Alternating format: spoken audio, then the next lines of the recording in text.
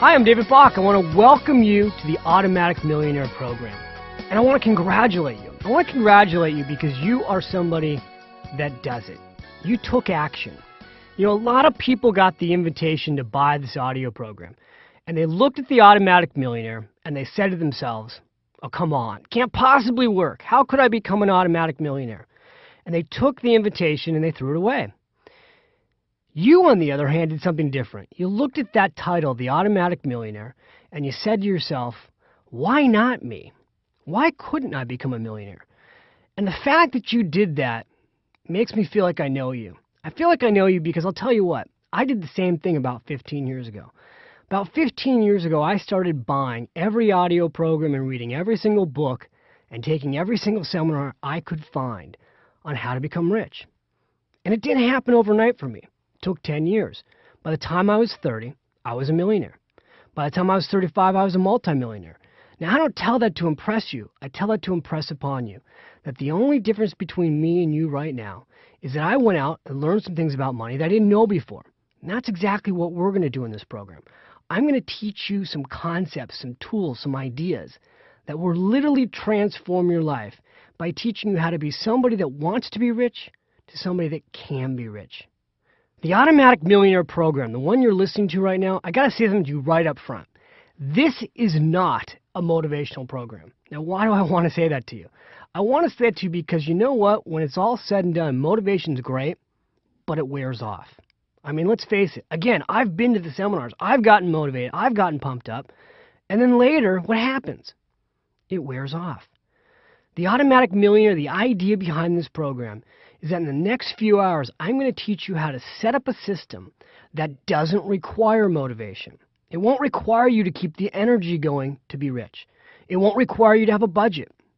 Believe that. No budget is required for this program. It won't require you to have discipline. See, these are very important things. You always hear, you got to have a budget. You need to have discipline. You need to be motivated. You need to write out your goals. Well, guess what? All those things ultimately fail when you're trying to be wealthy. Because you know what? Here's the truth. You're busy. In fact, right now, I'm willing to bet that you're listening to me and you're doing something else. You might be in your car on the way to work. Now, if you're in your car on the way to work, great. That's when I used to listen to these programs. That's when I do listen to these programs. You may be in your office right now checking emails. Maybe you're in the kitchen. Maybe you're cooking dinner right now or you're cleaning the house. Or maybe you're even in your gym working out and you've got me on a Walkman. I don't know where you're listening to me, but I do know this.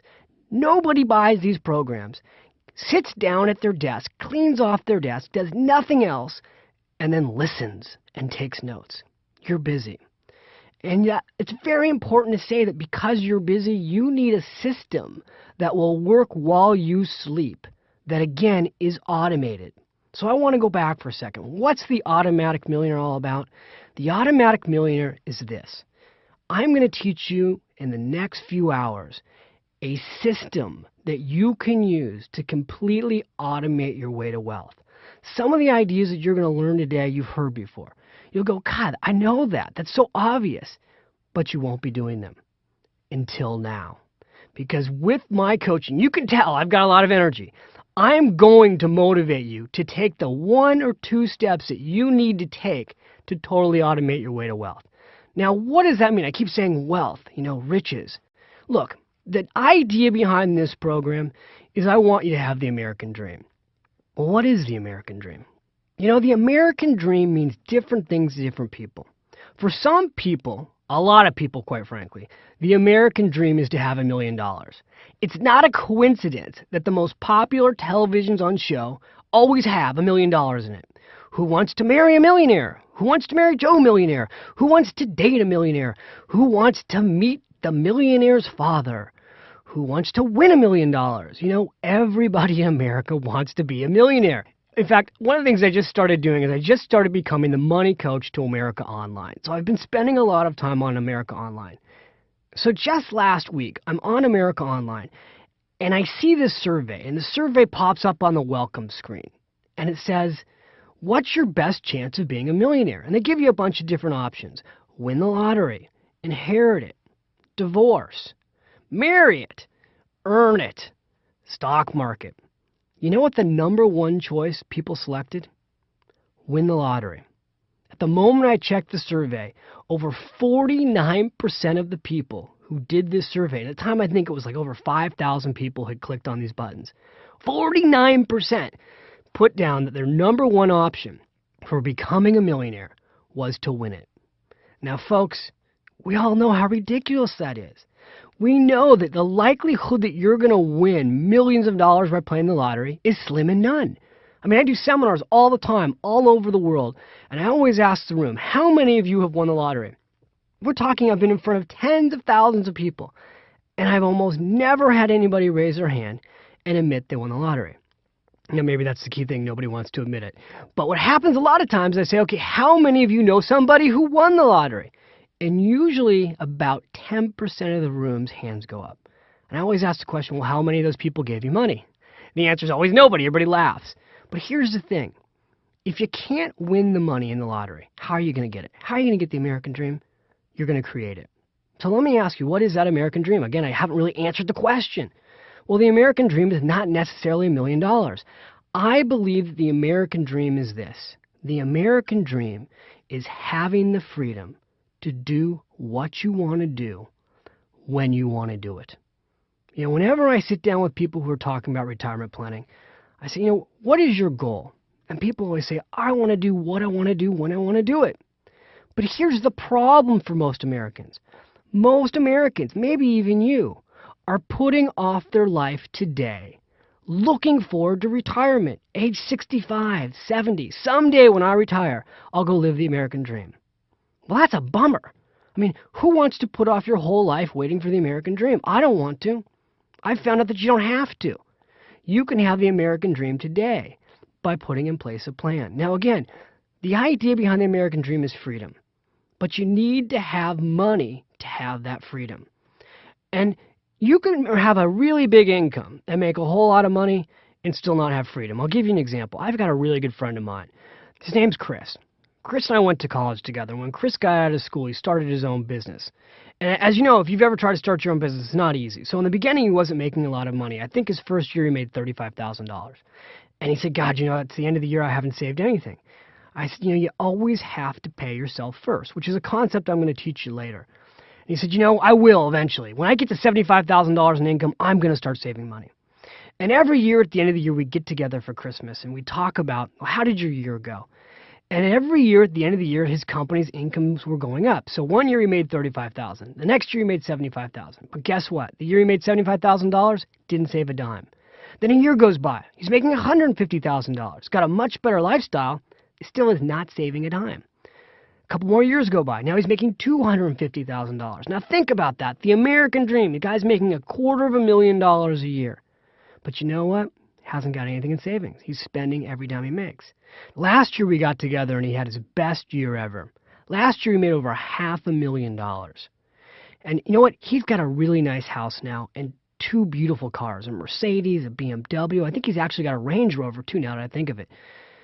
And we're sitting at his golf club and he says, David, I'm making $500,000 a year. This is way more money than I ever dreamed possible. But you know what? He said, I hate what I'm doing. I hate my job. My business has become my job. I don't enjoy it anymore. And he said, even worse than that, I really hate the fact that every single year, no matter how much more money I make, I'm trapped. In fact, I need to make this kind of income now because no matter what I make, I'm living paycheck to paycheck. And he said, and I'm so frustrated. I said, well, it still comes back to the same basic problem. You haven't put in place a plan to be rich. You're just working harder and harder and harder, doing it, making more and more and more money, and you're always spending it. You're always living paycheck to paycheck. He said, yeah, that's right. That's exactly what I'm doing. I said, I know. I've been talking to you about this for 10 years.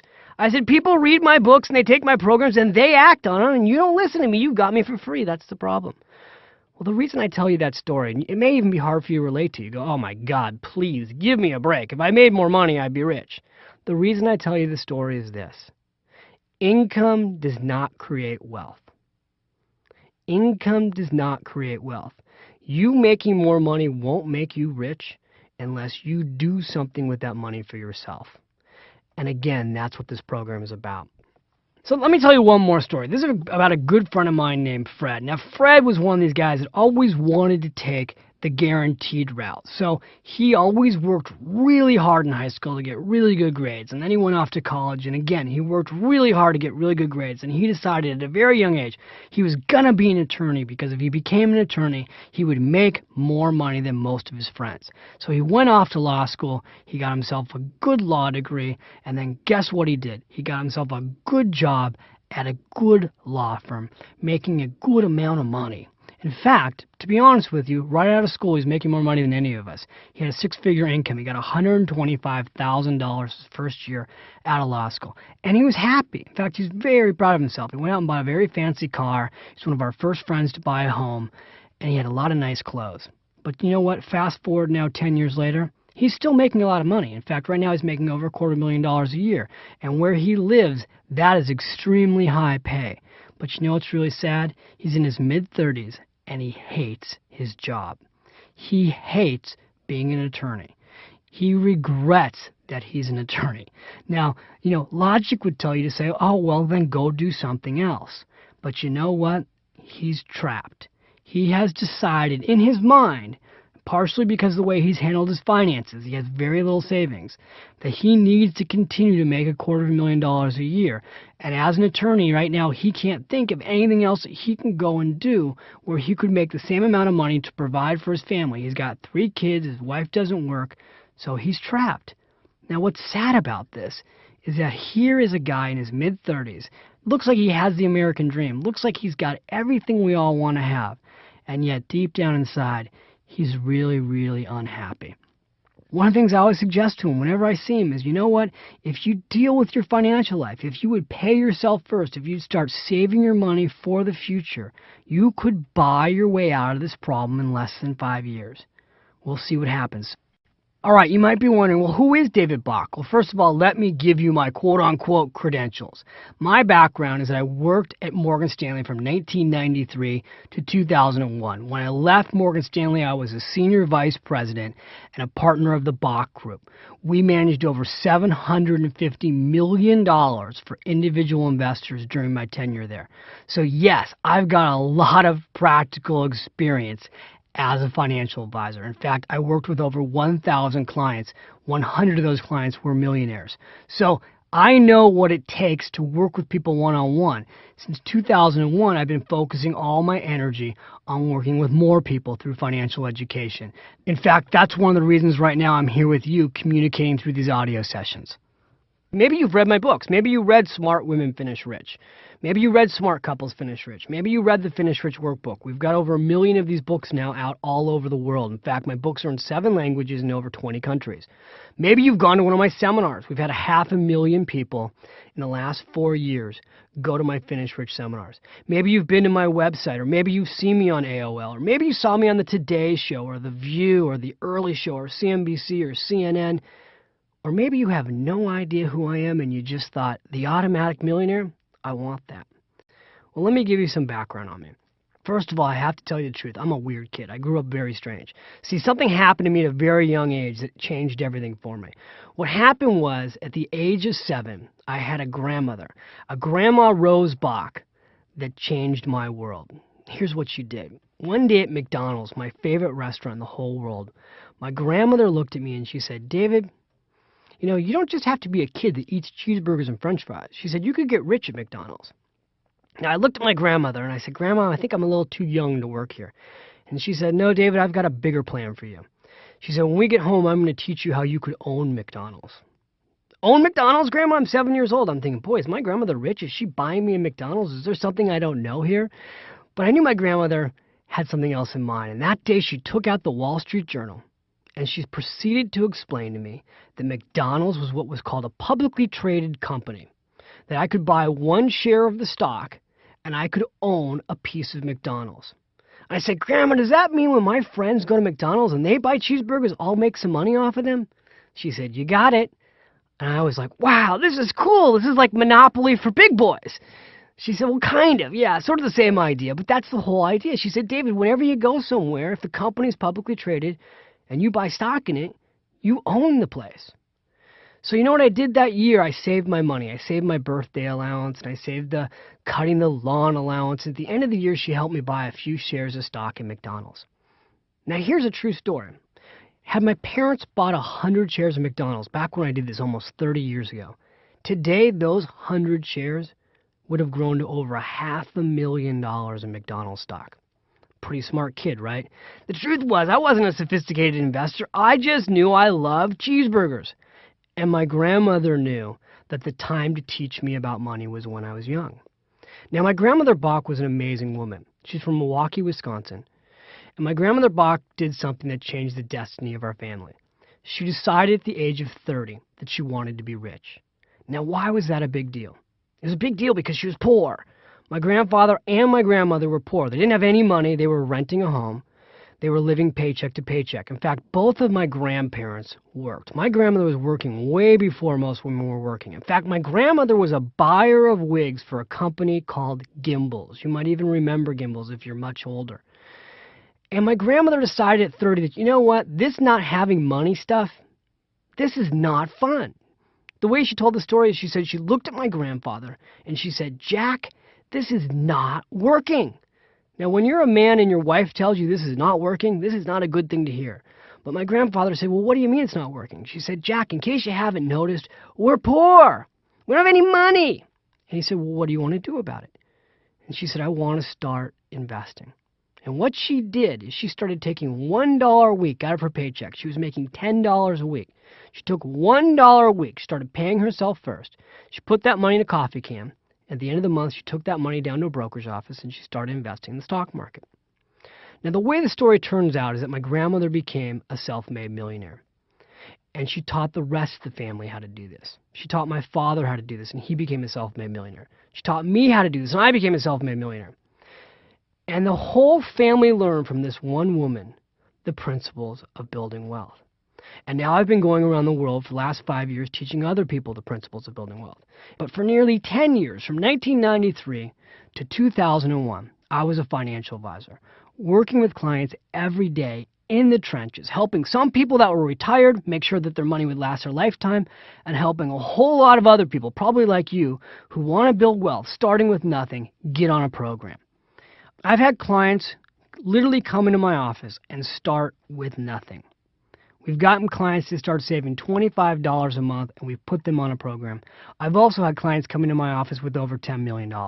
Many of those clients I did not spend 8 hours a year with. Why do I point that out to you? What you've got is 25,000 hours of my knowledge of working with clients. And in fact, I worked with over 1,000 clients one-on-one. But I've also taught, again, tens of thousands of people all over the world about money. And you've got me right here in your little audio program for 8 hours. But the best part is you can play these over and over again. I hope what you'll think about when you think about this program and you think about me is that you'll consider me, David Bach, your personal financial coach. That's the role I want to play with you. I want to be your personal financial coach that is going to take you on a plan to live the life you want to live. Give you that American dream of freedom, whatever that freedom means to you. Help you achieve financial security so that you don't have to worry about money. The biggest thing that holds us back from living the life we want to live is we wake up every day with financial pressure. We wake up and we don't know, how am I going to pay the bills? How am I going to pay for the kids' school? Where am I going to get the money to cover the mortgage or the rent? What am I going to do every day when I wake up? I got to go make money, spend money, make money, spend money. It's a vicious rat trap. It's a circle. It's like the hamster in the hamster cage. It goes around and around and around and never makes progress. We want to get you off of that. So I'm a big believer in the power of questions. I want to start by asking you 6 questions. 6 questions. You don't have to take out a pad of paper. I just want you to think about these questions for a second. Now, here's the miracle or the magic, if you will, of these questions. I can tell you with 90% accuracy whether or not you'll be rich in less than 3 minutes with these 6 questions. Are you ready? Let's go into them right now. The first question is, do you pay yourself first? And if you do you pay yourself first 10% of your gross income? Now, you may not know what that means, or you may know what it means, but the answer is either yes or no. You either do pay yourself first, or you don't. Most people don't. Most people, when they earn a paycheck, the first person they pay is the government. I can tell you beyond a shadow of a doubt that if you earn $1 and you pay the government first through federal taxes, Social Security taxes, and state tax, you pay them all that money first, you're going to end up with about 60 cents. And if you end up with 60 cents and then you try to pay everybody else, your mortgage, your rent, your credit cards, your utilities, your food bills, your gym bill, your cell phone bills, your personal phone bills, your kids' clothing, you pay all those bills and then you try to have something left over for yourself, you will never be rich.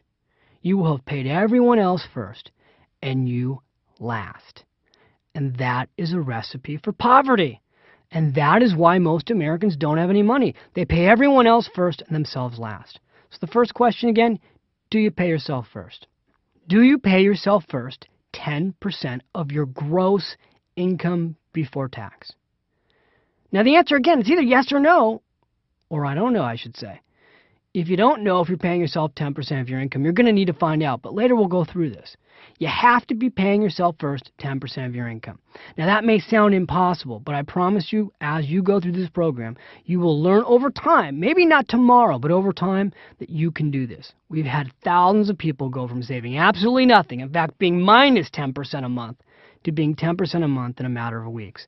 And I'm going to give you some tricks on how to do that. The second question is, do you have an emergency basket of cash? Now, I don't literally mean a basket sitting in your house with cash, but what I mean is this. Based on how much money you spend, do you have 6 months of expenses put aside in case of emergency, not tied to your checking account? Now, almost always the answer to that question is no. And unfortunately, that's the financial disaster that wipes people out. In fact, I just read that there's over 2 million people in America who have been without a job for 27 weeks. 1 in 4 Americans have less than 2 weeks of savings set aside. So the moment they lose their job, they're wiped out financially. You need to have an emergency basket of cash. Again, in this program, I'll teach you how to do that. The third question is, do you know what your latte factor is? Now, I've become famous for the latte factor. You might have heard about this. Now, that's latte factor. You know those lattes that you get at Starbucks? The latte factor is a simple idea that we all spend small amounts of money on little things. Millions of people every day wake up and go to Starbucks and get a nice fancy grande latte. And that little latte costs over $3.50. And then they get a muffin and it's $1.50 and they're out the door for $5. Now, maybe you're going, that's ridiculous. I would never spend $5 at Starbucks. Well, it's not about Starbucks. The latte factor is a metaphor, which I will teach you later in this program about. The latte factor is a simple, powerful, life-changing idea that we've all got small amounts of money that we're wasting on little things. Could be a cup of coffee at Starbucks, could be cigarettes, could be bottled water. But it's a radical principle. In fact, People magazine did a feature story on me, and it said, a latte spurned is a fortune earned. I went on The View with Barbara Walters and I talked about this principle. It's the most popular thing I've ever taught because it's so simple to use. And later in this program, I'm going to teach you how to find your latte factor and redirect that wealth to literally, if you wanted to, make you hundreds of thousands of dollars, if not millions, in extra savings during your lifetime. The fourth question is, do you own your own home? See, if you're a renter right now, you have almost no statistical possibility whatsoever of being rich. Now, how do I know that? Because a recent study showed that the average renter in America has a net worth of less than $4,000. Now, what about homeowners? The average homeowner has an average net worth of nearly $140,000. Now, think about that for a second. That's almost 40 times greater than a renter. So here's what I can tell you. If you're listening to this program right now and you're a renter, the only person who's getting rich is your landlord. So if you want to be rich, you have to be a homeowner.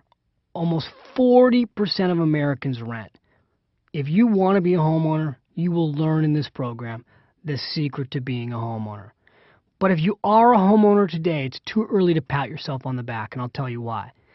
Most homeowners have a 30-year mortgage. And if you've got a 30-year mortgage and you're paying for your home over 30 years, here's what I can tell you. A 30-year mortgage is the biggest financial banking ripoff in the world.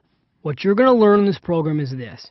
If you have a 30-year mortgage and you pay for your home over 30 years, you will work until you're in your mid-60s, maybe even your late 60s. Now, if that doesn't sound good to you, then you're going to want to keep listening to this program because you're going to find out that there's a much better, a smarter way to pay your mortgage that can literally put you in a position to pay that home off in less than 20 years. The fifth question is, do you tithe? Now, maybe you've heard of tithing. You've probably heard of it at your church or maybe your temple. It's the idea that you give a percentage of your income back to charity, back to the community. And I'm going to cover later in this program why it's so important. You know, we all know that we should do this, but why financially should you do this? Why would it help you to become rich to give money away? You're going to learn that in this program. And the sixth question, is your financial plan automatic? Are you doing questions 1 through 5 completely automated? Or do you have to write checks and do everything manually? And that's the key, the core of this program, is this idea that we can take the first 5 questions, answer them for you, direct you on what to do, and get you to automate your plan. And you can do all of this in less than a few hours. Now that's power. Because here's the thing. If all the first 5 questions I talked about, paying yourself first, 10% of your gross income, having an emergency basket of cash, buying a home, finding your latte factor, if you have to have a budget to do all those things, if you need discipline to do all those things, if you need motivation to do all those things, I can promise you it won't work. It won't work. You need an automatic plan because, again, you're busy. So that's the core of this program. How do you take all those things I just talked about and completely make your plan automatic? You can literally have this plan work while you sleep. That's the idea behind the Automatic Millionaire. That's what I want for you.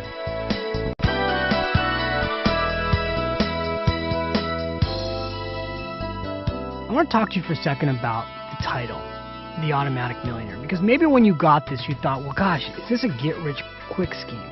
Because we've been exposed to so many of those things. You know, this is the way to find the hot stock. You need our software, and then you can do this. Or maybe you think, well, I'm going to need to run my own business to be an automatic millionaire. You're not going to need to. The one I like the best is that infomercial that's been airing for like 20 years, which tells you that you can place tiny little ads while sitting on your couch and people will just mail you in checks. That is not what this program is about. In fact, I just got a quote from Bill O'Reilly. You probably know Bill O'Reilly from the O'Reilly Factor. And Bill O'Reilly, if ever there's been a skeptic about anything that's about spin, it's Bill O'Reilly. Bill O'Reilly gave me a quote for this approach. There's no spin here. So let me go through why there's no spin here. The Automatic Millionaire is not about getting rich overnight. What the Automatic Millionaire is about, what my grandmother taught me, which is that you don't get rich in days, you get rich in decades.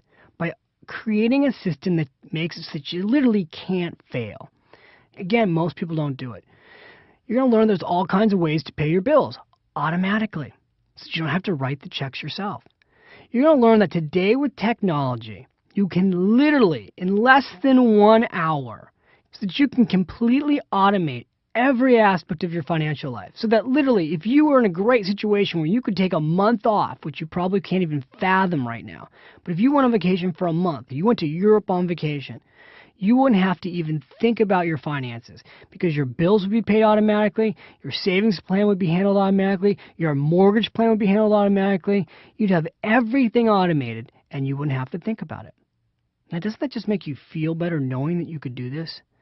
One of the things that's going to hit you as you go through this audio program is that you're going to be bothered. And I want to tell you why you're going to be bothered. You're going to be bothered because the plan is so darn simple. You're going to say, I don't get it. I don't understand how anything this simple could work. You know, when you got CNBC on and CNN, and by the way, I go on all those shows, but everybody on there is talking about the market and the economy and the GDP and all these things that you need to know about when you're an investor.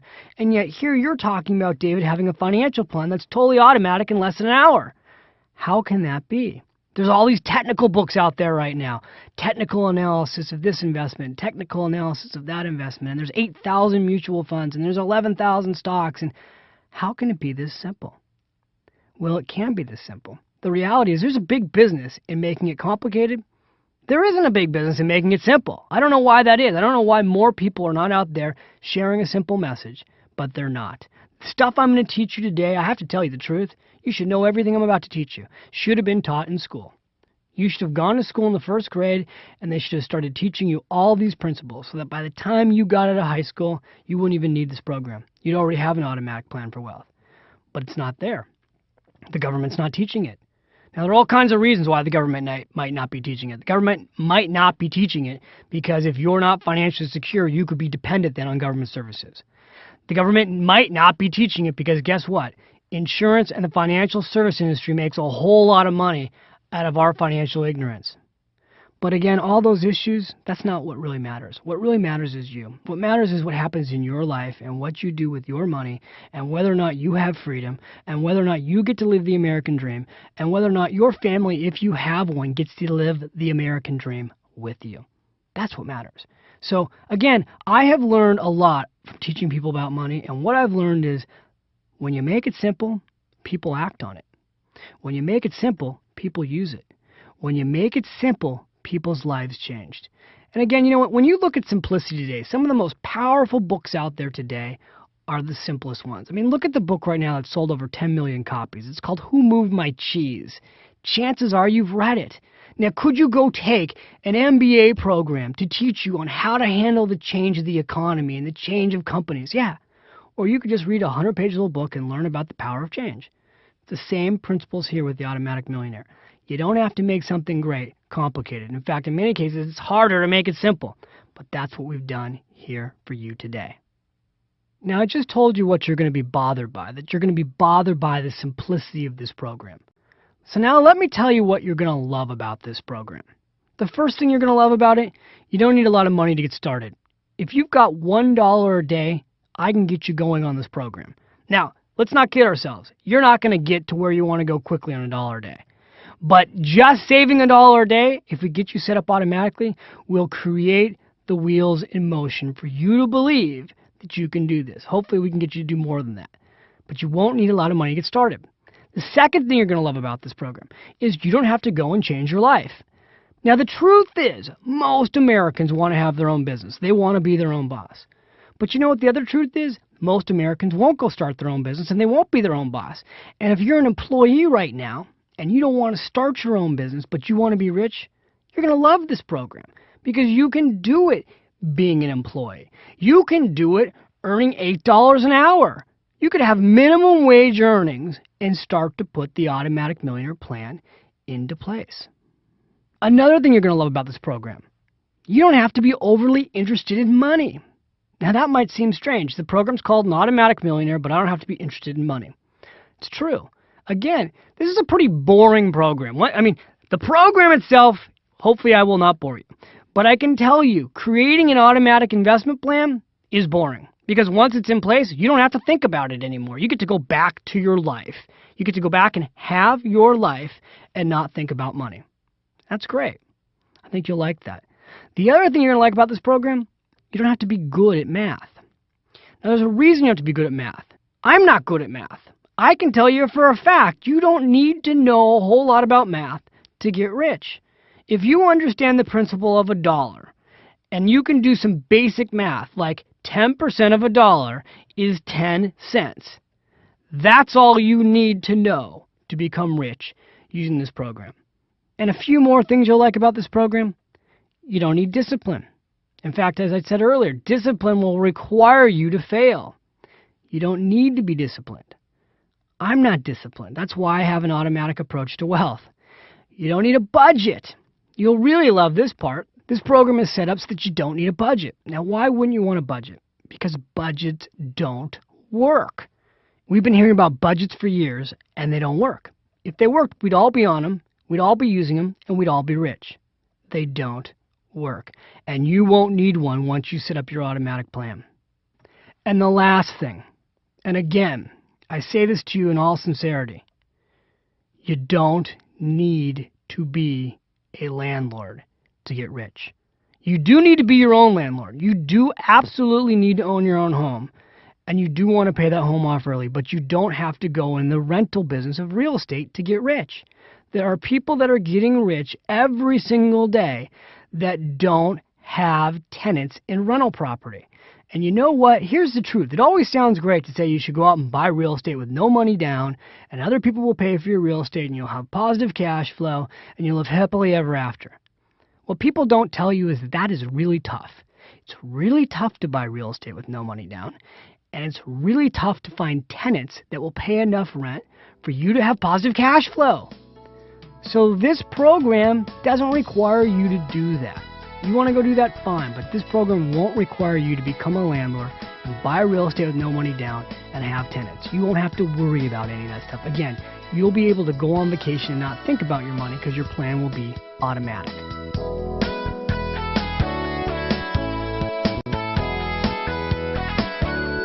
All right, now I know with everything I've already shared with you that there's still got to be a voice inside of you going, yeah, but this, yeah, but I don't know if it'll work for me, yeah, but, you know, it just seems like it's too good to be true. So I want to share something with you that's very honest. And I don't go out and tell this to everybody, but I'm going to tell it to you right now. The truth is that even though I started buying stock at 7, going to investment classes at 9, telling my friends' parents how to invest at 12, the truth is this. I didn't do everything right after that. In fact, I went to college and I got myself in huge credit card debt. By the time I was a junior in college, I was $12,000 in credit card debt. And I'll go through later how to get out of debt because that may be an issue for you. Then I got my first job. I was only making $1,200 a month. I had to borrow money just to pay my bills. At the end of my first year of college, I was $30,000 in debt. And again, like you, I went out and listened to other programs, got incredibly motivated, and figured out a way to make a lot of money quickly. Got myself out of debt. But then I went into the financial service field, and I was in the business for about 2 years. And I was teaching other people all these principles. Pay yourself first. Do it automatically. But you want to know the truth? I wasn't doing it. Some months I was saving money. But then the next month I'd go and spend it. Some months I was paying myself first. But then the next month I'd forget. And so 2 years into being a financial advisor, teaching other people how to do this, I had barely grown my net worth. In fact, I had almost nothing in savings. And I was really frustrated because it's an awful feeling to go out and tell other people how to do something and then find out that you're not walking your own talk. And I was in my early 20s at the time. And I had just been teaching a class when at the end of a class, a couple came to me that really illustrates the power of the automatic millionaire. In fact, if anything, they're the ones that pushed me over the edge to become one. I remember like it was yesterday meeting Jim and Sue McIntyre. This couple came up to me at the end of a 4-week class that I was teaching at a local adult school and said, David, we want to come into your office and we want to talk to you about retiring. Now, I had met Jim earlier in the class, and one of the things Jim had told me is that he'd never made more than $50,000 a year. He told me he was very conservative with his money, and I also knew that Jim was 52 years old. So one of the things I started thinking was there's just no possible way that this couple can retire in their early 50s, unless maybe they inherited some money or something. I was doing the classic rookie maneuver, they say. I was judging a book by its cover. But I said, yeah, come on into my office. Let's sit down. Let's see what your situation is. So about a week later, Jim and Sue come into my office. Now, let me just first of all describe to you Jim, so at least you'll understand why I was such a rookie judging a book by its cover, okay? Jim comes into my office. The guy is wearing one of those short-sleeve dress shirts, you know, the ones that you just think to yourself, why do people wear those? Okay, maybe that's a little bad to say, but he's wearing one of those short-sleeve dress shirts with a T-shirt sticking out underneath it. He's got himself a little pocket protector with a whole bunch of pens in it. Again, he just doesn't look like somebody who's going to be a millionaire. Oops, I already gave it away. Now his wife, on the other hand, she's also dressed a little bit funky. She's got some pretty serious blonde highlights. They just didn't look rich. But I was in for a shock, and I was in for a lesson that would change my life. So we sit down together, and I say, well, so tell me about your situation. And they start telling me, oh, isn't it great? Jim's going to retire. He's 52 years old. We're so excited. He's not going to need to work anymore. And I go, whoa, wait a minute, guys. What makes you think you have enough money to retire? Now, again, at this point, I didn't know they were millionaires. So they said, well, why? You don't think we have enough money to retire? We don't look like people who would be rich enough to retire? And I said, well, Jim, wait, you told me you're 52. You told me you never made more than $50,000 a year. You certainly don't look like a multimillionaire. Did you inherit any money? He laughed. He said, inherit any money? Of course not. Didn't inherit a dime. He proceeds to take out his net worth statement, and he shows it to me. So the first thing that Jim showed me was his tax returns. Now here's the amazing thing about his tax returns. The year before he came into my office, ready for how much money he earned? He lied. He earned a little bit more than $50,000 a year. He earned $53,946. And I guess it's because he combined his income with Sue's income. So, again, not a whole lot of money that he was making, but not so bad either. About your average American family. Certainly not enough money to be rich, right? Wrong. He proceeds to take out his brokerage statements. Here's what he shows me. First of all, his 401k plan at work. $610,000. But wait, there's more. Sue takes out her retirement accounts. She's got $72,000 in retirement accounts. Then they take out their brokerage statements. $160,000 in municipal bonds. And then they take out their bank and savings accounts. $62,500. Wow. That's a lot of money. But wait, there's more. Now they show me their real estate holdings. They own the home they live in. Free and clear. It's worth $450,000. But wait, there's more. They have a second home, a rental property. It's worth $325,000. Free and clear, no mortgage. Did you just do the math there? That's $775,000 worth of real estate with no mortgage. Combined, they've also got 3 cars and a boat, and they have no debt. So collectively, they've got a net worth approaching $2 million. Now, as if this isn't enough, they've also got a stream of income coming in the form of interest and dividends from their investments. Between rental income and municipal bonds, they've got $26,000 a year in income coming in. Now, this is what's really killing me at this point. Now I'm going, wait a minute. Not only is their plan to retire at 52 realistic, but it's amazing. Now, one more thing about the McIntyres that's totally amazing is that they had 2 kids. You know, it's easy to go, oh, well, they didn't have kids. It's easy to get rich if you don't have kids. They had 2 kids. They probably still have those 2 kids.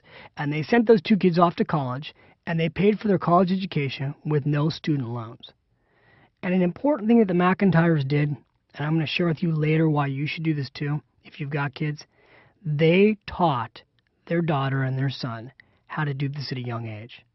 Because what's the fun of getting rich if you don't transfer that knowledge, not just the money, but the knowledge to the next generation? Now, I have to say something to you at this point. As a financial advisor, I don't normally get impressed with people's wealth. I'd seen a lot of people who are as wealthy as the McIntyres before they came into my office. But what amazed me about the McIntyres was, again, was not so much their wealth, but they didn't look like people who would be rich. I mean, again, he never made over $53,946 in a year. And here he is sitting in my office in his early 50s, 52. He's got almost a $2 million net worth. So now at this point, I'm hooked. And, you know, I'm a new financial advisor. I'm supposed to know all this stuff, but I'm not practicing it. And I sit back in my chair and I look at them and I said something I'll never forget. Would you mind sharing with me how you did this? They said, David, you got to be kidding me. You've been teaching us a class for 4 weeks. I said, I know I've been teaching a class, but I'm amazed. I go, honestly, I don't see people like you every day. I mean, yeah, I've seen people come in here with money. But you know what? You've come in here with a lot of money. You've never had a high income.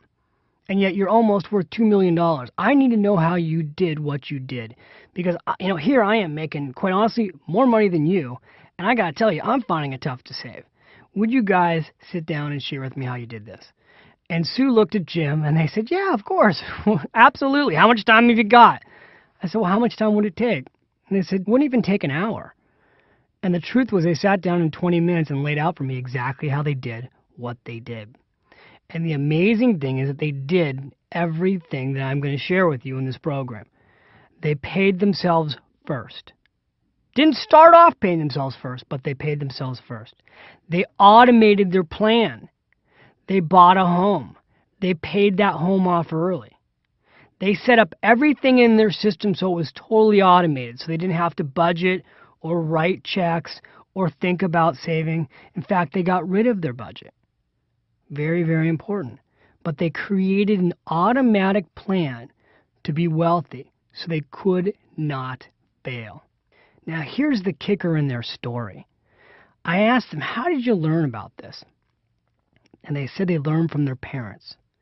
Now, they lived in a community called San Leandro, California. And I got to tell you, these were such nice people, but they were such average Americans. Like those people you hear about, the millionaire next door. But they weren't people who scrimped. They had lived a totally full life. The guy had a boat, 3 cars. I mean, this is a guy who's enjoying his life. And he lived on a block where he said, David, you know what? I got to tell you something. The street I live on, most of my friends have all been doing the same thing too. In fact, this is what we would talk about on the Sunday barbecue, was how we were all doing these things so we could all retire early in our 50s when our kids were out of our house and hang out together. And he said, I'm really not that special. Sue and I have just been doing, what you teach people to do, only we really did it. We lived it. We lived these concepts you teach. And he said everybody else in our street is living them too. But that story profoundly changed my life. Because when I walked out of the conference room, I went back into my office. I sat in my office and I stared at the wall for 2 hours. I'll never forget this. My dad comes in and he goes, what are you doing? I go, I've just had the most amazing life-changing experience. I said, it's going to totally change my life. And within a week, I had completely transformed my financial life to doing everything that I lay out in this program for you. And it worked. And now I'm going to take you through, in the remainder of these audio sessions, how to do what the McIntyres did. How to become that millionaire next door that lives a fun life. You don't have to scrimp, save, but automate your way to wealth. Wouldn't it be great to not have to think about your money? The power of the automatic millionaire is its simplicity. Just take that voice, that yeah, but voice that you're hearing right now in your head, and shut that little voice up. Put it off in a box somewhere. Maybe stick it in a closet, if you will. And give yourself the next few hours of having an open mind and allowing these ideas to sink into your soul so that you'll take some action immediately to become the automatic. All right, well, we've come to the end of the first session, and what I'm going to do right now is introduce you to a concept I call automatic millionaire action steps. Each audio you've got is going to end with specific action steps that you can take. Now, why is it important to take action steps? You can listen to me, and if all you do with these audio programs is listen to me, you'll still make changes in your life. You will, because subconsciously the stuff will sink into your brain, it'll get into your soul, and before you know it, you'll be doing things differently financially. But if you start taking specific, measurable actions following each audio session, you're going to make progress towards being an automatic millionaire faster. So if you're somebody who's what I call a quick start, you really want to get going quickly, then all you need to do at the end of each audio is follow the action steps, and you'll get to where you want to go faster. All right? Makes sense, right? So let's talk about the first action step. Here's what you're going to do right now. Very, very simple. I want you to take out the workbook that was included with this audio program. If you don't have a workbook, if you're in your office, go, I don't have the workbook. What am I going to do? What a nightmare. I knew I should have brought the workbook. Don't worry about it. All right? Just take out a pad of paper. Here's what you're going to do. All you need to do today is the following. I want you to do 2 things. 1, I want you to commit to yourself when you will listen to the second audio. All right? Really important. It could be tomorrow. It could be next week. You have to make a commitment to yourself. I want you to write it down. What day I'm going to listen to the second session of this audio program. Now, in a perfect world, I'd like to see you put this in your calendar. I'd like you to literally make an appointment with yourself to listen to session number 2. And let me tell you why this is so important. You would be stunned on how many people buy these programs, open them up, listen to the first audio, and never get to the second audio. In fact, it would be depressing for me to actually know those statistics, but we don't care about the statistics. We care about you. I want you to get to the second audio, okay? So go to your Palm Pilot, go to your calendar, whatever you use, and make a date with yourself to do session 2. The second thing I want you to do is this. I want you to take a look at this question, and I want you to answer it for yourself truthfully. Here's a key thing to know. Financially, all progress begins with telling the truth. So tell yourself the truth right now. I call this the Finish Rich Clarity question. Over the next year, what one thing would have to happen for you to feel you've made great financial progress? Over the next year, what one thing would have to happen for you to feel you've made great financial progress? Now, in your workbook, there's a whole page there that you can fill out to give yourself that answer. Again, if you don't have your workbook, don't sweat it. Just take out a pad of paper and write it down somewhere that you won't lose it. I want you to be really specific. If you're right now $6,252 in credit card debt and your number one dream is to get out of credit card debt, then let's write that down. Put down in there, you know what? For me to feel I've made great progress, I want to completely pay off the Visa credit card. Maybe you really want to buy your first home. You know what? Write that down. For me to feel like I've made great progress, I want to buy my first home. Whatever it is that's really important to you, I just want you to focus on one thing. The power of focus can change your life. And when you write it down, it starts to become real. You can see, am I making progress as I go throughout this year? And another thing is, I want to hear from you. So at the end of this year, after you've done this, later on this program, I'm going to give you my email because I want to hear from you. How did you do on your number one goal for the year financially? We hear from people all over the world every single day, their success stories. And I want you to be one of those success stories. All right, so we're done for the day. Congratulations. Go make that date with yourself for session 2, and I'll be back with you when you return. Thanks.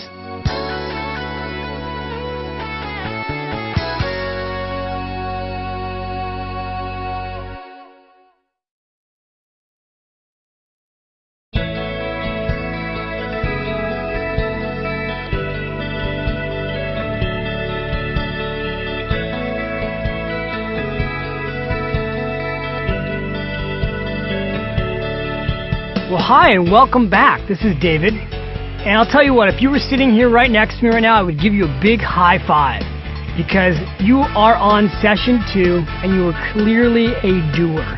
You are not a watcher. You are not a wannabe. You are a doer. And I'm just really proud of you that you came back, that you made a commitment to yourself to follow through. And we're going to have a great session right now. Session 2 is probably my favorite session because it is the latte factor. The latte factor is an incredibly powerful metaphor that can change your life. And it's the powerful idea that you can become a millionaire on a few dollars a day, and that more than likely you're already wasting a few dollars a day on little things. We all do this. I'm equally guilty of doing this. One of my central beliefs when it comes to money, because I've seen this to be true, is this. It's not how much we earn that determines whether or not we'll be rich. It's how much we spend. Now, how do you use that in your own life? Well, first of all, let me start by busting a few huge financial myths. One of the biggest myths out there, which is leading to so many people being poor and unhappy and stressed financially, is that you need to get a budget. It's just amazing to me. Any week of the year, you can turn on the television and see somebody on a morning show or an evening show or an afternoon show talking to you through your television set and telling you what you need to do, Mr. and Mrs. Jones, is you need to get a budget. You need to take a look at where all your money goes, and you need to track your expenses. And then once you figure out what your budget is, you need to live within your means. And who does this? It's just ridiculous. The idea that you would sit down and figure out how much money you spend for housing and how much money you spend for food and how much money you spend for utilities, and how much money you're going to spend on clothes, and how much money you're going to spend on restaurants and entertainment and on and on and on. Who does this? Do you know anybody who does this? And if you do, they're not any fun, are they?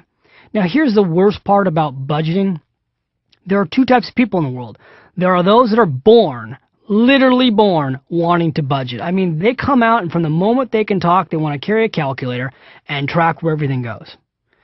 That is their life. And you know what happens to those people? They fall in love with their financial opposite. Somebody who loves to shop.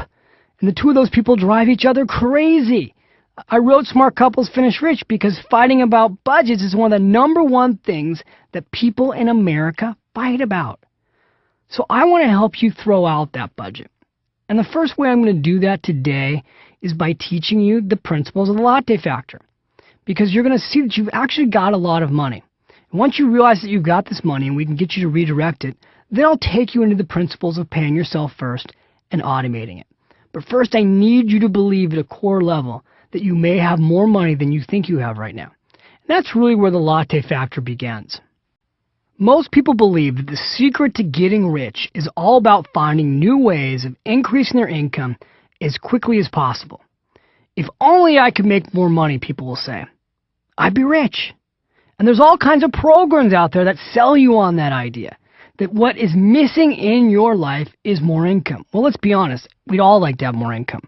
But the key thing to realize is making more money doesn't translate into more wealth unless you do something with that money, right? Haven't you gone through that experience? Aren't you making more money today than you were making 10 years ago? What about 5 years ago? My experience working with people is this. As our incomes go up, our spending goes up, right? If you're making $20,000 a year, you live off $20,000 a year and then some. If you're making $30,000 a year, you live off that and then some. And as our incomes go up, even though we tell ourselves every year, if I could just get a raise, then I'd start saving, we don't. We increase our style of living and we just spend a little bit more. Now, before I go right into the latte factor, I want to say one more thing to you that's really important. You cannot, I repeat, you cannot positive think your way to wealth. There's a great book out there called Think and Grow Rich. It was an all-time classic, and I love the book. It was written by Napoleon Hill. But a lot of people took off on that premise, didn't read the book because the book talks about action, and they took off on the concept that it's all about the way you think. In fact, there's a financial guru out there right now, and I heard her speak recently, and she said to the audience, what you need to do is this. You need to wake up in the morning and look in the mirror and say 9 times, I am powerful over my money, I am powerful over my money, I am powerful over my money. And if you say that 9 times in the morning, you will start to believe that you are powerful over your money. And then the way you think, you become. Well, I've got news for you. That's ridiculous. You could say, I'm powerful over my money 100 times in a day. And if you spend more money than you make, at the end of the week, you'll be broke. And if you get a raise and you spend more money than you make, at the end of the month, you'll be broke. So you can't positive think your way to wealth. You have to positively do your way to wealth. But your thinking does need to change before your actions change.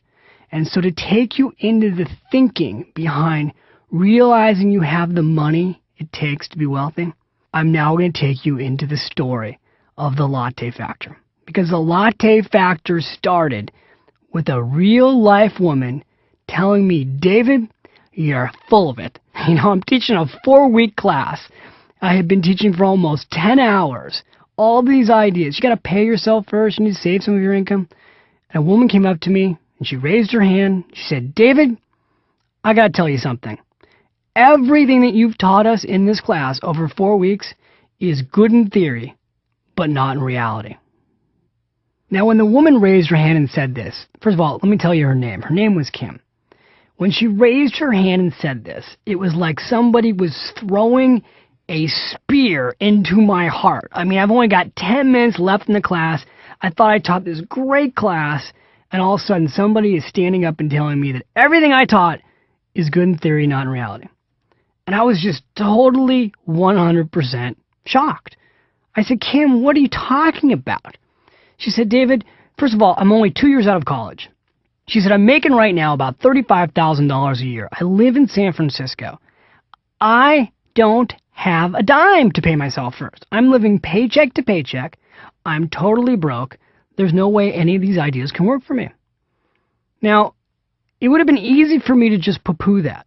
But what I started noticing, much to my dismay, was that a lot of people in the room were nodding, which meant they agreed with her. They could relate to what she was saying. So at that moment, I stopped what I was doing and how I had planned to end the class, and I walked up to a blackboard, an honest-to-goodness, old-school blackboard with chalk. You know when you used to have those in your classroom? I walked to the blackboard and I said, you know what, Kim? Let's just play a game here. Let's take a look at where you spend money. I want to go through your day. So let's start with the morning. In the morning, I said, when you get up, do you drink coffee? And her friend was with her, and her friend kind of gave her a nudge and went, oh my God, you don't even want to see Kim in the morning without coffee. I said, great. Is it the coffee that you get at work, the free coffee in the dirty coffee pot? Kim kind of giggled and went, well, no, I stop in the morning and I get my coffee on the way to work. I said, oh, I bet you go somewhere fancy to get your coffee. She said, no, I don't go anywhere fancy. I go to Starbucks. I go, oh, okay. The whole room's kind of laughing at this point. I go, oh, the non-fancy place, Starbucks. Okay, you get a regular cup of coffee? She goes, well, no, I get a grande non-fat latte. I said, a grande non-fat latte. Out of curiosity, Kim, what does a grande non-fat latte cost? And she said, well, $3.50, of course. And, at this point, there are other people in the room who actually had lattes in their hand that were sipping, so they started kind of squirming in their chairs. And I said, okay, Kim, and I went up to the board and I wrote $3.50. I said, now, do you get anything to eat with that? She said, well, yeah, I get a muffin. I said, okay, well, what's the muffin cost? And she said, $1.50. So I went up to the blackboard and I wrote $1.50. At that point, somebody said, $1.50 for a muffin? How can a muffin cost $1.50? Kim said, well, it's fat-free. And again, the whole room kind of started laughing. I said, no, wait a minute, we all do this, so let's not pick on Kim. Let's just keep going through her day. So I said, Kim, now you get to work. You've already, by the way, spent $5. And that doesn't include the fact that you got to leave some change in the tip jar at the front desk or they'll be mad at you. But you've already spent $5. I know you have no money, but you already spent $5 and you're not even at work yet. Okay, great. So you get to work. Now what happens? She says, well, I go to work, and then I go, well, hold on. Do you have a break? You get to work at 8. Between 8 and 12, do you take a break? She goes, yeah, I take a break. Okay, I know where you're going with this, David. I said, well, where do you go on your break? She said, at 10 o'clock, I go and I get some juice. I said, oh, again, does your company give you fresh squeezed juice? She said, no, I go to a place called Jamba Juice. Now, depending on where you live right now, you may have not heard of Jamba Juice, but Jamba Juice is opening up next door to every Starbucks. Basically, they make this great, fresh, squeezed juice. It's delicious. It's healthy for you. I said, Kim, how much does Jamba Juice cost? She said, oh, it cost about $3.95. So again, I'm up at the blackboard, $3.95. And yeah, and her friend goes, yeah, but Kim, you also get that juice boost thing in it. That ginkgo biloba stuff. I go, you put ginkgo biloba into your juice boost? She's like, oh, come on, you need to have a fresh, breathing, clean brain, right? If you're in California, you got to have your brain clear. So now at this point, after we found out about the ginkgo biloba, the powder that she's got to put into her juice so that her brain has oxygen in it, the whole room's cracking up. And I'm still up at the board, and I go, okay, great. So you got your juice boost, you got your ginkgo biloba, which we know it's not called ginkgo biloba, but you got your fresh squeezed juice. Do you get anything to eat with that, Kim? And Kim goes, yeah. I get a power bar, David. I'm starving. All I had was that non-fat muffin earlier. Well, what's a power bar cost? $1.75. Now, again, I'm up at the blackboard, and I total it up. And it's $11.20.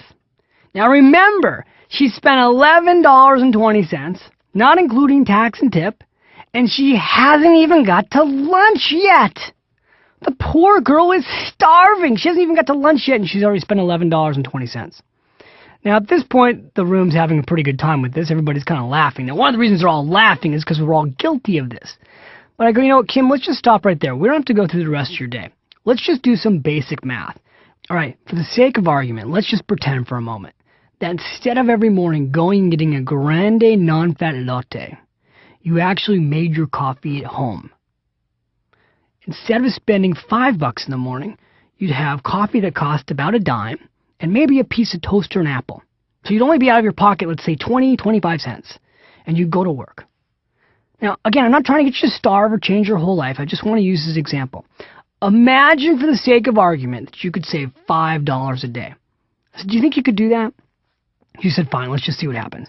I said, okay, great. $5 a day over the month is $150. Now, let's take that out over the year. That's $2,000 a year. I said, now, you're really young. How old are you? She said, I'm 23. I said, okay, great. 23 years old. What would happen if, for the sake of argument, I know this is crazy. I know you say this stuff doesn't work in practicality. But what would happen if you put that money into your 401k plan at work, where you paid yourself first and you saved the money? How much do you think you would have when you got ready to retire? She says, I don't know, $200,000? I said, try again. She said, I don't know, $500,000? I said, try again. How about, and I ran the calculations, nearly $1.2 million in savings. I said, now the truth is, that's a lowball estimate. I go, because where do you work, Kim? And it turned out she worked at the Gap. I said, doesn't the Gap match your 401k plan? When you put money in your 401k plan, don't they actually contribute extra money? She said, yeah. I said, okay, great. So let's factor in that. And I ran the numbers. Here's what it came back at. At the age of 65, and I'm not suggesting that she's going to work till 65, but we just wanted to do the calculations. I said, Kim, if you save $5 a day by cutting back on your latte and you put it away, by the time you're 65, you're going to have $1,742,467.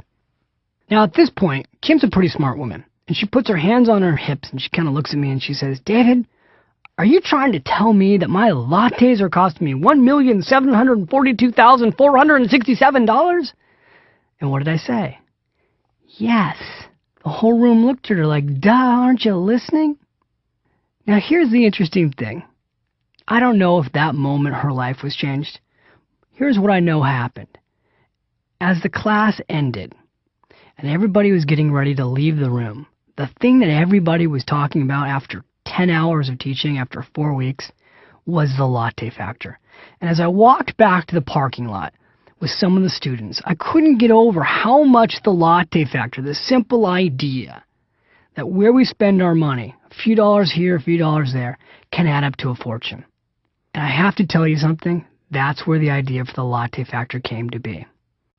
Now, one part of the story that I forgot to bring up is that here I am standing at the chalkboard really proud of myself because I've convinced Kim that she's actually got the money to save.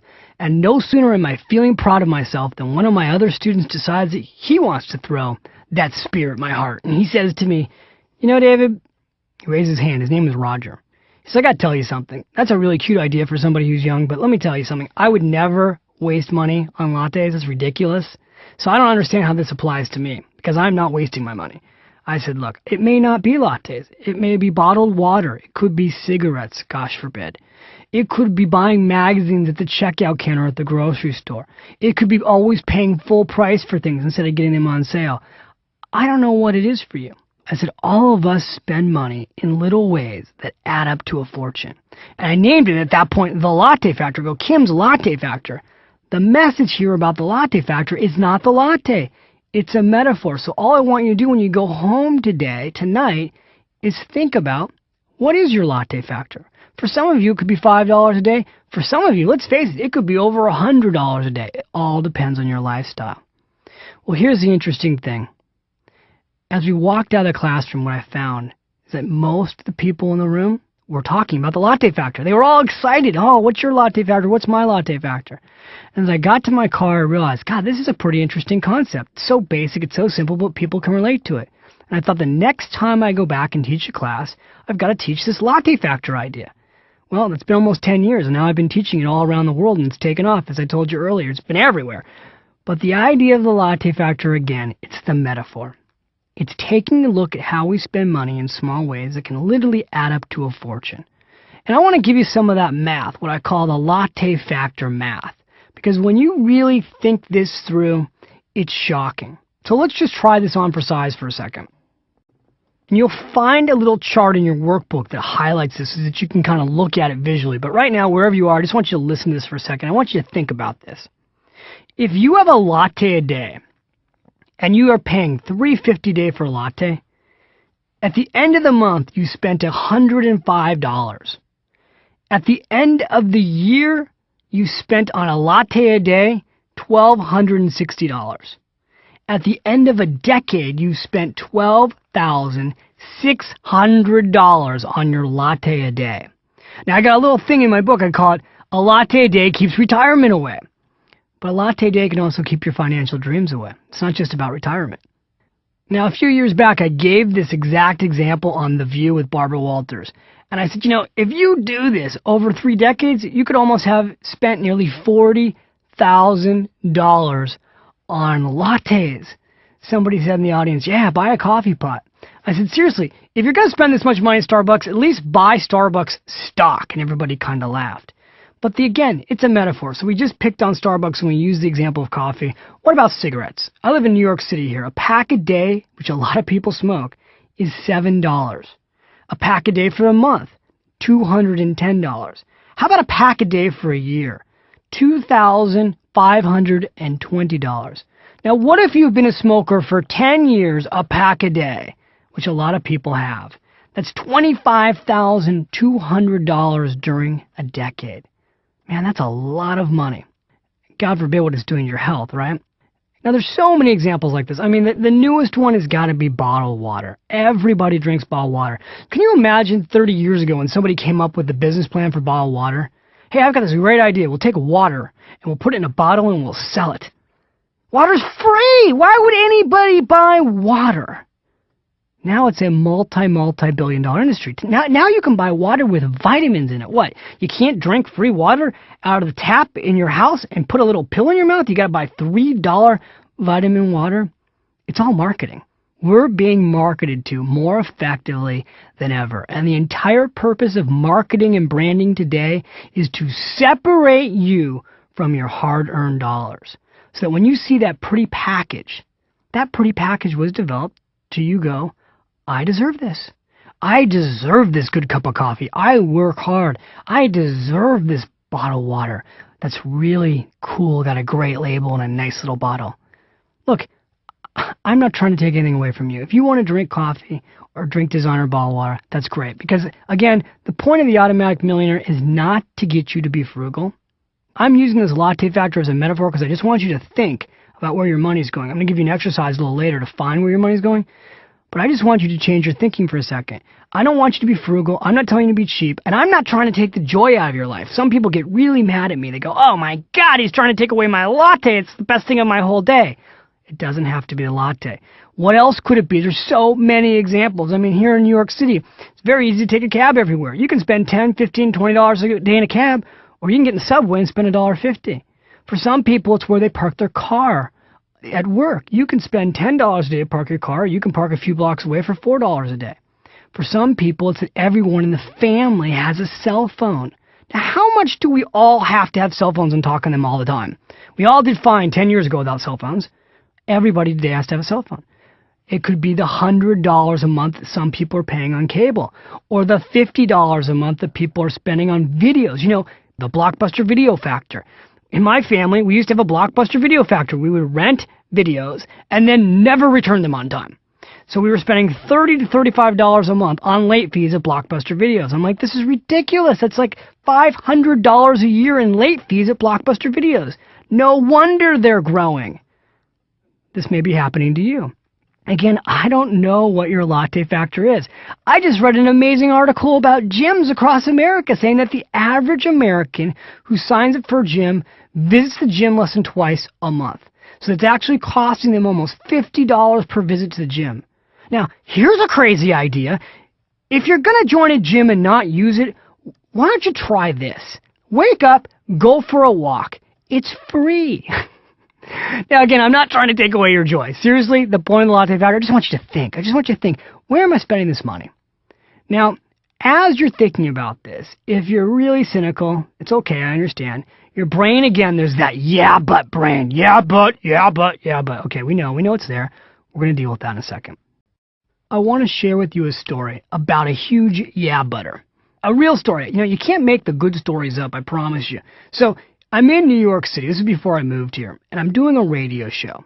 And I go through these principles of latte factor. I'm really excited about it. I think it's a great idea. And the host says to me, David, that is the stupidest idea I've ever heard in my entire life.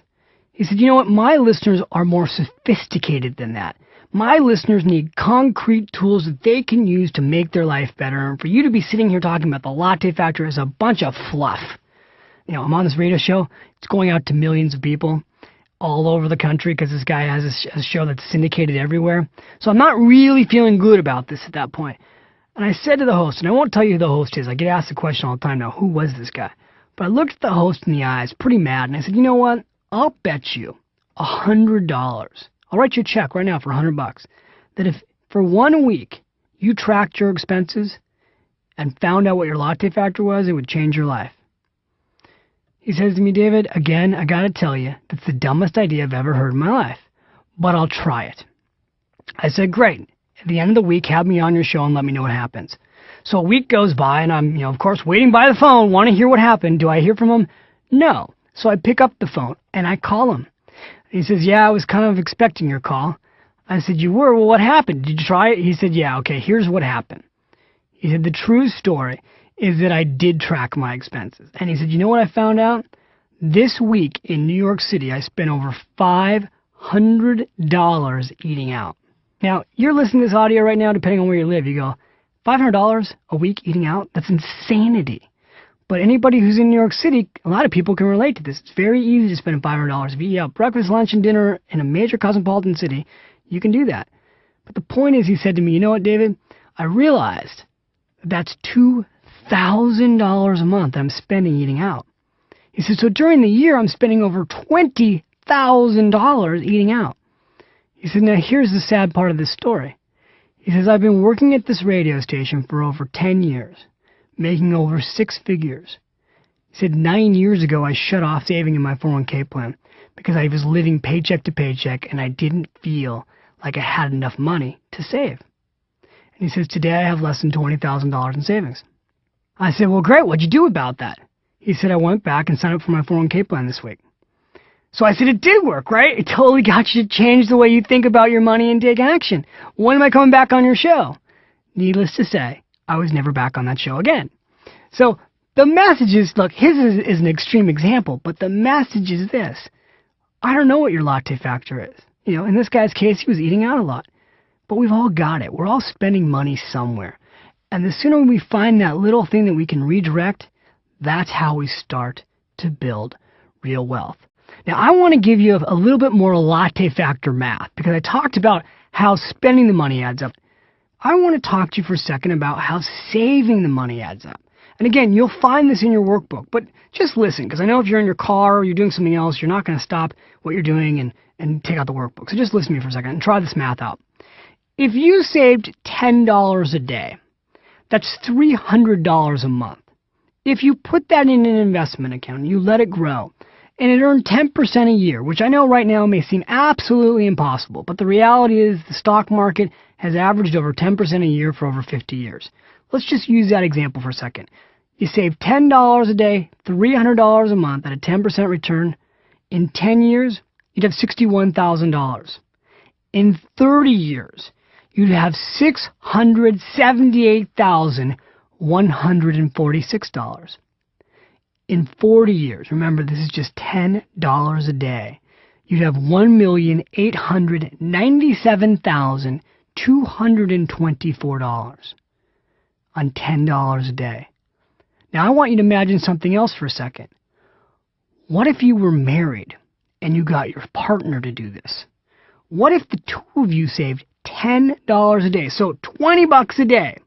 That's $600 a month. Let's go through the same math. In 10 years, you'd have $122,907 in savings. In 30 years, $1,356,293. How about in 40 years? Ready for this? $3,794,448 on $10 each a day. Now, that's a lot of money, folks. And, hey, let's just deal with the yeah, but again, okay? Because the moment you share an idea, the brain wants to do two things. Acknowledge it or defeat it. So your brain right now could be going a couple things. Yeah, but you know what? 20, 30 years from now, that's not going to be a lot of money. I can't tell you how many critics and pundits have said to me, you know what, David? 30 years from now, $1 million won't be worth anything. Well, I'll tell you what. It's going to be worth a whole lot more than zero, which is what the average American is on track to have. If you don't put anything away for the future, you know what you have when the future comes around? Nothing. So I'd rather see you have $1 million or $2 million or $3 million, even with inflation, than not have anything, right? Doesn't this make sense? Isn't this totally logical? Somebody says, yeah, but I don't want to put off waiting for the future. I agree with you. That's why later we're going to share with you how you take your latte factor and some of the money goes for the future and some of the money goes for now. The way you get a big future is you buy it. The way you get a great presence is you buy it. Okay, that's just the truth. You need money to do a lot of things that you want to do that you're not doing right now. And the truth is, you've got the money, just somebody's separating it from you. You work all day long, you get all this money, and then great marketers and brilliant branders figure a way to separate you from that cash. That's the truth. The latte factor is intended to get you to think about this differently.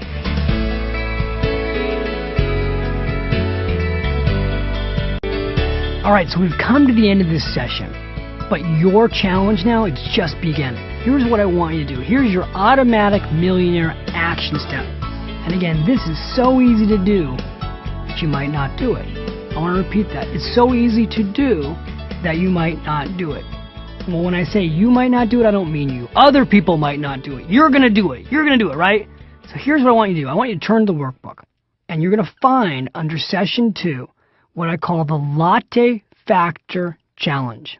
Now, what is the Latte Factor Challenge? It's the simple idea that we want to find your latte factor. So starting tomorrow, this is what you do. From the moment you wake up until you go to sleep, I want you to track your expenses for 1 day. Everywhere you spend money. Now, I talk about this all the time and people get really confused. So here's some of the questions I've got you may be asking. I've had people say, David, does that include cash? Yes, of course it includes cash. What about checks? Yes. What about credit cards? Yes, it's everything you do during the day to spend money you're going to put down on this Latte Factor Challenge form. At the end of the day, I want you to take a look at where did the money go. And I want you to ask yourself honestly, what did you spend money on that was something you could cut back on? Something you'd be willing to redirect that wealth to build your dream basket, to build your security basket, to build your retirement basket, something you could give up or redirect. Don't think of it as giving up. Redirecting that cash flow of yours to help you use this program as we continue to go through it. Because let's face it, you can't get rich with air. You're going to need some money. And we need you to find your latte factor in order for you to have the money to do it. You'll find a second form in there called Latte Factor Math. What I want you to do is once you've found your latte factor, I want you to calculate what this would be worth to you over 10, 20, 30, and 40 years. And then there's actually a calculator. You can go to my website at finishrich.com, click into the calculator section, and there's a latte factor calculator. And you can actually calculate based on your numbers how much money you would have. You can choose the rate of return. If you think 10% is too high, you can do a lower rate of return. And it'll come back and tell you over what period of time how much money you can have by finding your latte factor and investing it. And that's beautiful because that's going to lead us into the next session, which is all about paying yourself first. I just have to say the reason I put the latte factor here before pay yourself first is I wanted to change your thinking. I wanted to change your thinking so that in the next session, it'll be easier for you to change your action. Again, you need to positively think your way to wealth and positively do your way to wealth. Thinking without action doesn't work. Now we're going to combine the two. So congratulations. This has been a great session. You've done a fantastic job. Easy principle, fun concept. Share it with people you love. If you've got kids, get your kids to try this. If you've got a spouse, get your spouse to try this. You've got my permission. Xerox off that workbook page. Give it to somebody else to try. At the end of the day, you can sit down together. The whole family can look at what their latte factor is. You can find your family's latte factor. You'll be shocked by how much money you've actually got.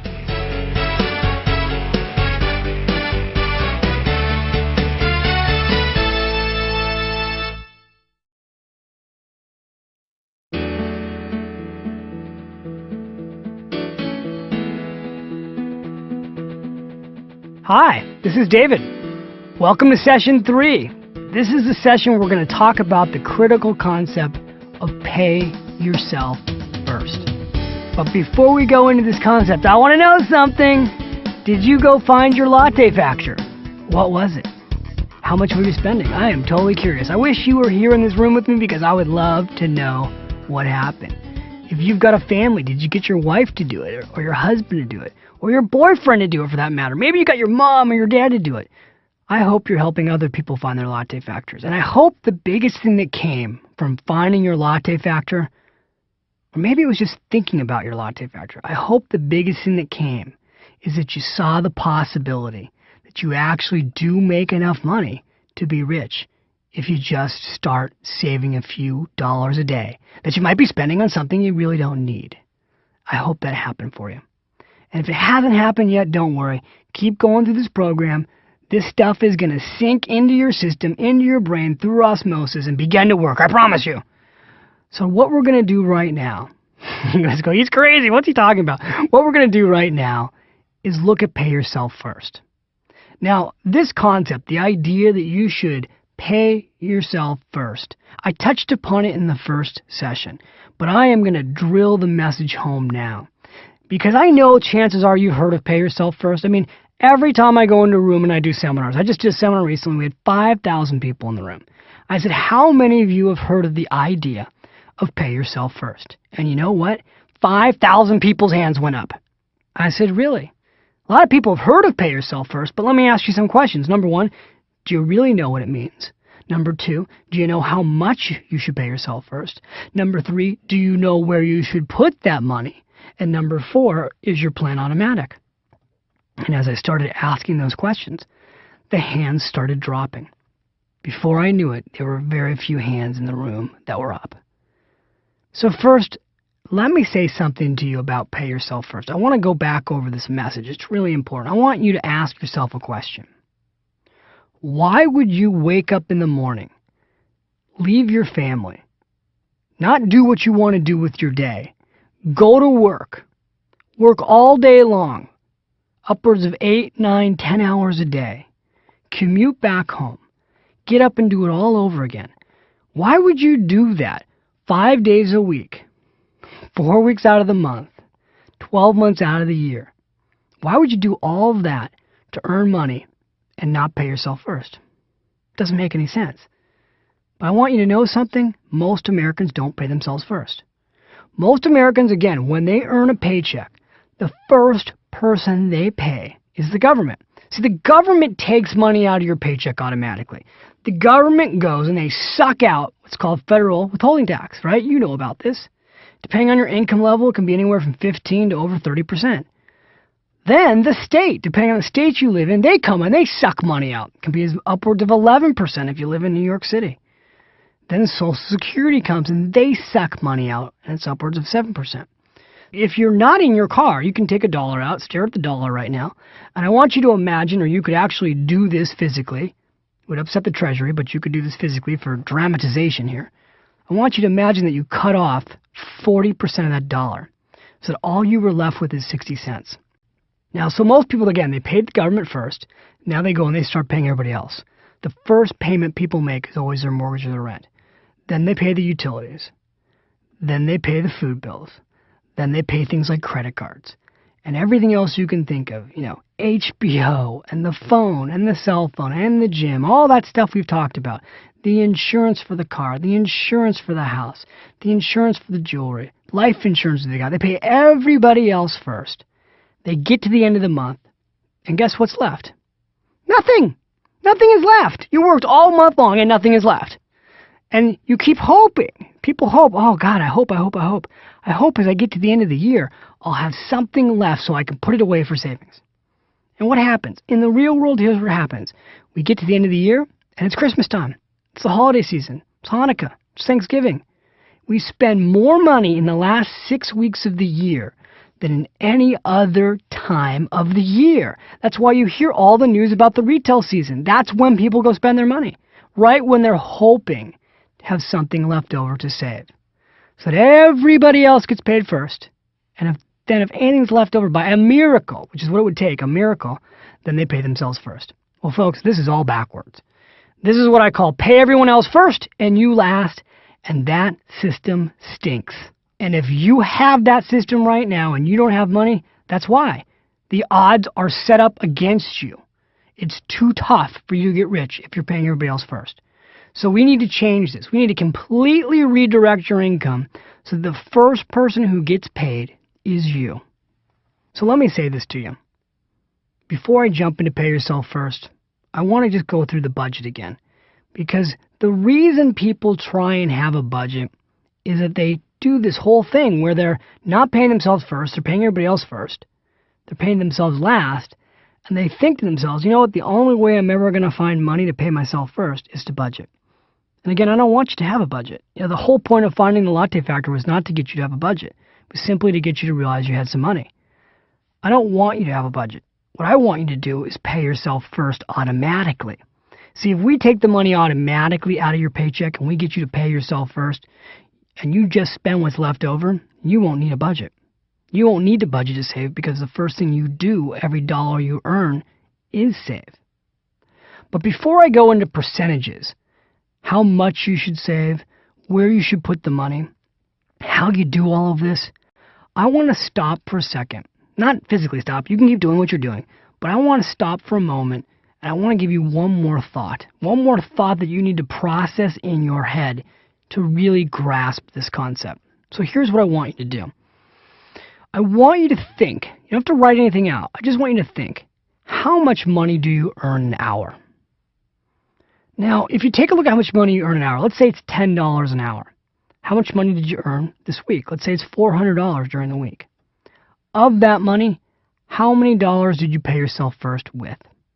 Now, I can tell you for a fact, if you're not using a retirement account, a pre-tax retirement account, a 401k plan, a deductible IRA, if you're self-employed, a self-employed retirement account, if you didn't use one of those accounts this week, you didn't pay yourself first a dollar.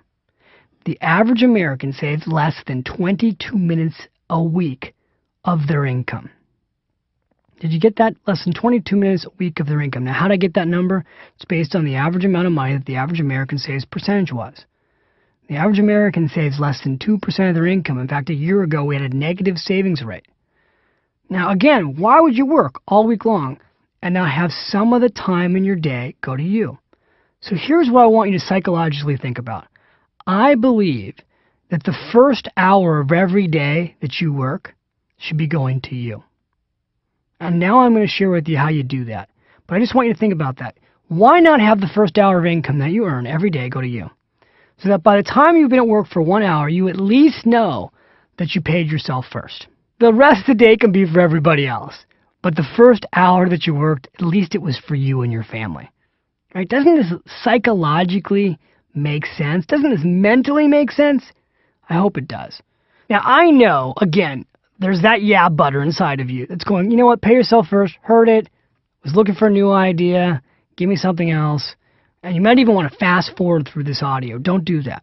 Because I want you to look at, right now, we're going to look at how do other people try to get rich. If you're not going to pay yourself first, how else would you get rich?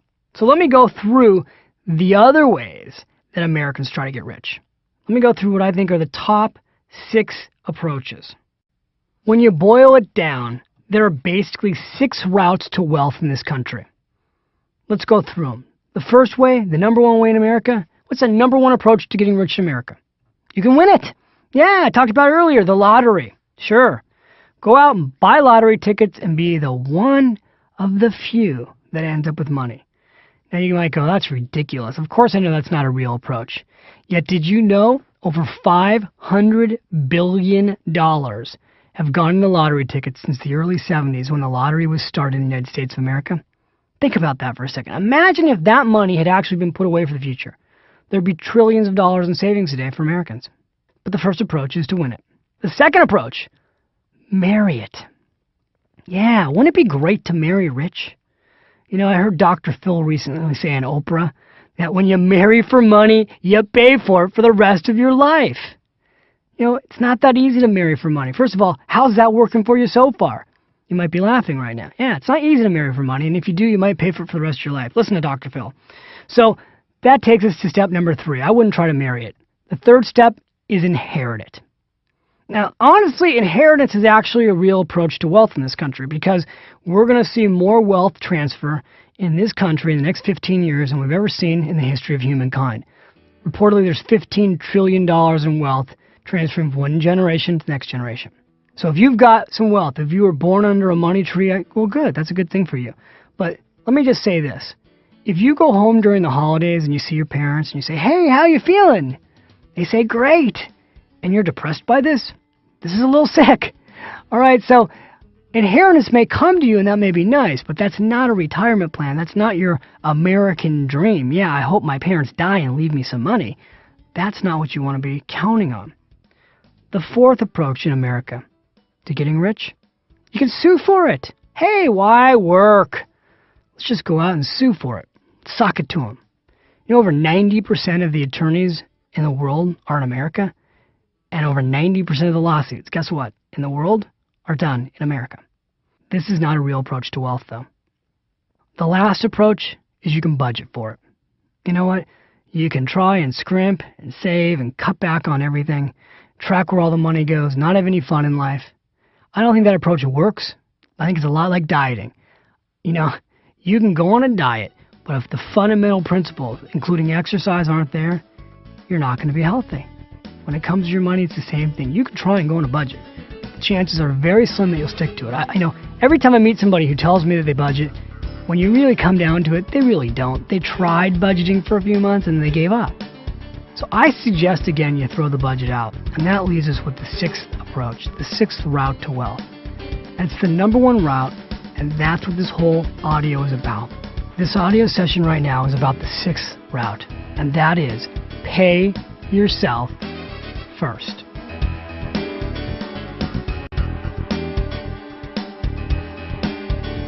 Okay, so earlier I told you I wanted you to make a promise to yourself. You would start working the first hour of every day for you. Now I want to answer the actual numerical question. What percentage of your income should you pay yourself first? Is there a magic bullet? Is there a magic number? I mean, this is what people ask me all the time. Okay, how much do I need to pay myself first? So I'm going to give you the formula. You don't have to agree with it, but I'm going to share it with you. And the formula of paying yourself first is this. I know everybody's different. I'm just going to give you the generic formula. If you want to live a life where you're dead broke, stressed, living paycheck to paycheck, always worrying about what happens if I lose my job, here's the formula. Don't pay yourself first anything. In fact, if you really want to be dead broke, what would be better is don't pay yourself first, spend more money than you make, and rack up credit card debt. All right, that's the dead broke approach. You may go, yes, I know, I relate to that one very well right now. Thank you very much, David Bach. I want to get out of that approach. So what's the second approach? The second approach is what I call poor. Now, how do you get to be poor? See, first I had you at dead broke, right? Not you, but other people. Now, here's poor. How do you get to be poor? Just spend everything you make. See, if you make $100,000 a year and you spend $100,000 a year, you're still poor, right? I mean, I meet people who do this all the time. It's really easy in major cities to make six figures a year, spend everything you make, and be poor. It's what we call rich poor. They seem rich, but they're actually poor. So save nothing. That's the second approach. The third approach is what I call middle class. If you want to be a middle class person, you want to pay yourself first 5 to 10% of your gross income. So whatever your gross income is, let's use $50,000 right now as a benchmark. Well, 5% of $50,000 would be $2,500. 10% of $50,000 would be $5,000. Now that's sounding like a lot of money, but I'm going to share with you later how to break it down so that you'll realize it's not a lot of money. But remember, we're only at middle class here. How about upper middle class? If you want to be upper middle class, you want to pay yourself first 10 to 15% of your gross income. If you want to be rich, you want to pay yourself first 15 to 20% of your income. Remember, this is gross income. If you want to be super rich fast, you want to pay yourself first at least 20% of your gross income. All right, so I just shared with you the formula. That formula took you from dead broke to poor to middle class to upper middle class to rich enough to retire early. And here's what's interesting about that formula. It's not a fluke. You know, when you look at that formula, you look at some people are poor, some people are dead broke. I want you to think about the people you know. Some people you know are dead broke. Some people you know are poor. You know people who are middle class, you know people who are rich, and you may know people who are rich enough to retire early. A lot of times people think, oh, it was just a coincidence, they got lucky. Most people don't end up wealthy through luck. They created their luck. You've got a formula now that you can use. You may not like the formula. In fact, I want to address that right now. A lot of people, when they hear this formula, they actually get mad. They get angry. I've had people say, you know, David, it's ridiculous. I mean, you know, I'm not saving any income, and you just told me I need to save 20% of my income. There's no way. I mean, I've got credit card debt. Maybe you've got credit card debt right now. You know, I'm spending everything that I make. My wife just lost her job, and now you want me to go and save 20% of my income? No. I don't expect anybody to go from 0% paying themselves first to 20% paying themselves first. The equivalent of that stupidity would be you've never exercised and you're 200 pounds overweight and I want you to go run a marathon. No, I don't expect you to do that. I don't expect you to change all of your habits overnight. I didn't change my habits overnight. Remember when I was talking about how I was with the McIntyres and I wasn't practicing what I preached? I wasn't paying myself first? When I met the McIntyres, the one thing that happened after I walked out of that meeting and stared at the wall in my office for 2 hours is I went, you know what? This is ridiculous. If they can pay themselves first, the McIntyres saved during their lifetime over 10% of their income. They averaged about 15%. If they can do it, I can do it, but I need to start somewhere. So where should I start? So here's what I did. Okay, this is pathetic, but this is what I did. And I throw that out there on myself saying this is pathetic, but this is how little I was willing to commit to starting this program. I set up to save 1% of my income. 1 pitiful percent, because I thought, okay, if I set up a system to pay myself first, which I'm going to share with you the next session, how to do this automatically, I can at least save 1% of my income. I'll at least be able to save 1% of my income and not notice it. And I did that. And you know what happened? About a month went by, and sure enough, I got my paychecks, and I didn't notice it. And I'm like, okay, you are such a loser, David. God, 1% of your income. Can't you at least save 3% of your income, David? So I changed it. I went to 3% of my income. Then another 6 months went by, and I went from saving 3% of my income to saving 6% of my income. Now, again, the whole time at this point that's gone through my life is only 9 months. At the end of 9 months, I'm now saving 6% of my income. I'm the same guy that was 9 months earlier not saving a dime, spending more than he made.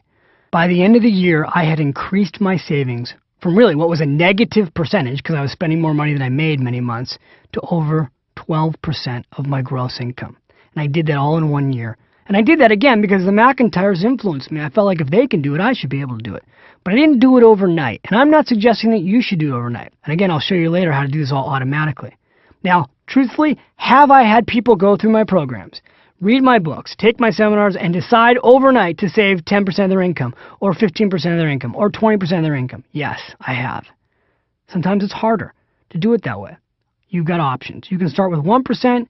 Here's the thing. If you started with 1% of your income and you just increased that 1% a month for a year, you'd be saving over 12% of your income, and you wouldn't even notice it. All right, so right now, your brain, depending on where you are, your car, your office, your gym, could be going, is that all there is? I've got to just pay myself first a percentage of my income? There's got to be more to getting rich than this. Well, here's the thing. All fundamental wealth begins by paying yourself first. That's just a fundamental truth of getting rich. Unless you're going to inherit the money or win the lottery or get lucky somehow, all fundamental wealth, financial security begins when you decide that, you know what, I'm going to get paid first. I'm going to go to work, and the first person who's going to get paid is me. Once you make that decision, that's when it all changes. And I have to tell you something, and it's okay if you're angry right now, because sometimes anger is good. Sometimes it's good to be mad. If you're not paying yourself first right now, you may be very upset right now. How could I not be doing this? If you are paying yourself first right now, I want to challenge you right now that you may need to increase how much you're paying yourself first. Saving money is like exercise. The more you do it, the easier it gets. And again, I'm not suggesting you do this with a budget, because remember, in the next session, I'm going to teach you how to make this automatic. But we can always be getting stronger financially.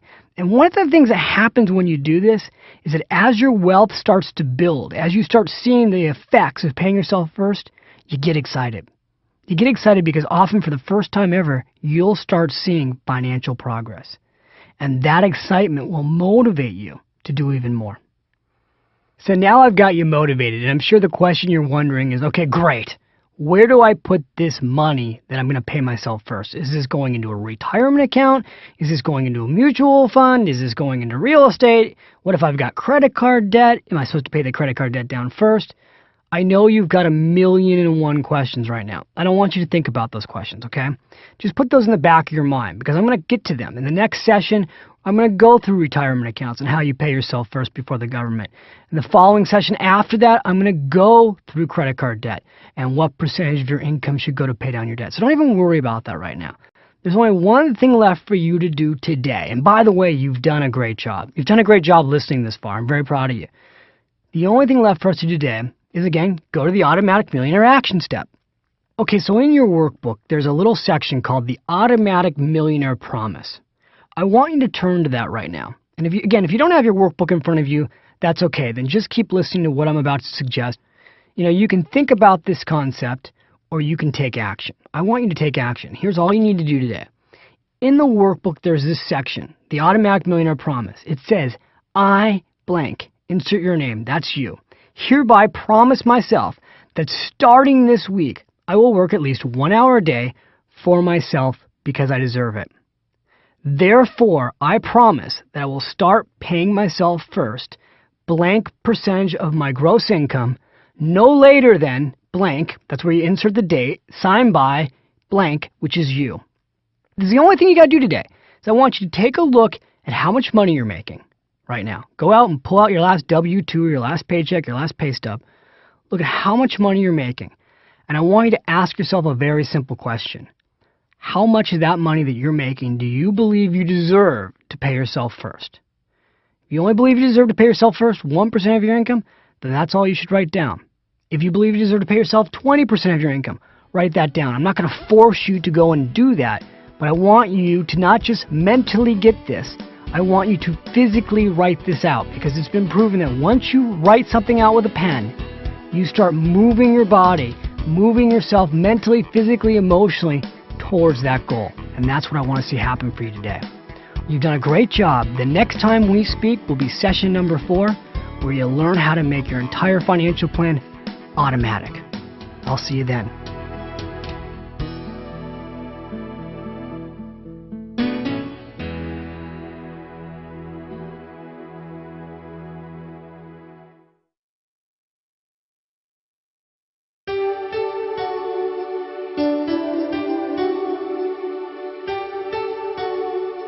Hi, well, welcome back. This is session number 4. This is David. You're at the Automatic Millionaire program, and I want to say to you, congratulations. You are at the halfway mark, which is really well done. I don't know how many days you've done this in, but here's what I know about you. Again, I said this to you in session 3, but I just want to commend you now in session 4.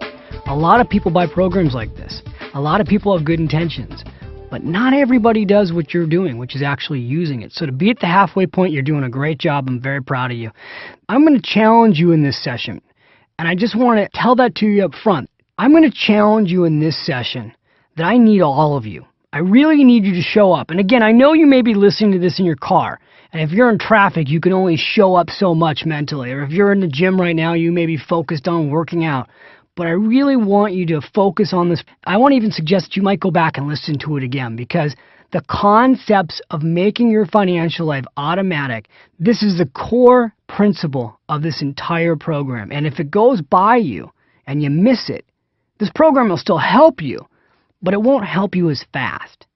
So before I go into how you make your whole financial life automatic, I want to go back and tell you a story. All right? Because sometimes I think stories can really lead to ahas, where you go, yep, I get it. So let me just tell you a story because it happened to me yesterday.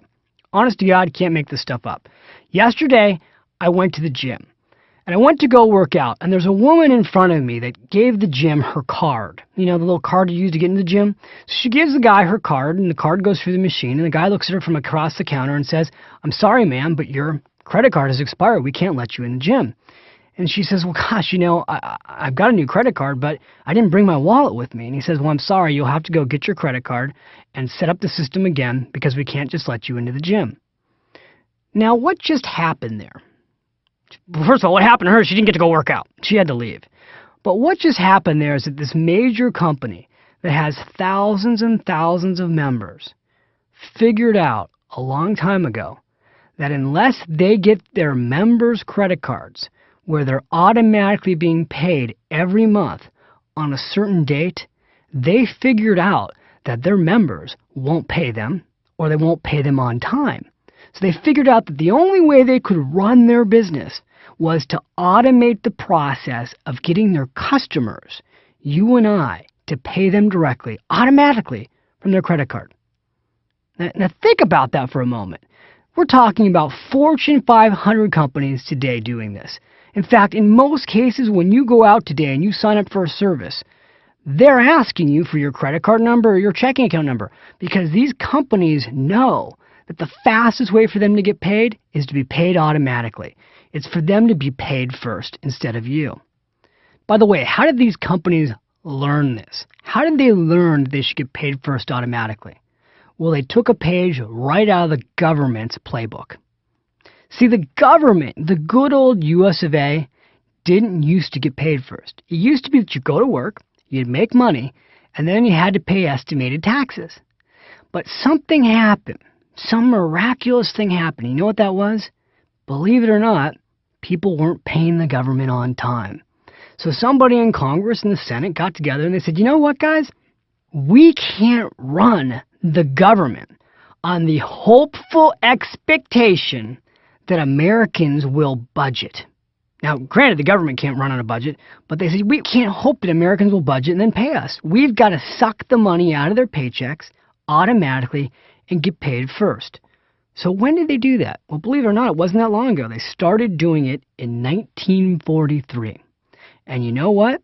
They haven't had a problem getting paid since.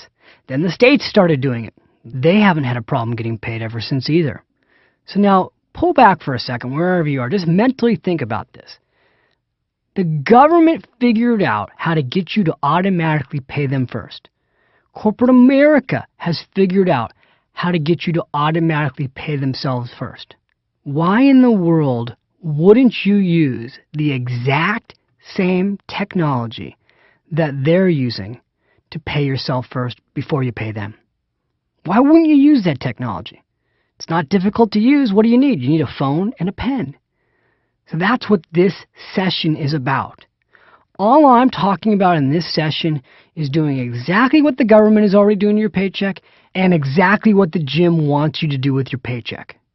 And that is get paid first automatically. So let's get to it. Okay, so repeat after me. I want you to say this to yourself. I, insert your name, deserve to be paid first. And unless you are paying yourself first automatically, it's not going to work. You just have to trust me on this. Unless you pay yourself first automatically, the likelihood that you will do it long term is next to nil.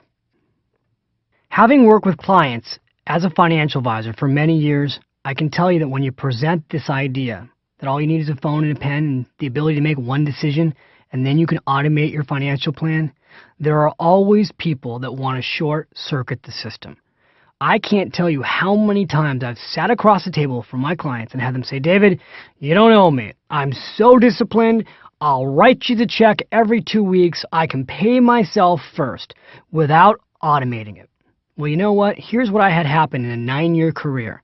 In 9 years, I only had one client pay themselves first manually, meaning that they wrote the checks and they mailed them in for more than 3 months in my entire career. The average person did it for less than 2 months and stopped. Now, everybody else who set it up automatically, in most cases it ran for years, if not indefinitely. It's still running because once they set it up, they set it and they forget it. And that's the key thing here.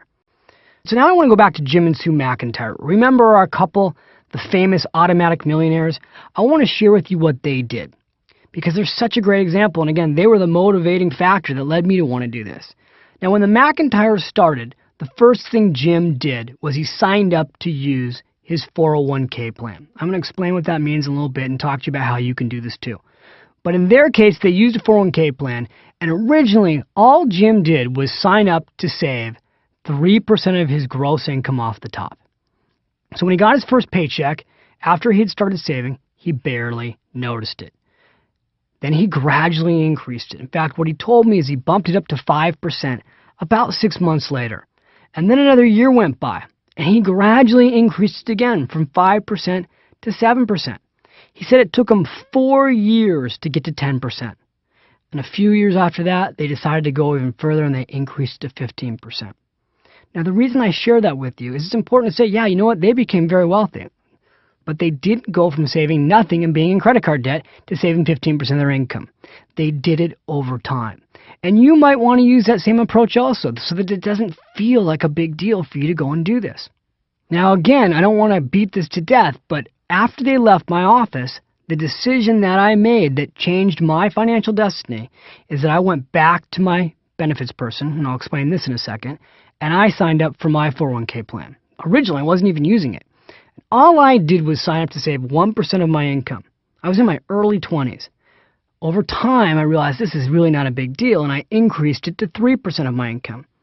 And then later on, I made a phone call and I increased it to 10% of my income. And a year later, I bumped it up to 15% of my income. Now today, my wife, Michelle, and I, we make it a goal to pay ourselves first 20% of our income off the top. And I have to tell you, the key again is that because the money is being taken away from us automatically and we don't see it, we live below our means. Now, I'm not sharing this story with you to brag. Really, this is not about what I'm doing. The reason I'm sharing this story with you is to illustrate the point that if you are thinking right now in your mind, there's no way I can go from saving nothing to 20% of your income, you're right, you might not be able to. I certainly didn't do that. The idea is you can do this gradually over time. The first thing we want to do is get you to pay yourself first to build what I call a secure future. Somebody once said to me, David, you know how you get a secure financial future? I said, how? They said, you buy it. And that's what we're going to look at right now. How do you automate your way to having a secure financial future? So are you ready? Let's go.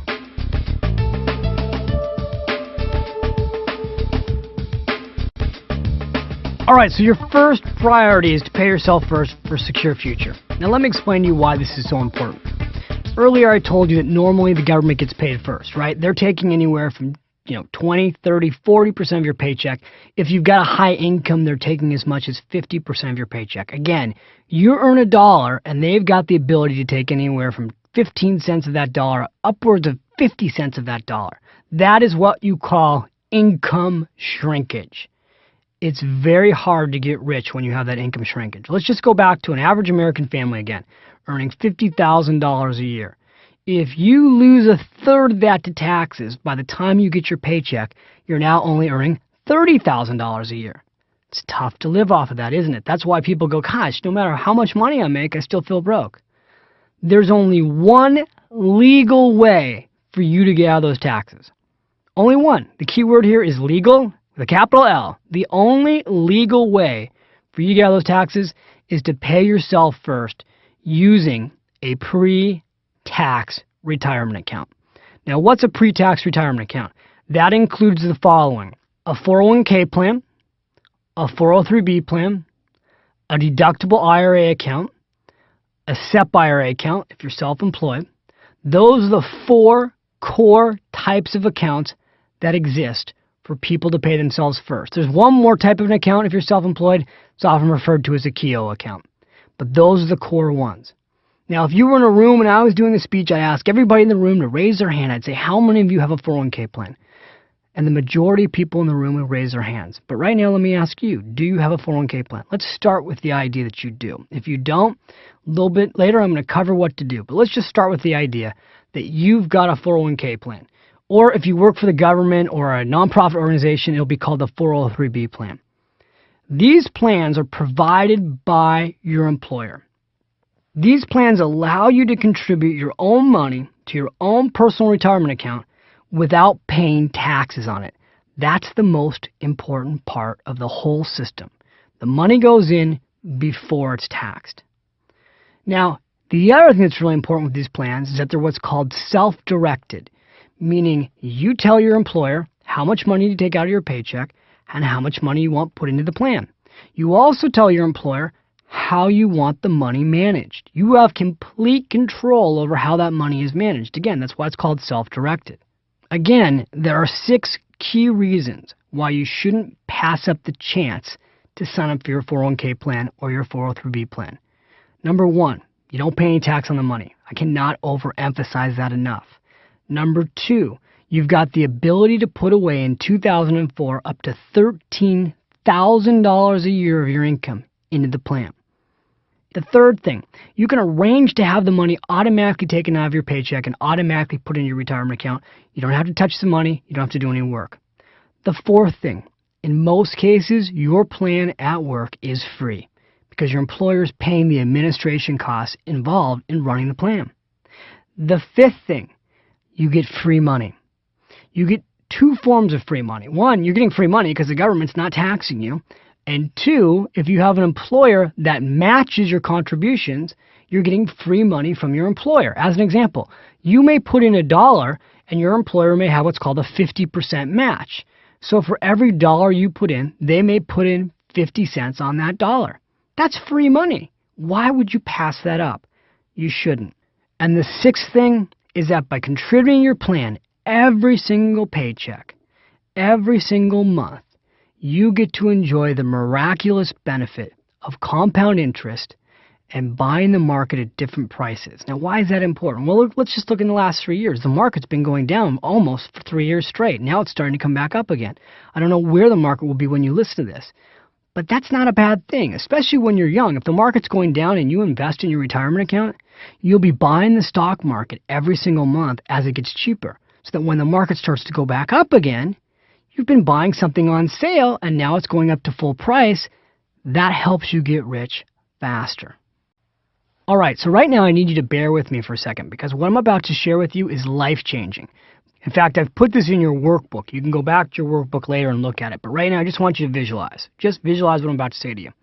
If you had $1 bill, and you took that dollar bill and you put it in a pre-tax retirement account, again, the 401k plan at work, the 403b plan, or an IRA account, $1 at the end of the year, if it earned 10% interest, you'd have $1.10. All right? Now, don't even focus on the 10% interest. I just want you to follow the math. You put in $1, it wasn't taxed. At the end of the year, you have $1.10. And because it's in a retirement account, by the way, you won't owe any taxes on this money until you take it out. So you put in $1, you got $1.10. You follow me so far?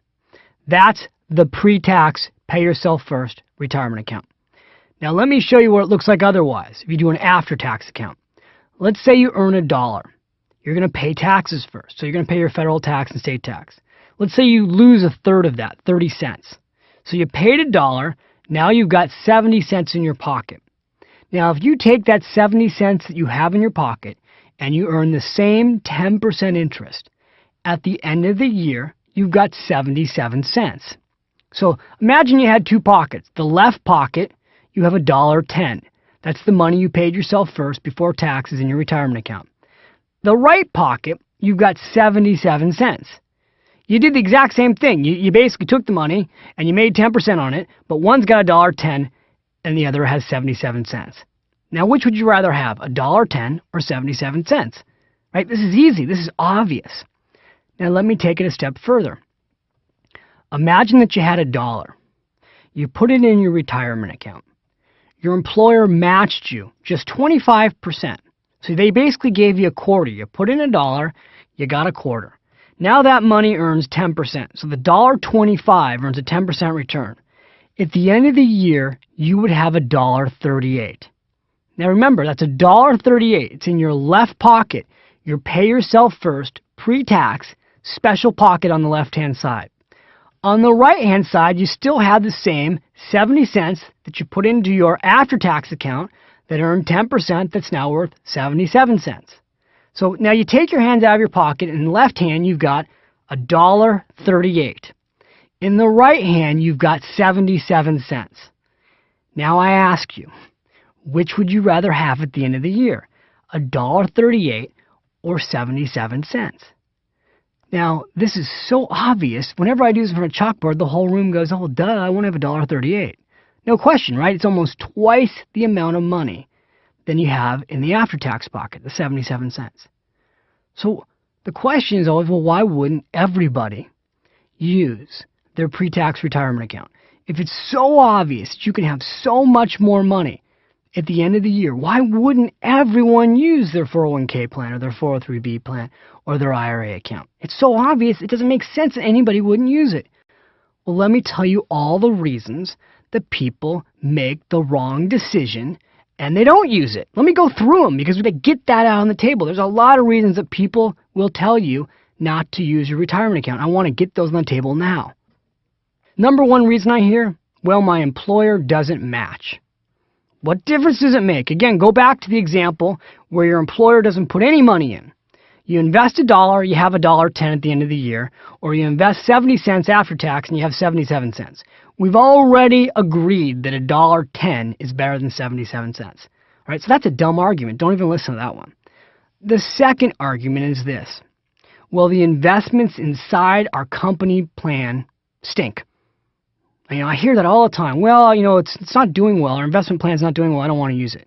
All right, first of all, if the stock market goes down, chances are that your money that you put inside your plan is going to go down if you invest in the stock market. But a key thing when you invest in a 401k plan at work, you're given a host of options. You can put your money in a money market account. You can put your money in bond funds. You have stock funds. Geez, if all you did was put some of your money, let's say half of it into bonds and half of it into an index fund, chances are you do very well over a long period of time. You'd probably earn 6, 7, 8, 9% because that's what things have earned historically. Another thing that you should know inside your 401k plan is that most retirement plans today offer what is called a lifestyle fund, which is something I'm going to go through in a little bit. Lifestyle funds are professionally managed funds based on when you plan to retire. So let's say right now you're young. Let's say you're in your 30s and you want to retire 30 years from now. Well, today companies are offering plans that have a due date, coming due 2030, for example.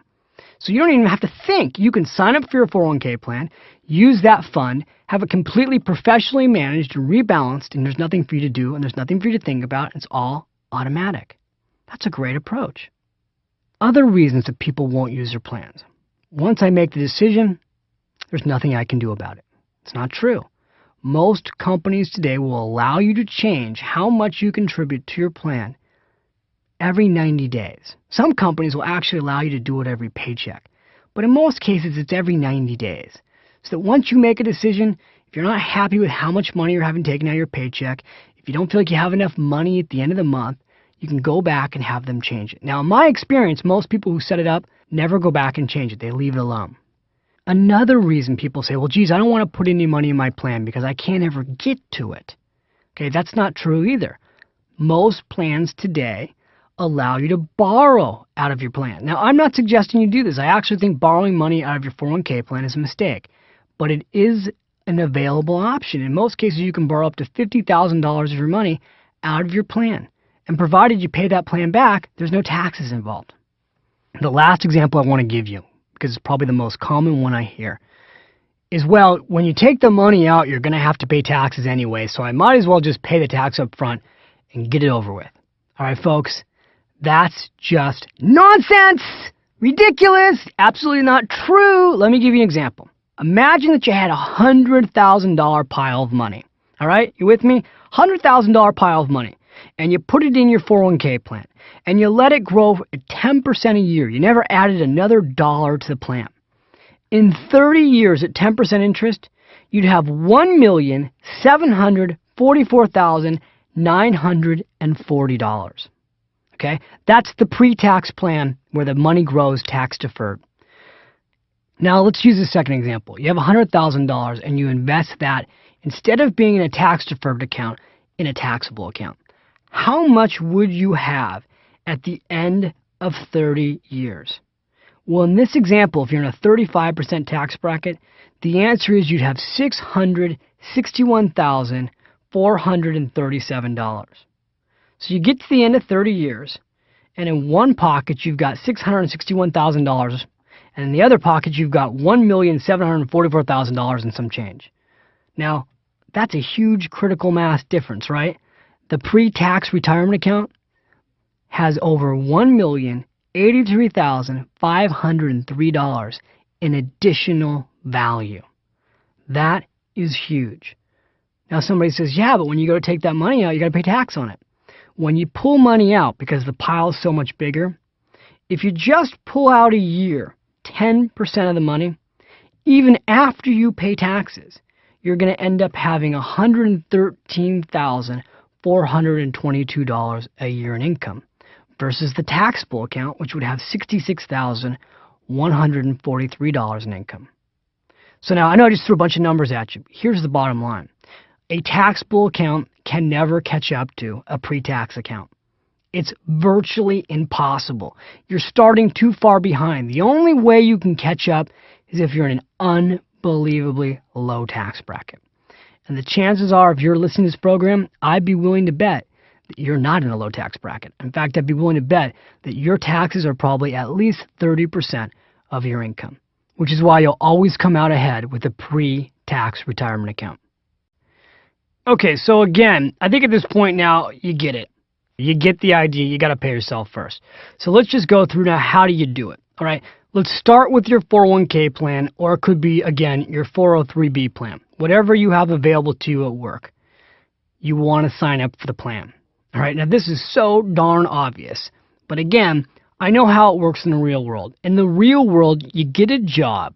And what happens is you get to your desk, and there's a lot of stuff on your desk. And then one day, a nice little woman comes across the office, maybe a man, and they hand you this stack of stuff. It could be 3 inches thick.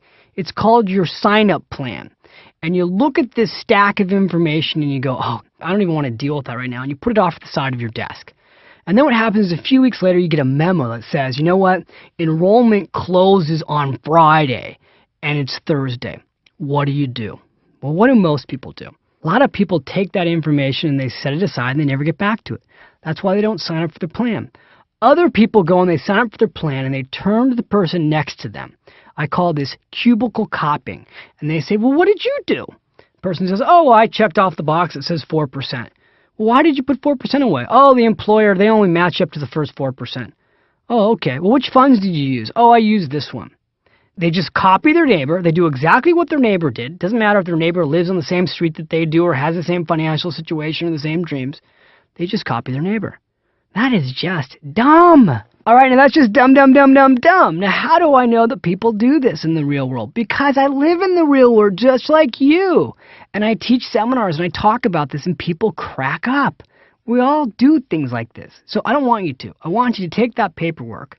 If you've already signed up, I want you to go back and get the paperwork. I want you to look at, number one, what percentage of your income are you putting away? Now, again, I went through a while back the percentages that you should consider. I'm going to suggest to you right now that whatever you're doing, your goal should be at least 10% of your income. Ideally, what you want to really do is what's called max out your retirement account. And again, in 2004, the maximum you can put away if you're under the age of 50 is $13,000 a year. Now, I know for some of you are going, there's no way I can save $13,000 a year. But the goal here, let's at least get you to save 10% of your income pre-tax. Now, again, if you can't start at that amount, start at something, but consider the idea that every 90 days you'll revisit it and increase it. Now, let me give you a couple secrets. A lot of times your plan gives you a few options. You can either choose a percentage of your income or you can choose a dollar amount. Always choose a percentage, and here's why. As time goes on, you're going to get raises. If you get raises and you have a percentage, the amount of money you put into your plan will automatically increase. If you choose a dollar amount, when you get a raise, you won't be automatically putting more money away. It's very, very important. Now, another thing that's very, very important is to know that every year the tax laws are changing. Make sure you revisit that, because every year if you want to put more money away, you may need to go back into your benefits department and fill out paperwork again and change the contribution rate. Now, a lot of companies today have made this so easy you can either do it online with a password. Some companies will even allow you to do this over the phone through an 800 number. So again, they're making it easier and easier for you to automate your way to wealth, but you have to do the fundamental decision, the critical decision of signing up and using it. Okay, now, again, I know if you're listening to this program and you don't have a 401k plan, you're probably ready to scream. Don't scream. I promise I'm going to get to what you can do next. But one more example, and then I'm going to get to the other plans.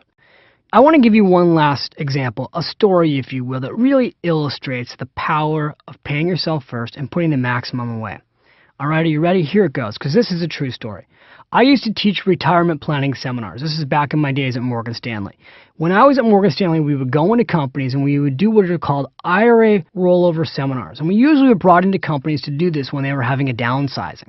They weren't calling them downsizings back then. They were calling them right-sizings. But whatever the case was, a lot of people in their early 50s were being forced out of these companies in the Bay Area, and they were bringing us in to do the seminars. So at one company, which was PG&E, I was doing a rollover seminar. And two women came into my office after that seminar. One of the women was named Marilyn, and the other was named Louise. They came in together. They were best friends. Marilyn sits down with me first, and she says, well, I didn't do a very good job, Dave. I'm not proud of my situation. I said, well, what's the problem? And she proceeds to open up her 401k plan and show it to me. I said, well, you got $250,000 here. That's great. She said, yeah, but it's not that great. She says, I haven't been saving as much as I could have over the years. She said, I've saved about 4% of my income. She said, I always planned to increase it, but I never did. She said, I thought I would get around to it, but I was married, and then we had children, and then we had to send the children to college. And she said, now I've got $250,000. Do you think I can retire? Well, the honest answer was, at age 51, which is what she was, no, she couldn't retire. She had to go back to work. She said, wait till you see Louise's account. She said, Louise was much smarter than I was. Well, Louise walked into the office after her. And now, at this point, Louise has a pretty big grin on her face. Now, she opens up her statement, and in her statement is almost $1 million. She had a little over $900,000 in savings. She says, yeah, I did pretty good, didn't I? I said, you sure did. She said, we went through her situation. She says, do you think I could retire? I said, yeah, absolutely. There's no question you can retire. And she actually ended up retiring at 52. Now, here's the interesting thing about their story. These two women who had been best friends for 30 years started work at PG&E on the first week together. They started working together the same week. They worked in different areas of the company but had very similar incomes, and they lived in the same exact neighborhood. How is it possible that Louise could end up with almost $1 million at age 52, and Marilyn, at the age of 51, has to go and work for at least another 10 years, and she'll actually never even catch up with Louise? How's that possible? Well, it's very, very simple. Here's what happened. When Louise went to sign up for her 401k plan, before she signed up for her plan, this is the amazing part of the story. She was very young, and her husband had dinner with her parents. And they were discussing with her parents what they should do. And her parents, who were really Depression-era kids, said, you know what? If you don't save now when you're young, you'll probably never save. They said the truth is you can't afford not to do this. See, Louise was thinking to themselves, there's no way we can afford to do this. They had just had a child. They had just bought a home. But her parents said something that rang in their ears and stayed with them on the drive home from dinner. And that was this. Again, you can't afford not to do this. Now, again, going back to Marilyn didn't get that advice. So Louise goes, puts the full amount into the plan that she can, which was 15%. Marilyn, her and her husband said, well, let's put away 4%, and what we'll do eventually is we'll put a little bit more away. And over time, we'll increase it, which I know I've talked to you about doing. But the challenge was they never went back and increased it. A lot of times we do these things with good intention, but then we never get around to fixing it because we're so busy, and life sort of just takes over. Fast forward that story 30 years. Louise retired. Has loved retirement. She works for a community center. She does different things to get involved with her grandchildren. Marilyn's gone back to work. She's actually had 3 different jobs now because she's older. She's working at companies. She's the first one that keeps getting downsized. It's been a challenging time for her. And the interesting thing, again, when you go back to these two ladies who were very good friends, they didn't lead very different lifestyles. The fact that Louise was taking more of her paycheck, it's not like she wasn't leading a great life. She just wasn't spending quite as much money, but it wasn't that big of a difference over a long period of time. But when it came to the finished result, it was a $750,000 difference. And that's not the key thing.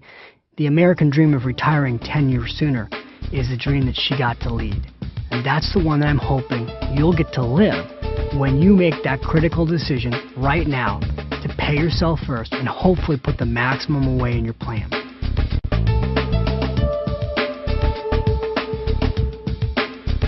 Okay, so I promised you that if you didn't have a retirement account at work, and I know a lot of people don't, if you didn't have one, what do you do?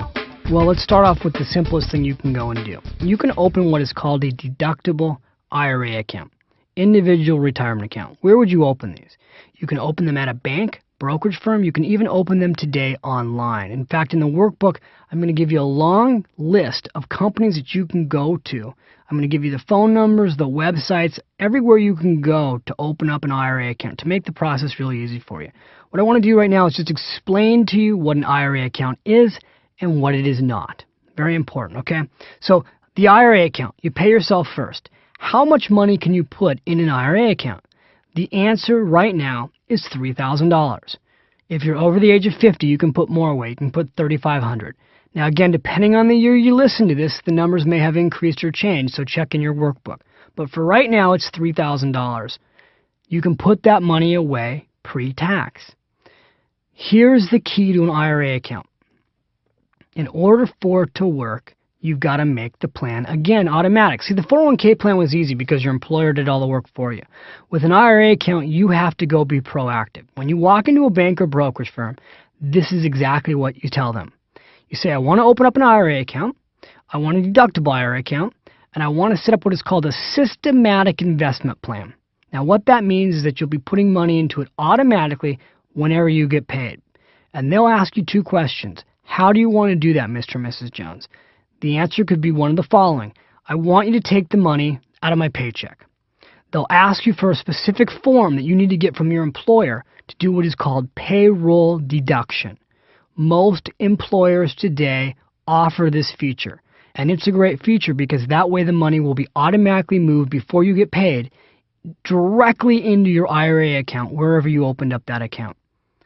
Now, if your employer doesn't offer this, you can have your bank set it up so that the moment you get your money put into your bank account, by the way, I recommend you do automatically. You do what is called automatic paycheck deposit. That's where your employer will automatically deposit your paycheck into your bank account. Let's say you get paid automatically if you do this right on the 15th. You can basically tell your bank that on the 16th, the next day, you want them to transfer money from your checking account directly into your IRA account. Now, the whole key here is the automation process. Now, let me tell you something. Years ago, this would have been very, very complicated, but today, it's not complicated at all. Today, literally, in less than 10 minutes, any bank or brokerage firm can give you the paperwork, have you sign something, and you can be done with it. That's all you need. You need a pen and your name. That's it. They take care of everything else for you. Now, why is it so important to do this automatically? Well, you know already.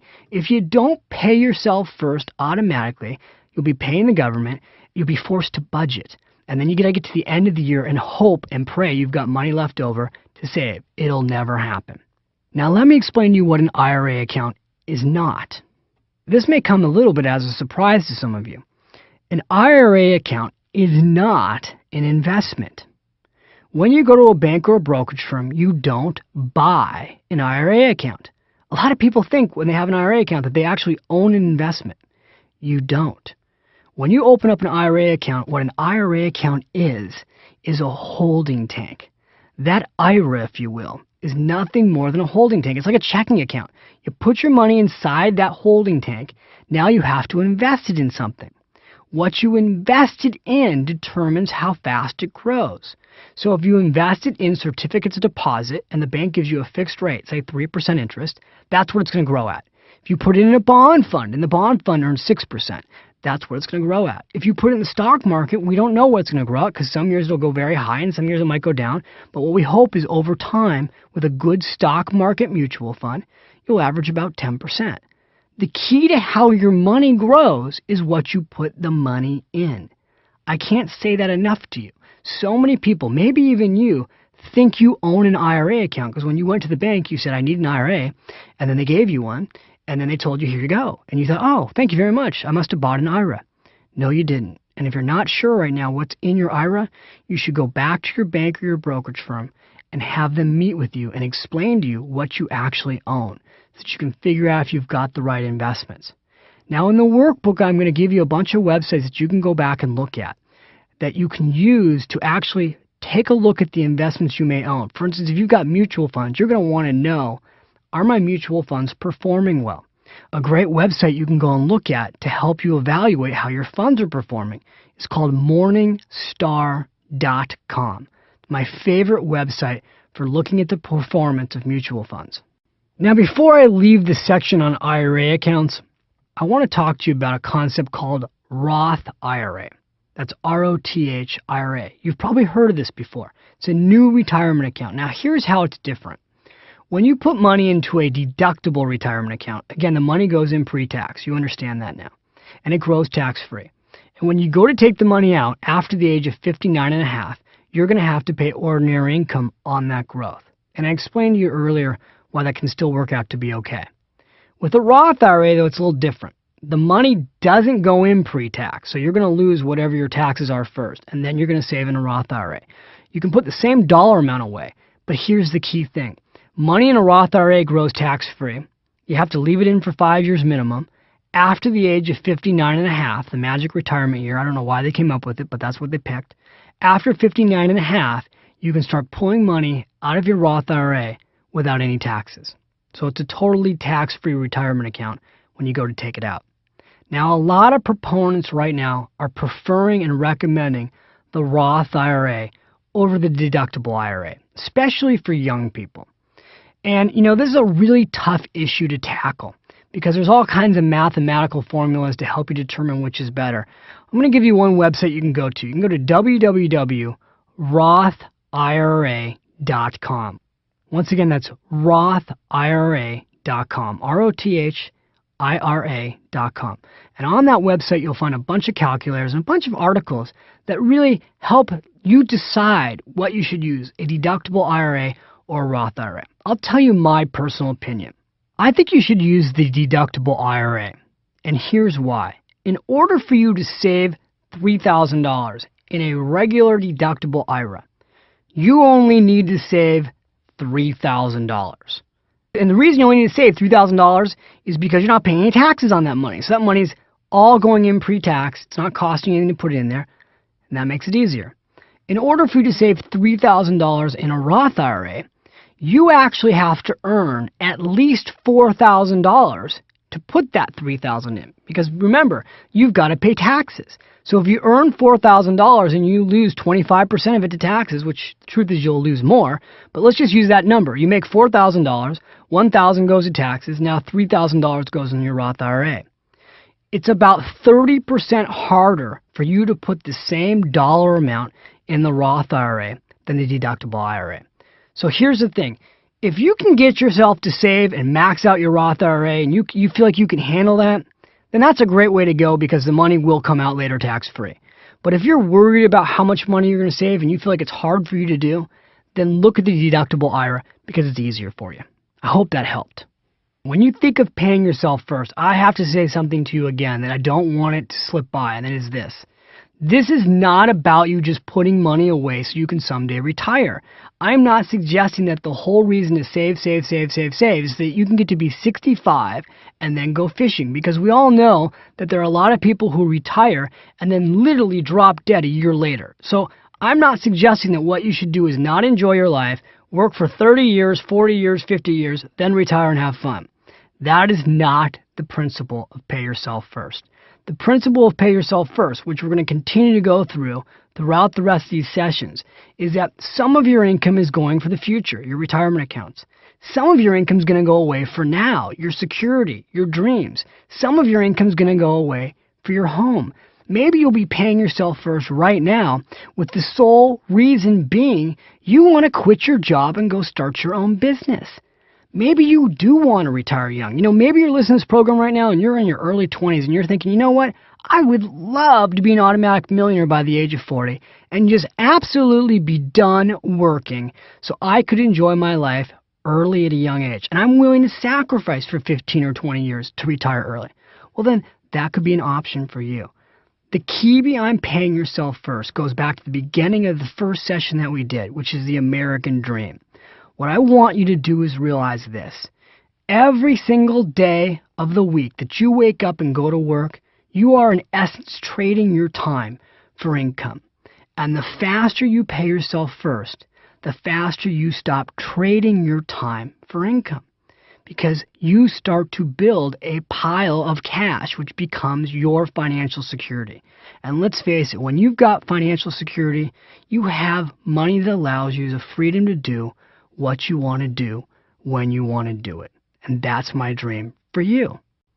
All right, so the last retirement account for us to look at today is the SEP IRA. This stands for Self-Employed Pension Plan. It's the self-employed retirement account for people like you who may be entrepreneurs. Or if you're listening to this program and you're an employee right now, but you started a business on the side, you can also use a SEP IRA.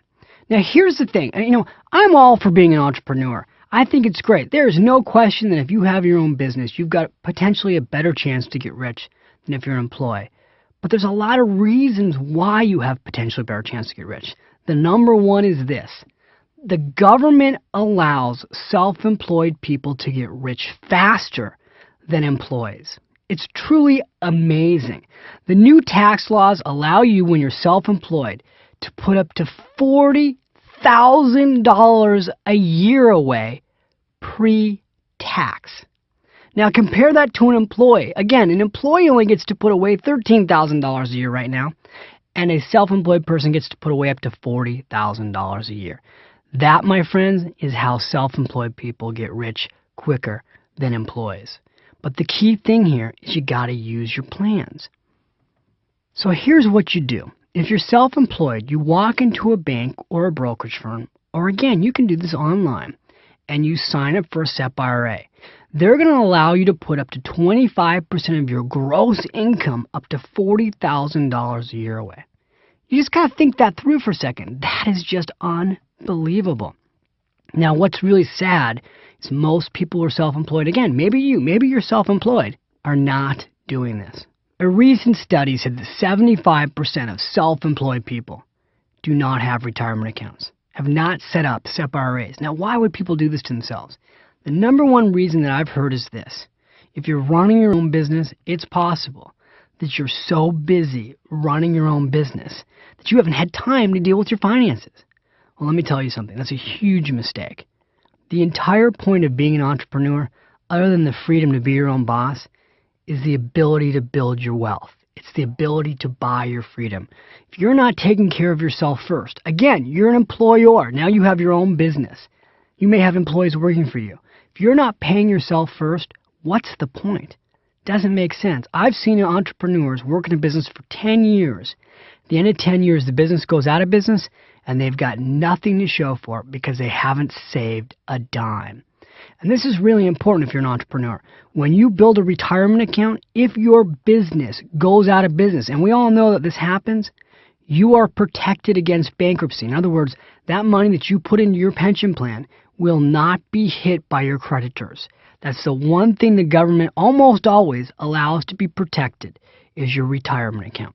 So again, if you are self-employed, you want to go open a SEP IRA, and in the workbook you'll find a list of places you can go. I've also included a little information on the brand new 401k profit sharing plans for self-employed people. You can check that out also in your workbook. All right, we're getting close to wrapping up this session, and I just want to say again, job well done. I know there was a lot of meat in this session, and this is not always easy stuff to listen to. But here's the thing. I just want to get to one last principle. And again, you'll find this in your workbook. It's called the investment pyramid. Now, the key to the investment pyramid is this. I've shared with you in the workbook a model that you can use based on your age on where to put the money. So if you're in your teens to 30-something, you'll find in your workbook what's called an asset allocation. Basically, a breakdown of where you should put your money. How much money should go into cash, bonds, mutual funds. You'll find that in your workbook. You'll also find between the age of 30 to 50. I call that the making money years. How to break that down. 50 to mid-60s, the pre-retirement years. How to break that down. And the 60s on up, the retirement years, where you should invest your money. And I've got a very simple system in the workbook that you can use to make that clear. Now, the last question you may have is this. Is there any other way to make this automatic? If I don't have a company that will do this for me, if my employer doesn't have payroll deduction, are there any other easy ways to entirely automate my finances? And the answer is yes. The easiest way that I know to automate your entire life financially, from using your IRA account to what we're going to talk about in the next session, your security account, your dream account, buying a home. The easiest thing that I know that you can do to make all your finances automatic is use what is called online bill pay. Now, there are 3 major companies today that do what is called online bill pay. One is a company called PayTrust. It's www.paytrust.com. Another is statusfactory.com. And the third is quicken.com. Again, in your workbook, you'll see all 3 of these companies laid out for you. What online bill pay does is this. Your bills or anything you want are presented online.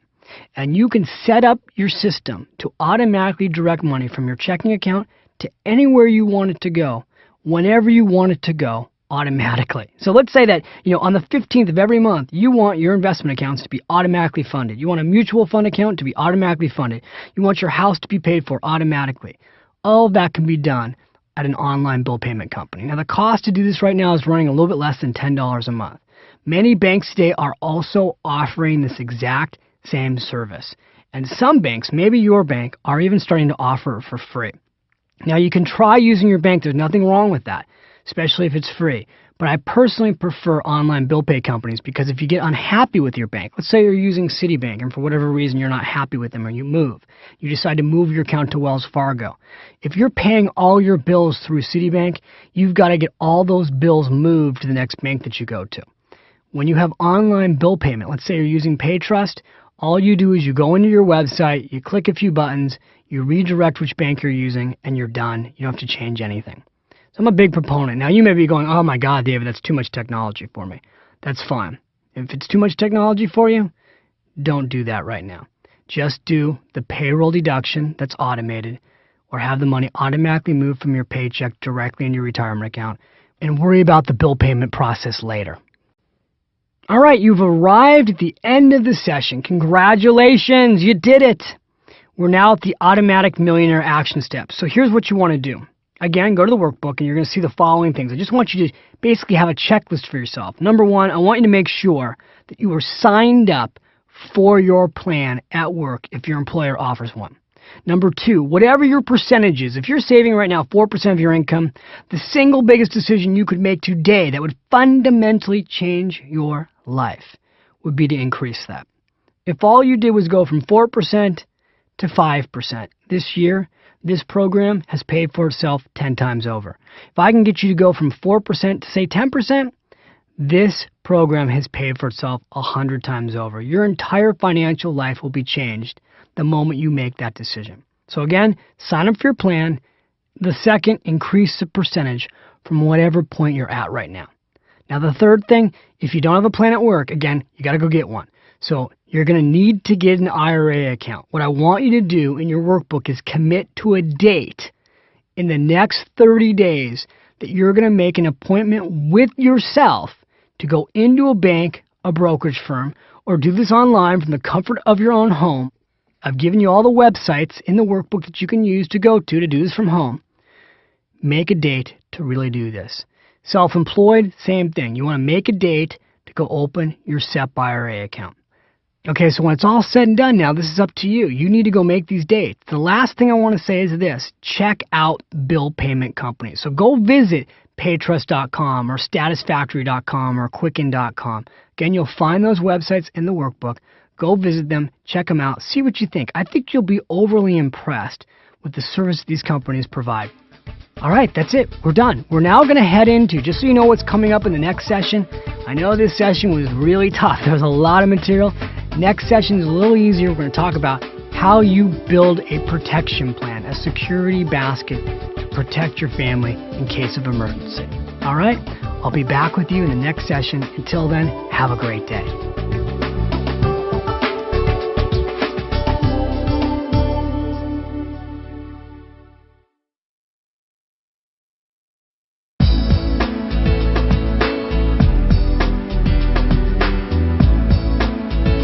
Hi, this is David. I want to welcome you back to the Automatic Millionaire. Congratulations, this is session 5. You're doing fantastic. Today is all about automating for a rainy day. I've been talking throughout this program about building your emergency basket, and that's what we're going to go through today. So I just want to say to you right up front that this is probably the least sexy part of this program. I mean, a good example would be, let's say you went out and bought a Jaguar. Imagine the Automatic Millionaire program is your Jaguar. And you go into a dealer and you get your beautiful, convertible, white. You got gorgeous leathered seats. And you're all ready to get in that car. And you've been so excited. This is a car you've been wanting to buy for years. And they hand you the keys. And before you take off, they want to explain to you the intricacies of the seatbelt and the airbag. And you're like, dude, just give me my keys to my car. I'm going for a ride with my girlfriend or my wife here. I don't want to know about the seatbelts. Well, obviously you do. You need to know about the seatbelt, right? Chances are if you're driving your car right now, you have your seatbelt on. You do, don't you? If you don't put your seatbelt on. One of the reasons they put airbags in cars, quite frankly, is that people were not wearing their seatbelts. And so they said, we have to protect people from themselves. Well, the idea behind the emergency basket of cash that we're going to talk about today is really the same thing. It's a boring thing to wear your seatbelt, but guess what? If you have an accident, it will save your life. I can't say that again. If you have an accident in your car, a seatbelt will save your life. Well, when it comes to your finances, if you have an emergency basket of cash, and I don't mean literally cash, I'll talk about where your money's going to go, but if you have an emergency place where you've got money in case something goes wrong. All right, now I just talked about an accident, so let's talk about financial accidents. What are the financial accidents that can happen? Really, Murphy's Law, what are they? Well, obviously, number one, and everybody's thinking about this today, is losing your job. We've got most families today are two-income households. So that means that, in 70% of American households, two people are working. If one of them loses their job, the family can literally, again, be financially upside down. So that could be a financial accident, either for you or for your spouse or your significant other. Another accident is disability. 1 in 8 Americans are actually disabled and unable to work for a certain period of time during their lifetime.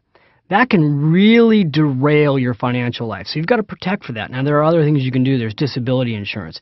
Key thing is you want some emergency money set aside in case of illness or disability. The third accident can be something that you have no control over also, which is someone in your family can become ill, whether that's a parent or a sibling or your kids. You may need some money in case of that. I know people who have had their dogs, their pets get ill.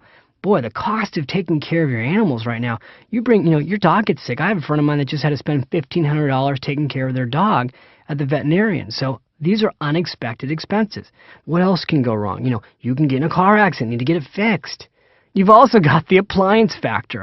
Let's face it, things always break in threes. The dishwasher goes, the refrigerator goes, and then the washing machine goes. And it always happens in threes.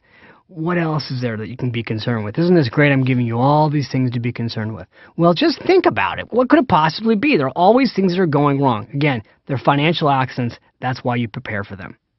If you don't have some emergency money set aside, you can be turned upside down financially in weeks.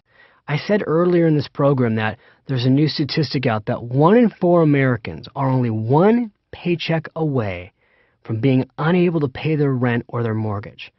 Now, that's just incredible. Now, when you go further out, they say the average American is only 6 weeks away from defaulting on their mortgage if they have a home. Now, how could that be? Well, the answer is that the average American family reportedly has less than 1 month of expenses in savings. It's really terrible. Another recent study was with the baby boomers. AARP did a survey of their baby boomer clients, and what they found is that 75% of the baby boomers that they surveyed had less than $25,000 in savings outside of their home, completely, including their retirement accounts. So again, what we're seeing all over America is that people just don't have enough money put aside in case of emergency. And that's what I want to help you fix today. My grandmother used to say to me, David, when the going gets tough, cash is king. Whenever you talk to people from the Depression era, the reason the Depression era had such an impact on so many Americans is that, first of all, that was way before they had credit cards. So if you didn't have cash, you didn't have the ability to eat. You didn't have the ability to stay in your home. And millions of people literally were without food and lost their housing. They were evicted. And so that whole generation became very consumed with always having money and always having that money safe. Today, credit is everywhere. Amazingly enough today, I'm going to talk about how to buy a home in the next session. But amazingly enough today, you can actually go out and buy a home with no money down. You can furnish that home with no money down. You can go out and buy all the furniture, the stereo equipment. You can put a car in the driveway. And in most cases, if you had a good credit record, you could do it with no money down. You could borrow all of it. And you could have no money even in an emergency pile. This is, though, how families end up bankrupt, because all of a sudden they've got all this debt, and they get all this debt when everything's going perfect, when they're both working and they've got money coming in and they can make their minimum monthly payments, and then boom, one of them loses their job, and all of a sudden, financially, they're upside down. So I think I've made the point by now that's really important. Again, I know this is not a sexy idea here, but I want you to stay with me and listen to this program because it's really going to protect you. Okay, so now that we've talked about the importance of doing this, there's really two key issues today that we're going to go through. Number one, how much should you put aside in this emergency basket? And two, where should you put the money? Okay, so let's go through the first part. How much money should you put away in an emergency basket? Well, ideally, in a perfect world, I said earlier that I'd like to see you have 6 months of expenses set aside, separate from your checking account in case of emergency. So let's just use an example here. Let's say that you're spending $3,000 a month. Not what you're earning, what you're spending. Let's say you're spending $3,000 a month. In a perfect world, again, why not make the world perfect for ourselves here, right? In a perfect world, if you came into my office and you met with me one-on-one as your personal financial coach, which I am today, I would want you to have 6 months of emergency money set aside. So we'd take $3,000 times 6, and what would we get?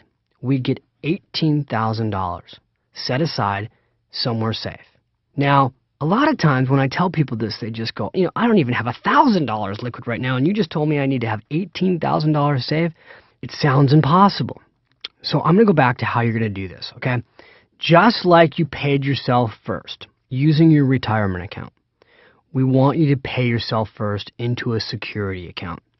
And again, before I go into where to put this money, I just want you to get the concept. So let's use dollar amounts. Let's say, for an example, that you're earning $4,000 a month.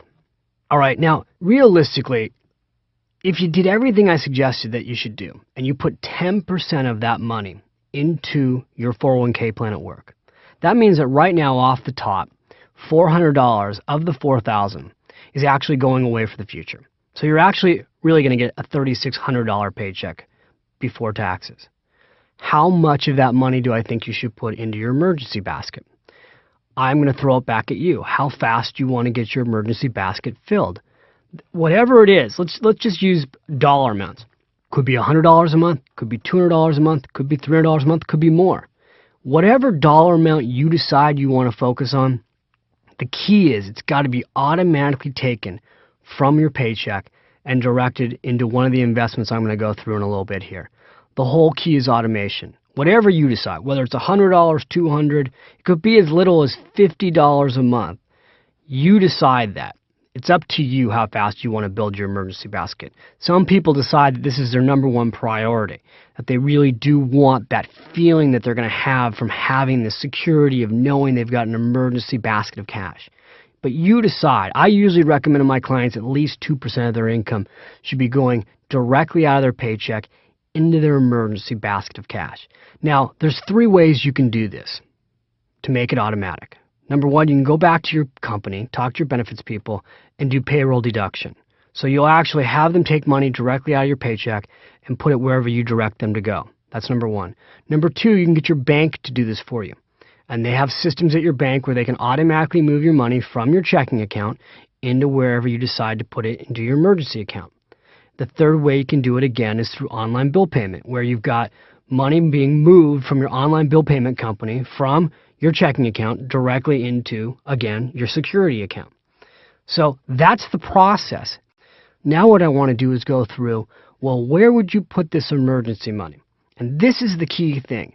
The biggest single mistake that I see people make with their emergency money is they're putting it in the same place that they write checks out of. Now, if you have a checking account or a savings account at the bank, and that's where you're putting your emergency money, why is that a problem? It's a problem because you'll spend it. I mean, let's just be realistic. When you see that money in your checking account, what happens to it? It gets spent. So, in my household, with my wife and I, we've got our security account in a different brokerage account. It's not even attached to where my checking account is, because I want to know that there's like a firewall between myself, my spending, and where that money is. Now, a lot of times my wife, Michelle, will say, we got a lot of money in that security account. You sure we can't touch it? No, honey, that's the golden goose. We don't want to touch the golden goose. We want to keep the golden goose nice and protected in case of an emergency. Now, I'm quasi-paranoid, so I actually personally keep over 24 months of expenses set aside in my emergency account. That makes it so I can sleep well at night. I know people that are totally comfortable having 1 month of expenses. Again, my goal for you, however, is 6 months. A key component of what we're doing today is what I call the sleep well at night factor. Now, what is that? Really very simple. What keeps you up at night? One of the things that keeps people up at night is worrying about money. So I think it's really important to completely put that aside. The way you put that aside, the way you're able to get a good night's rest, the way you're able to not go through your day worrying about what's happening financially, is that you have an emergency basket of cash, which is what this whole session is about.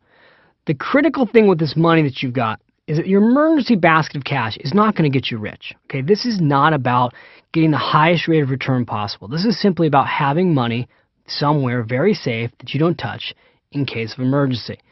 What that will do for you is take the pressure off. There's that saying, boy, I feel like somebody took a load of weight off my shoulders. That's what having emergency money set aside does for you. You may be in a job that you wish you could walk away from. Having a lot of money set aside in an emergency basket of cash gives you that freedom. You may want to know that if your spouse loses their job, you're not going to be out on the streets. That's what an emergency basket of cash does for you. You may want to know, geez, if I got sick and couldn't go to work, I'm okay. I can pay my mortgage. That's what an emergency basket of cash does for you. The common thing, though, that all of this does is it allows you to feel better about your life. It gives you freedom, takes the pressure off your shoulders, and goes back to that. You can sleep well at night, the sleep well at night factor. Now let's take a look at where you put the money. All right, now before I give you the exact place to put your money, let me talk about where not to put your money. I told you how I'm pretty conservative and a little bit paranoid, which is why I have a little extra money in my security account. But I've seen really extreme examples of paranoia. So let me tell you one of them because it's pretty funny. I was teaching a seminar and I was talking about this idea that you really need to have some emergency money. Again, I'm back in Lafayette, California, teaching this class at an adult education school. And a guy in the front row raises his hand and he says, David, I've got a lot of money saved in an emergency account. I've got $60,000 saved in case of emergency. What do you think about that? I said, well, how much are you spending a month? He said, well, I'm spending about $2,000 a month. I said, well, then you've got a lot of money saved in case of emergency. Why do you have so much money saved? He said, well, my wife's really worried about UFOs. I said, UFOs. Now, at this point, the room starts cracking up. I go, no, what, are you serious? He goes, yeah, well, a lot of things could go wrong. I mean, you could have a nuclear war. You never know about aliens. He says, so that's why we keep our money in our backyard. I go, excuse me? I mean, I was completely shocked. You have $60,000 in your backyard? He's like, yeah, I buried it. It's in savings bonds and cash. I said, what, like in a box in your backyard? He says, well, I put it in it's all wrapped up in plastic and it's put in a chest, and then I dug a big hole, and I mean, it's really far down, and I always know if anything goes wrong, I can go back there and dig it up. I mean, at this point, you gotta understand, I'm almost speechless, and somebody in the back of the room says, hey, I've just got one question. He goes, what's that? Where do you live? Now, at this point, the room is cracking up, and I go, listen, $60,000 is a lot of money to have for security. But if it's helping you to sleep well at night, what I call the sleep well at night factor, then that's great. I don't think you should have it in your backyard. I think having money buried in your backyard is a really dumb idea. Because first of all, it's not earning any interest. If you have cash sitting in your backyard, you're earning no interest on it. So you'd be much better off to put it somewhere like a bank, at least in certificates of deposit. And anyway, I went through where he could put the money. I'm sure to this day it's still sitting in his backyard. What I want to do right now is suggest, don't put this money in your backyard. Don't put this money in your mattress. That's not the idea here. The idea here is, again, that you've got some liquid investments that are safe in case of emergency. What I want to do right now is go through some very simple places that you can consider to put that money.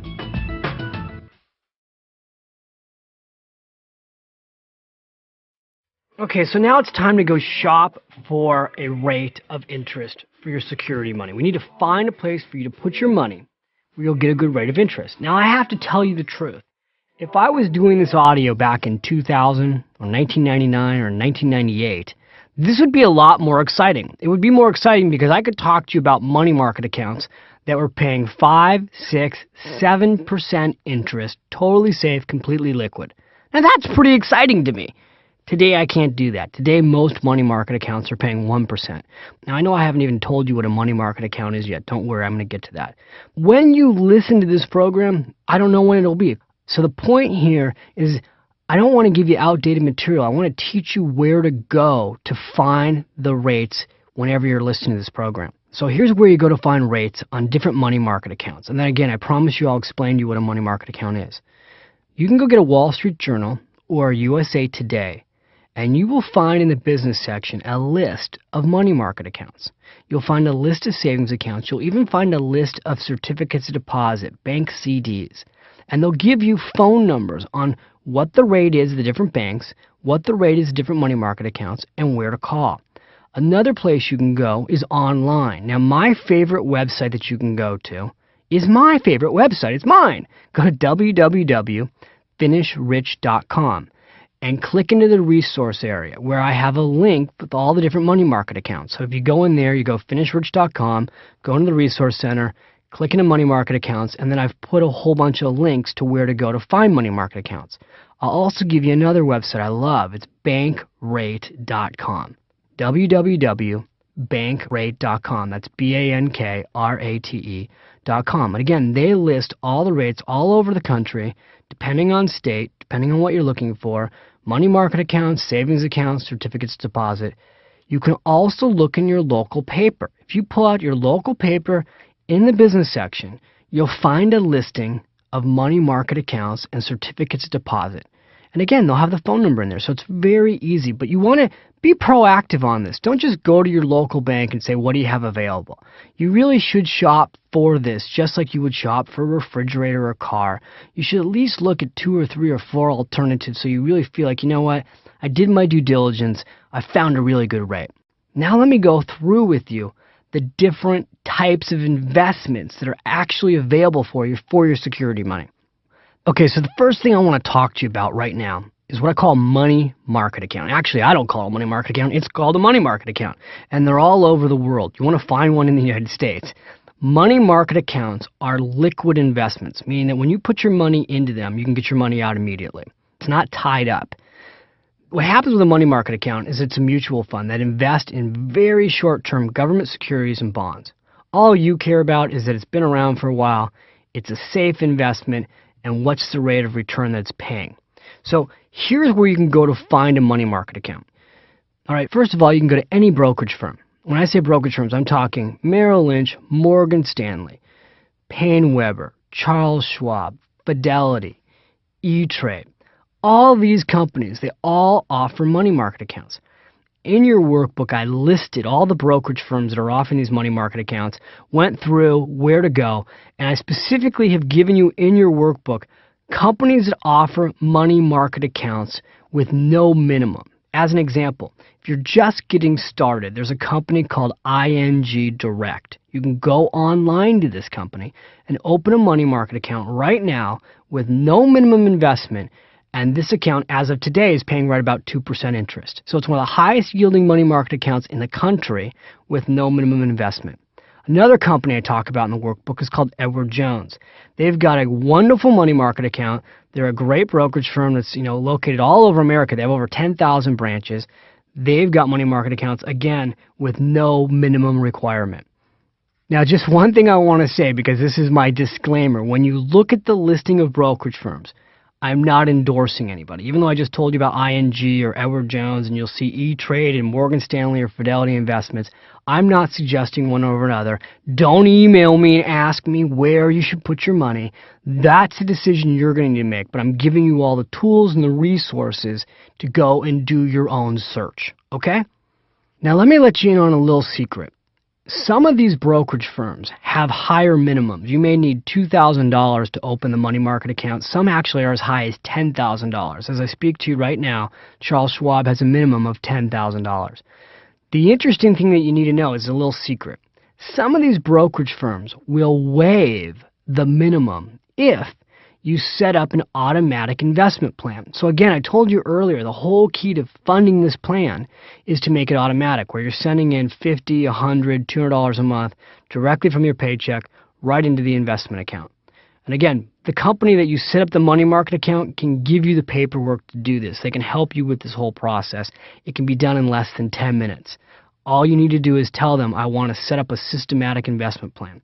Now, if you walk into a brokerage firm and they tell you, well, we've got a $5,000 minimum, the question you want to ask whoever you're speaking with is this: if I set up a systematic investment plan, will you waive your minimum? What you'll find out is in many cases the answer will be yes. As long as you're putting in money automatically, $50, $100 a month, they'll waive the account minimum. That's a way to sneak in under that balance requirement. Okay?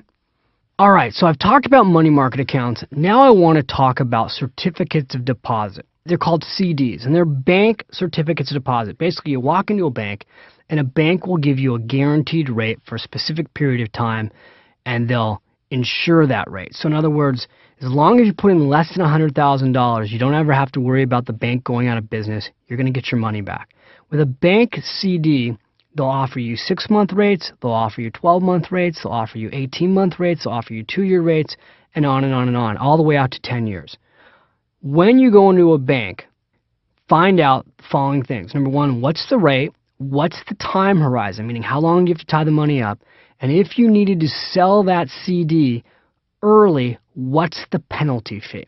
Very important that you ask what that penalty fee is, because if they're offering you, for an example, 3% for 2 years, and you went and had to sell that within 12 months, and you found out that the penalty is 3%, you've given them your money basically for free. So always ask, what's the penalty fee? Bank CDs are a great place to put your money if you know you don't need to get it in case of emergency quickly. The problem with a bank CD is that, again, you're tying it up for a specific period of time.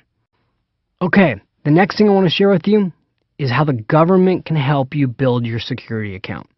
Now, the government has an incredible website. You want to go to this website today, okay? www.treasurydirect.gov. Again, you'll find the website listed in the workbook. Here's why I love this website.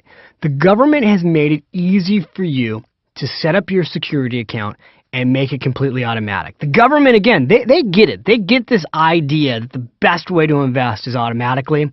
So you can literally go online and in a matter of minutes, with as little as $50, set up an automatic investment plan with the government. Here's your options on where you can put your money on this website. Option number one is what's called an inflation bond, an I bond. I bonds stand for inflation bonds. Let me tell you what this is. I love these bonds. Boy, isn't that weird? How weird of a guy am I? I love these bonds. No, I really do like these bonds. First of all, an I bond allows you to invest with as little as $50. The maximum that you can buy right now a year is $30,000. The interest is added monthly. Now, you'll see on the website a little technical thing that says I bonds are sold at face value. What that means is if you buy $100 worth of I bonds, it costs you $100. The interest is earned over a 30-year period of time. You can sell your I bonds after 1 year. So in other words, you go out, you put $100 in this bond, you can leave it with the government now for 30 years and it'll pay you interest. The kicker with the I bonds is that whatever the rate is, let's say, for example, right now, today the rate is 4.66%. It's a fantastic rate. If inflation goes up, these I bonds adjust. So they'll increase the rate they're going to pay you. The whole concept behind these I bonds is that they're protecting you in case of inflation by increasing the rate the government pays you. Now, this is really interesting. We haven't seen inflation in quite some time.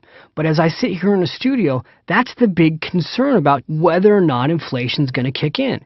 If you have an I bond, and inflation kicks in, you're sitting there smiling because guess what? Your security money will earn you more interest.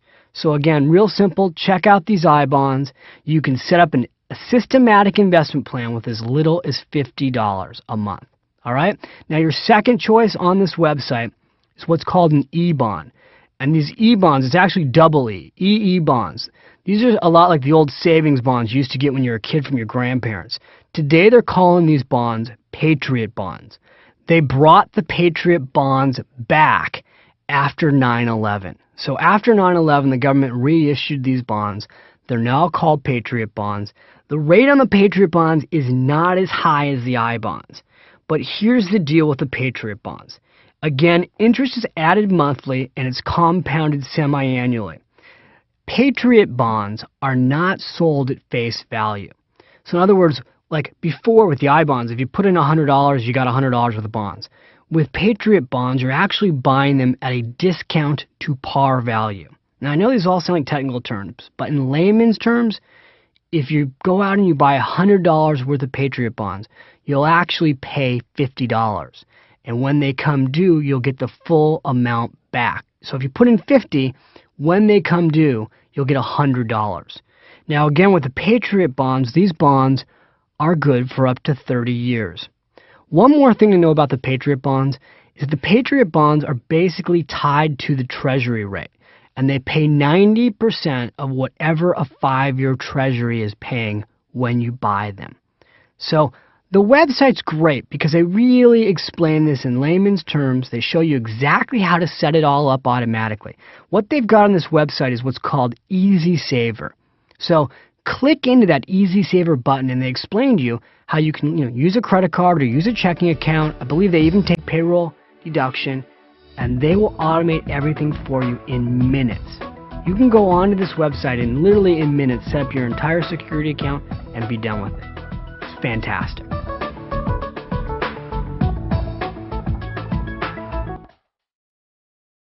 All right, now let me ask you a question. What if you're in debt? How much money should you put in your security account if you're in debt? Well, if you walked in my office, here's what I would do. Even if your debt was as high as 20%, well, first of all, I wouldn't want your debt to be as high as 20%. If you had a credit card paying 20% interest, I would immediately do something to help you get that rate lower, down to 0% if possible, which I'm going to cover in 2 sessions later, how to handle your credit card debt. But here's what I would do. I would want you, and this is what I want you to do, I would want you to at least get 1 month of emergency money in savings. Then I'd want you to start focusing on paying down your debt. I think it's important to have at least a month of your expenses in a security account. So even if you've got credit card debt, I want you to get a month of expenses in your security account. I don't want you to stop paying your credit cards, but I don't want you to be losing sleep over the fact that you're not paying off your debt. I want you to get a month of expenses put aside, then we'll start tackling your credit card debt. And we're going to tackle your credit card debt 2 sessions from now. So don't worry, we're going to get to that. All right, so we've come to the end of this session, right? It wasn't that long of a session.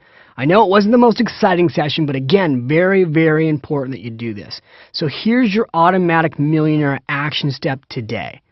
I've got 4 specific things I want you to do today. They're small things, they're easy things, but let's go take a look at them. All I want you to do today is this. I want you to go check out that website. Go to www.treasurydirect.gov. You don't have to sign up for the plan. I just want you to go on there and see what's available. The second thing I want you to do, go get a USA Today. Go get the Wall Street Journal. Look in the newspaper where they list the bank CDs and the money market accounts. Make yourself familiar with what is available out there. And the third thing I want you to do is I want you to go to bankrate.com and also see what's available on that website. Okay, so those are 3 specific things. The last thing I want you to do, I want you to really think about right now, what are your monthly expenses? What is it costing you monthly to live? Give yourself an estimate on that. And then I want you to compare that to how much money do you have in emergency savings. So if you know it's costing you $3,000 a month to live, and you've got $1,500 already right now in an emergency account, I want you to make a decision today. What's your goal? You don't have to get there overnight, but what's your goal? Do you want 1 month of expenses saved? Do you want 3 months of expenses saved? Do you want to go with the David Bach formula and have 6 months of expenses put aside? Decide that today. In your workbook, we've got a little commitment exercise there for you. You can write down, I want to have this much money in emergency savings by this specific date. You make the commitment to yourself. Again, you're playing the game called the Automatic Millionaire. This is your game. You decide what your timetable is, what your deadline is, and then you go to work. All right? Enjoy your day. I'll be back with you in session 6. Session 6 rocks, ladies and gentlemen. Session 6, we're going to go through, by the way, how do you buy your dream home and how do you pay that home off early? Okay, so I can't wait to be back with you. Have a great day. I'll see you in session 6.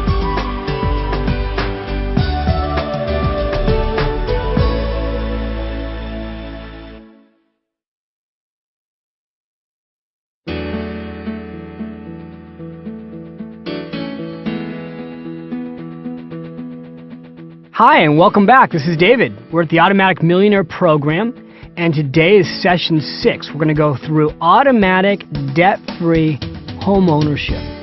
Now, I have to say something to you. I'm really curious, actually. Are you listening to this program in order, or did you just skip ahead and throw this audio in? If you did, if you skipped ahead, that's fine. It tells me that you're really interested in either owning a home or owning a home free and clear of debt. Either one is great, and if you've been listening to this program in order, well, that's fine too. Congratulations, because you're at session 6. We're really cranking through this program. I'm proud of you. Again, good job. Now, let me talk to you again. I said this in session 1, really important, and that is this.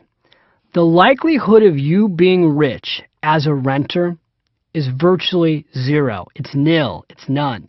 Statistically, renters in America do not become millionaires. In session 1, I talked about a statistic from the government that said the average renter in America has a net worth of less than $4,000. Homeowners, on the other hand, average net worth is $140,000. Now that is a massive difference. We're looking at what? 30 times greater net worth if you're a homeowner. So the message here is critical. You must, not should, not would, not could, you must own a home. You know, you always hear about buying real estate with no money down, becoming a landlord. The greatest tenant in the world, you know who that is? You. You're the greatest tenant in the world. You know why? When you buy a home, you're going to take care of it. The pride of home ownership is amazing. In fact, you hear about foreclosures on homes, and there are foreclosures on homes, but what you don't hear about is how few homes are foreclosed on. In fact, less than 2% of the homes in America a year are foreclosed on. And that is because people will do just about anything they need to do to not lose the house they live in. So I cannot stress upon you enough that one of the first things you should be saving for, one of the most important purchases that you can make, is not what stock to buy. It's not what mutual fund to invest in. You need to go buy a home. Now, I just recently went on a show with the John Walsh Show. You may know John Walsh. He's on TV all the time, and he has his own show now. And I did a show about 8 months ago on couples and money. We had 3 young couples, and I was with a couple from Florida. And in fact, I just got an email from them, so it's really a nice success story. This couple was in Florida. They had 2 incomes, not married yet, but they're earning about $75,000 a year. They were renting. He had just bought a brand new motorcycle. They had 2 cars, and they had no savings, and they were living like rock stars, you know, living la vida loca down in Miami. They're having a lot of fun. They're young. They're enjoying their life. And they said, you know, David, what should we do?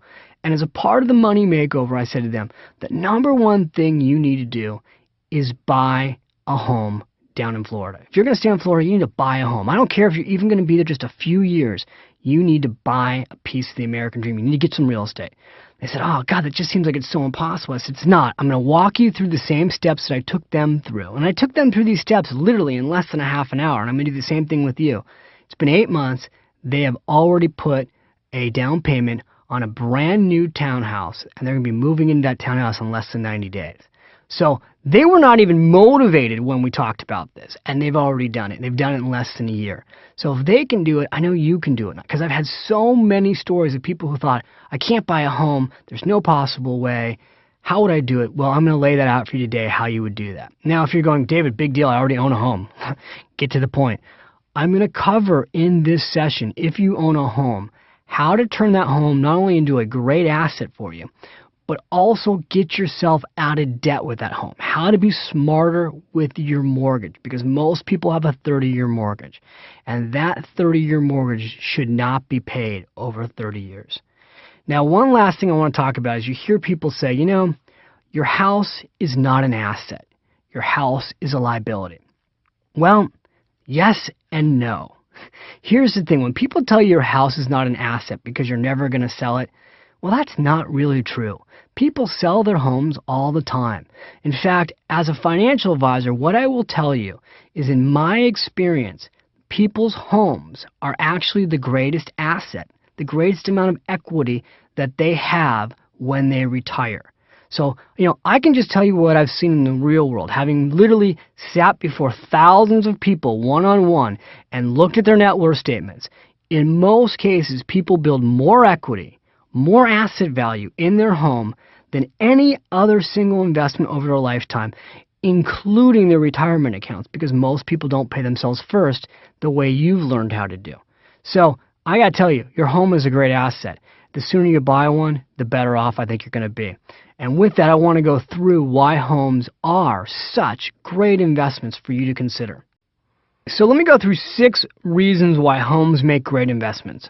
Number 1, it's forced savings. Again, I talked about how people rarely lose their home in foreclosure. When you buy a home, you're forced to pay that mortgage, because basically you buy the home, the bank has that mortgage, you have to pay for that. You will figure out a way to pay for it. Now, in a little bit, I'll show you how to accelerate your mortgage plan. When you do that, it's just one more way to force yourself to save more money. Again, most people find out that over time, the greatest form of financial security they have is in the equity that they've built up in their home. The second thing is leverage. The power of real estate is truly about the power of leverage.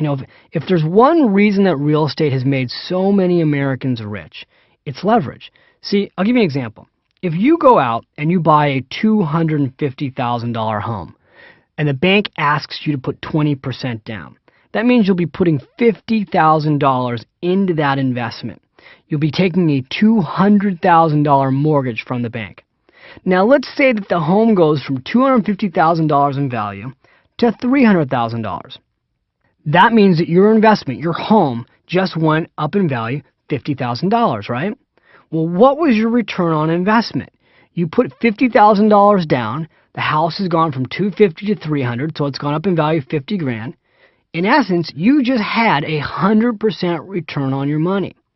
Now, what we've seen recently in the real estate market is even better than that.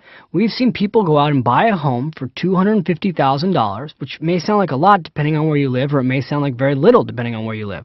But let's use that example. We've seen people go out and buy a $250,000 home, and 5 years later, the value of that home doubled. So it went from $250,000 to $500,000. Now, whatever the person put down, let's go back to the $50,000 example. They may have only invested $50,000. They've now got a $250,000 profit. That's a 500% return on their money in 5 years. And that happened at the same time that the stock market went down. Now, I'm not suggesting you should put all your money in real estate. I do believe in the stock market. But I think it's very important, again, that the first person you go out and become a landlord for is yourself.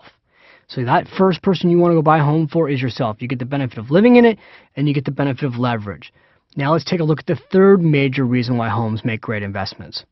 The third reason homes make great investments, really real estate makes a great investment, is what's called OPM. Now you may have heard of this or you may not have heard of it. OPM stands for other people's money. And you often hear that the way the rich get richer is they don't use their own money, they use other people's money. Well, that's exactly what happens when you buy a home. You're not using your own money. You're not going out and buying a home and saying, okay, the home costs $250,000, here's a check for $250,000. Even if you had $250,000, you probably wouldn't go write a check right now. You'd have the bank give you a loan. So you're using the bank's money to purchase the home. And again, as that home goes up in value, when you turn around and sell it, you'll be paying back the bank their money. You used their money to get into the job of investing. And the leverage with real estate is unbelievable because today you can actually put as little as no money down. In some cases, you can do 5% or 10%. The average amount of money that you have to put down on a home today in America is about 20%. It depends on the price of the home and it depends on where you live, but 20% is about the average. There's no question you can actually get into a home with less than 20% down, which I'm going to cover here in a little bit. The fourth tremendous thing about real estate is the tax breaks. The government has made it very easy for Americans to buy a home by making the interest on your mortgage tax deductible. Now, the interest on your mortgage is tax deductible on the first $1 million of money that you borrow. It's very important to say that in case you're going out and buying one of these giant McMansions and borrowing more than $1 million. But for most people, that won't happen. So the interest is deductible on the first $1 million. That is truly a tremendous break. And again, this is why homeowners can in many cases afford to pay more for a monthly mortgage than they can afford to rent, because by the time they get their tax deduction, it equals out to be the same, or in many cases, it becomes cheaper to be a homeowner than it is to be a renter. The fifth thing, which I touched upon earlier, is the pride of ownership. When you own a home, there's just a different feeling that comes from inside owning that home versus renting.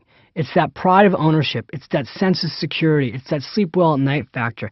It's knowing that you now have a piece of the American dream. I do believe that a huge part of the American dream is having your dream home. Now, one of the biggest mistakes I see people make who don't own a home is they want their first home to be the American dream, to be their dream home, to be their mansion. That's not how you get a mansion. Sometimes you have to actually buy less than what you're renting to get into the game of real estate. But that's okay, because again, you'll be surprised how great it feels to own your first home. I can tell you, when I bought my first house, I bought it in a suburb called Danville, California. And I'll never forget when my friends came over to see this house. They didn't say anything, but they looked at me like, is he insane that he bought this house? Because the first house that I bought was a total fixer-upper. Took us a year to make the house livable. But you know what? It turned out to be a great investment. It helped me go to my next piece of property, which was a beautiful place in San Francisco. And that place in San Francisco, which again, it wasn't my dream. It was one of my dreams at the time, but that place allowed me to buy my next home, which I live in now in New York City. So real estate, as it leverages and it rolls up and it goes up in value, it helps you get closer to ultimately what is your dream home. Now, I will tell you, as you go through life, your idea of your dream home will change, because over time you may be moving into bigger and bigger homes. That's an American dream too. We're always kind of upsizing, which you don't have to do. But again, the key thing here is the pride of real estate, the pride of home ownership. It's a big thing. I cannot emphasize that enough. And that leads us to number 6. Real estate has proven to be a great investment. Now, it's really interesting. When I was writing The Automatic Millionaire and I was researching, well, how good of an investment has real estate been? I called the National Association of Realtors because I wanted to make sure that I was looking at accurate statistics. And here's what they gave me. Since 1968, when they really first started keeping national records of real estate investments as a whole have had an annualized return of 6.3%. Now, I want to explain something to you here again for a second, because what happens is you'll see financial advisors say, well, real estate's average 6.3%, and the stock market's average 10%, therefore the stock market is much better than real estate. But again, they're not comparing apples to apples when they say that, because when you buy real estate and you get a 6.3% annualized return, you didn't spend $250,000 to buy that home. So if a $250,000 home goes up in value by 6% a year, maybe you only put down $30,000 to buy it. Your real rate of return is substantially higher than that 6% return that I just talked about. So that's very important to understand, because that goes back to everything I just talked about. You're using other people's money, you're getting leverage. Your real rate of return on real estate, you will find over time, is much higher. Now, let me just answer a question which has to be on your mind, because it's in all the media, and that is, what about the real estate bubble? I mean, the truth is real estate has been unbelievable the last 5, 6, 7 years. I mean, it's just truly remarkable. In certain areas of our country, we've seen real estate annualize out at a 15% increase per year. I've got a friend of mine that just bought a second home 9 months ago, and the home value has already gone up by 20%. Now, these are clearly the boom times in real estate. And I will tell you that with all boom times, what happens? It goes the other direction eventually. Real estate, just like the stock market, is cyclical. There is no question about it. And you will see the real estate market at some point turn back down again, or slow, or just stay flat. You know, when you go back to the early 90s and the late 80s, real estate values in this country went down or were flat for 10 years. So we're going to see that again. Real estate, ultimately, your goal to buy your home is for yourself, to live in it, to enjoy it. You'll long-term get the benefit of it going up in value, and depending on where you buy, you may get a short-term opportunity to have it go up in value. I will say this, I'm not overly concerned about a national real estate bubble. We've actually never seen a quote-unquote national real estate bubble. What we've seen are regional real estate bubbles or localized real estate bubbles. I mean, a great example was after the dot-com boom the Bay Area was hit hard with real estate prices because the real estate prices had gone skyrocketing and they started pulling back a little bit. Not a lot, but a little bit. So it just depends, again, where you live. So now the question in your mind is, okay, great. You gave me 6 reasons why real estate's a great investment. I get it. I want to do this. But what about the down payment? And where am I going to find this money to make the down payment? Well, first of all, I want to go back to the basics. How much money do you need for a down payment to buy a home? It depends. That's the answer. There are loans out there right now that are available from lenders and from the government that can enable a first-time home buyer to finance their home with 95%, 97%, even 100% of the purchase price. The single biggest mistake people make who are renting is they assume they need a really large down payment. And in many cases, it's just not true. You may be able to afford to buy a home right now with almost no down payment, and that's what I want you to find out. How do I know this is possible? I know it's possible because I've done a lot of research, and here's what I can tell you. There are billions of dollars available to help you finance your first home. In 2002, President George W. Bush announced a goal of increasing the number of U.S. home buyers by 5.5 million people over 8 years. In order to make this happen, the government has earmarked billions of dollars to help first-time home buyers handle their down payment. In addition, the government has also created products to lower the overall cost of mortgages for first-time homebuyers. Now, in your workbook, I've given you some agencies that you can go to, their websites and their phone numbers, and given you some paragraphs and some details on what these agencies do and how they can help you buy your first home. I'll give you an example of some things that are in your workbook. In your workbook, you're going to find a section called Agencies and Companies that can help you buy a home. One of them that's in there is HUD. Their website's www.hud.gov. This is the U.S. Department of Housing and Urban Development. I urge you to look at their website and get their material. They are creating programs, again, to help first-time home buyers get into a home. They've got all kinds of resources available. Another organization I've got in the workbook is called the National Council of State Housing Finance Agencies. Again, they've got a whole organization available to help you buy your first home, and they link, depending on your state, where you can go to get assistance with loans. What's nice about this website and this agency is that they're offering the ability for people to buy homes with less than 5% down. So you need to go check out this agency. It's a huge thing for first-time home buyers. Okay, 2 more agencies that you have to check out. This conversation would not be complete if I didn't talk about Fannie Mae and Freddie Mac. And again, you'll find this information in your workbooks, but here's what you should know. Fannie Mae stands for the Federal National Mortgage Association. I want you to get their free book. They've got a book called Opening the Door to a Home of Your Own, Choosing a Mortgage and Knowing Your Credit. This book is free. All you've got to do is go to their website or call them to get it. The website's www.fanniemae.com. And the phone number right now could change when you listen to this program, but the phone number right now is 1-800-688-4663. Again, in your workbook, you'll find some information about this organization. The next one I promised you, Freddie Mac. Now, Freddie Mac's been around since 1970, stands for the Federal Home Loan Mortgage Corporation. This organization has helped to finance 26 million homes in America. 1 out of every 6 built since it came into existence. Freddie Mac doesn't make the loans. What they do is they make it available for lenders to make the loans. So you got to go check them out. They've got a great tool called the Road to Home Ownership.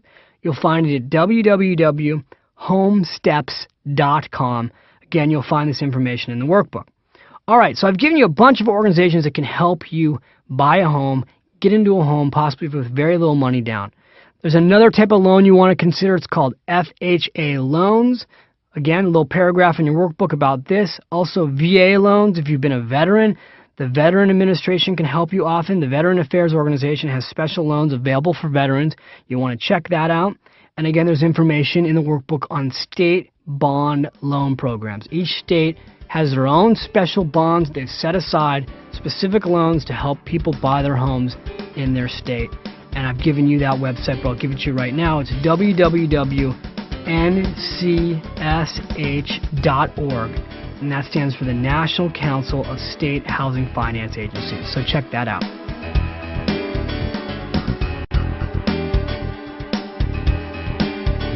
All right, so we've talked about the loans. I want to talk to you now about if you're a renter, because it's really important to say this. If you're renting right now, there's a really good chance that the rent you're spending, basically the rent you're paying to your landlord that's making your landlord rich, it's very possible that the exact same amount of rent could help you buy a home.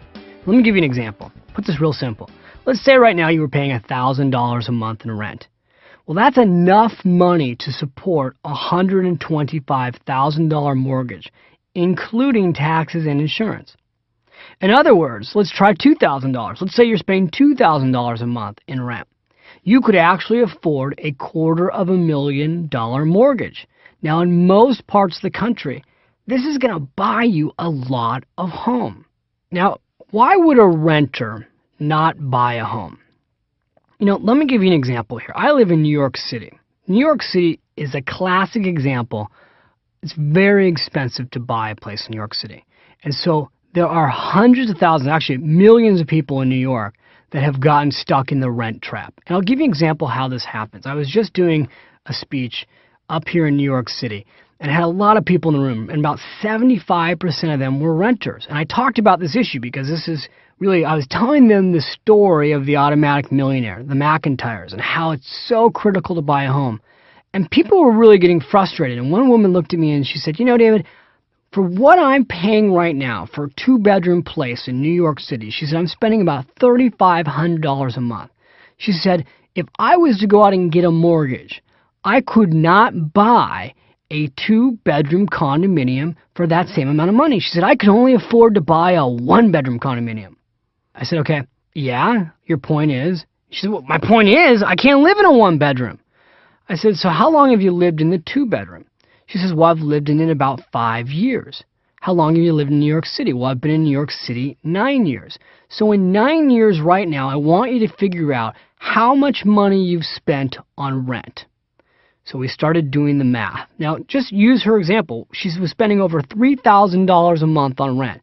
So that is, by the time the year gets done, just use a round number, 3,000 times 12. She's at $36,000 a year in rent. Not $1 of that is making her wealthier. Now let's just use that number and take that out over nearly 10 years. 36,000 times 10 years. This woman has spent nearly $400,000 on rent. Not one dime went into her pocket. And I'm looking at her and I'm going through this and I go, doesn't that make you sick? I go, couldn't you live with one less bedroom so that you could buy a place and start building equity? She starts thinking about it, and she almost starts kind of melting. She's like, yeah, I guess you got a point. And I told this woman, I go, I want to share a true story with you. I go, I've got a best friend that moved to New York City 3 years ago. Now, I'm going to change his name so that he won't get upset. He might not want his personal story out there. I'm going to call him Bobby. Bobby's been a best friend of mine since the 3rd grade, so he's going to know who he is when he listens to my audio. But Bobby came to New York City 3 years ago, and he was looking at renting. And I said to him, whatever you do, don't rent. I go, even if you're only in New York for a couple years, you'd be better off to buy. So Bobby calls me back, and he says, David, I've looked at 1-bedroom apartments. I can't remember exactly what it cost. I think it was about $1,500 to $2,000 for a 1-bedroom apartment at the time. He said, I can't afford to buy a 1-bedroom apartment in New York City. It's out of my price range.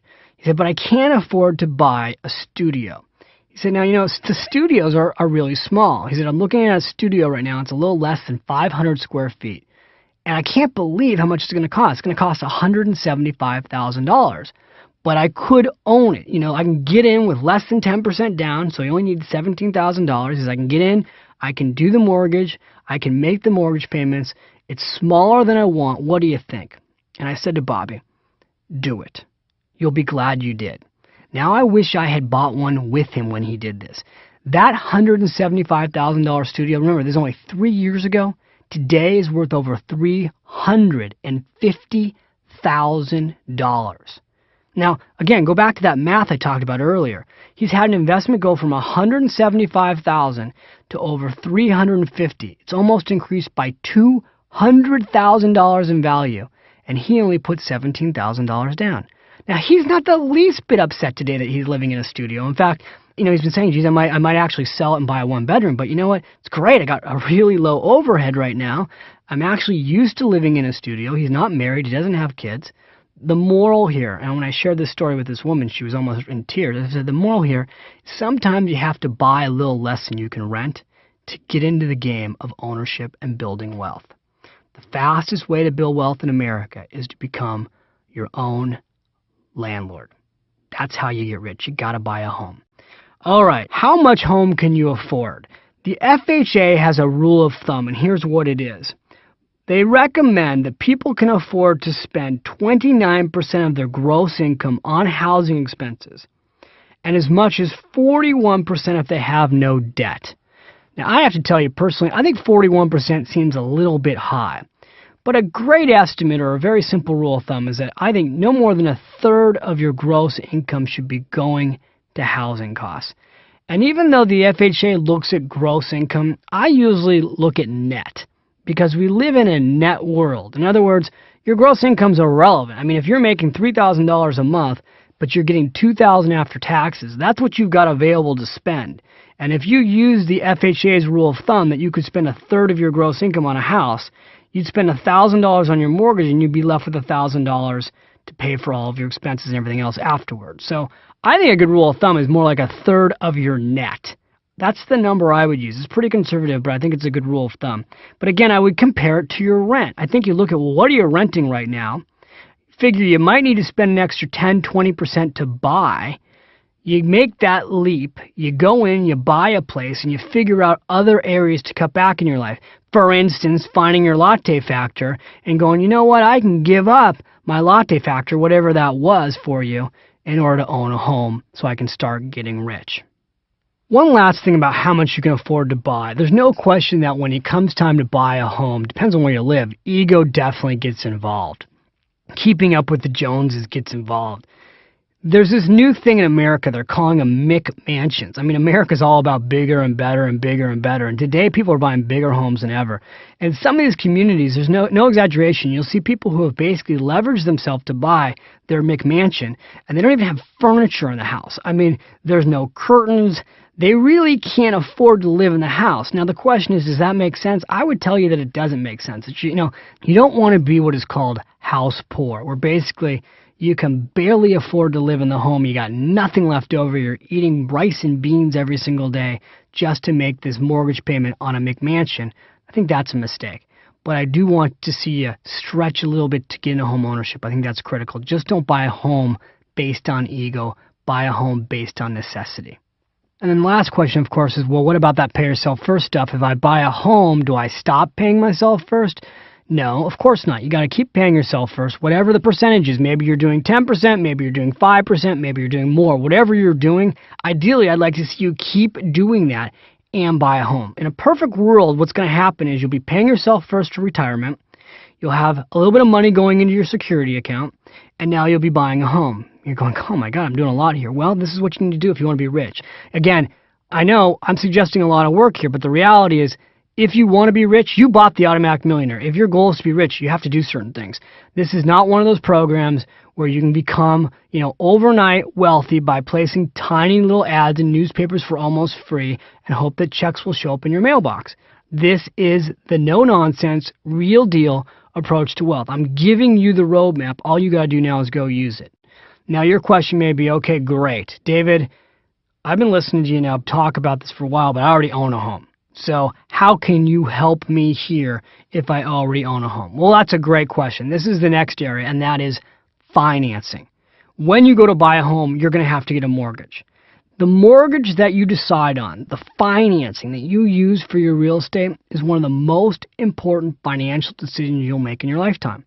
And people do it very carelessly. Don't just go to one bank and go, what do you got available for me? You really want to shop for a mortgage. This is just absolutely critical, because the more you shop, the better deal you find on a mortgage, meaning the interest rate.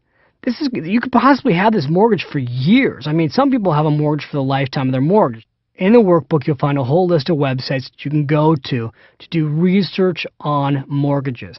I will tell you my favorite website that I go to, and I still go to it all the time because I always want to make sure I've got the best mortgage possible. I go to www.eloan.com. Now, eLoan does not pay me. I'm not sponsored by them. I'm not getting any kickbacks. The reason I like eLoan is you can go on there and do your research really quick without giving them any of your personal information, and they don't harass you with emails. So some of these websites require you to put in all your stuff, and then they start bombarding you with information. I don't want to be bombarded. I just want to be able to go on, not have anybody know I'm there and get the things I want to know about. You can do that on eLoan. All right now I want to go through the different type of loan products that exist. There are so many types of loans today. I'm going to go through the most generic, the most commonly used mortgages right now. First, the 30-year mortgage. This one is obvious. This is what most people use. It locks in your interest rate for 30 years. It's ultra conservative. Let's go through the pros of what this mortgage does. The nice thing about a 30-year mortgage, again, you know exactly what you got for the next 30 years. You're locking in your rate. And it's affordable because you're paying it over 30 years.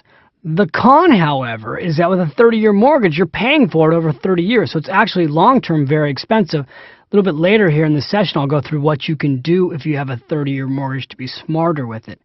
The second type of loan, which has become more popular lately as rates go so low, is the 15-year mortgage. Now, with a 15-year mortgage, again, it's very vanilla. You've locked the rate for 15 years, so you're guaranteed at that rate. The payments are higher because obviously you're paying the home off in 15 years. Now, what's happened with rates dropping from 8% to below 6% is that some people who have been aggressive have actually refinanced. Their mortgage payment has stayed the same, but they've gone from a 30-year mortgage to 15 years.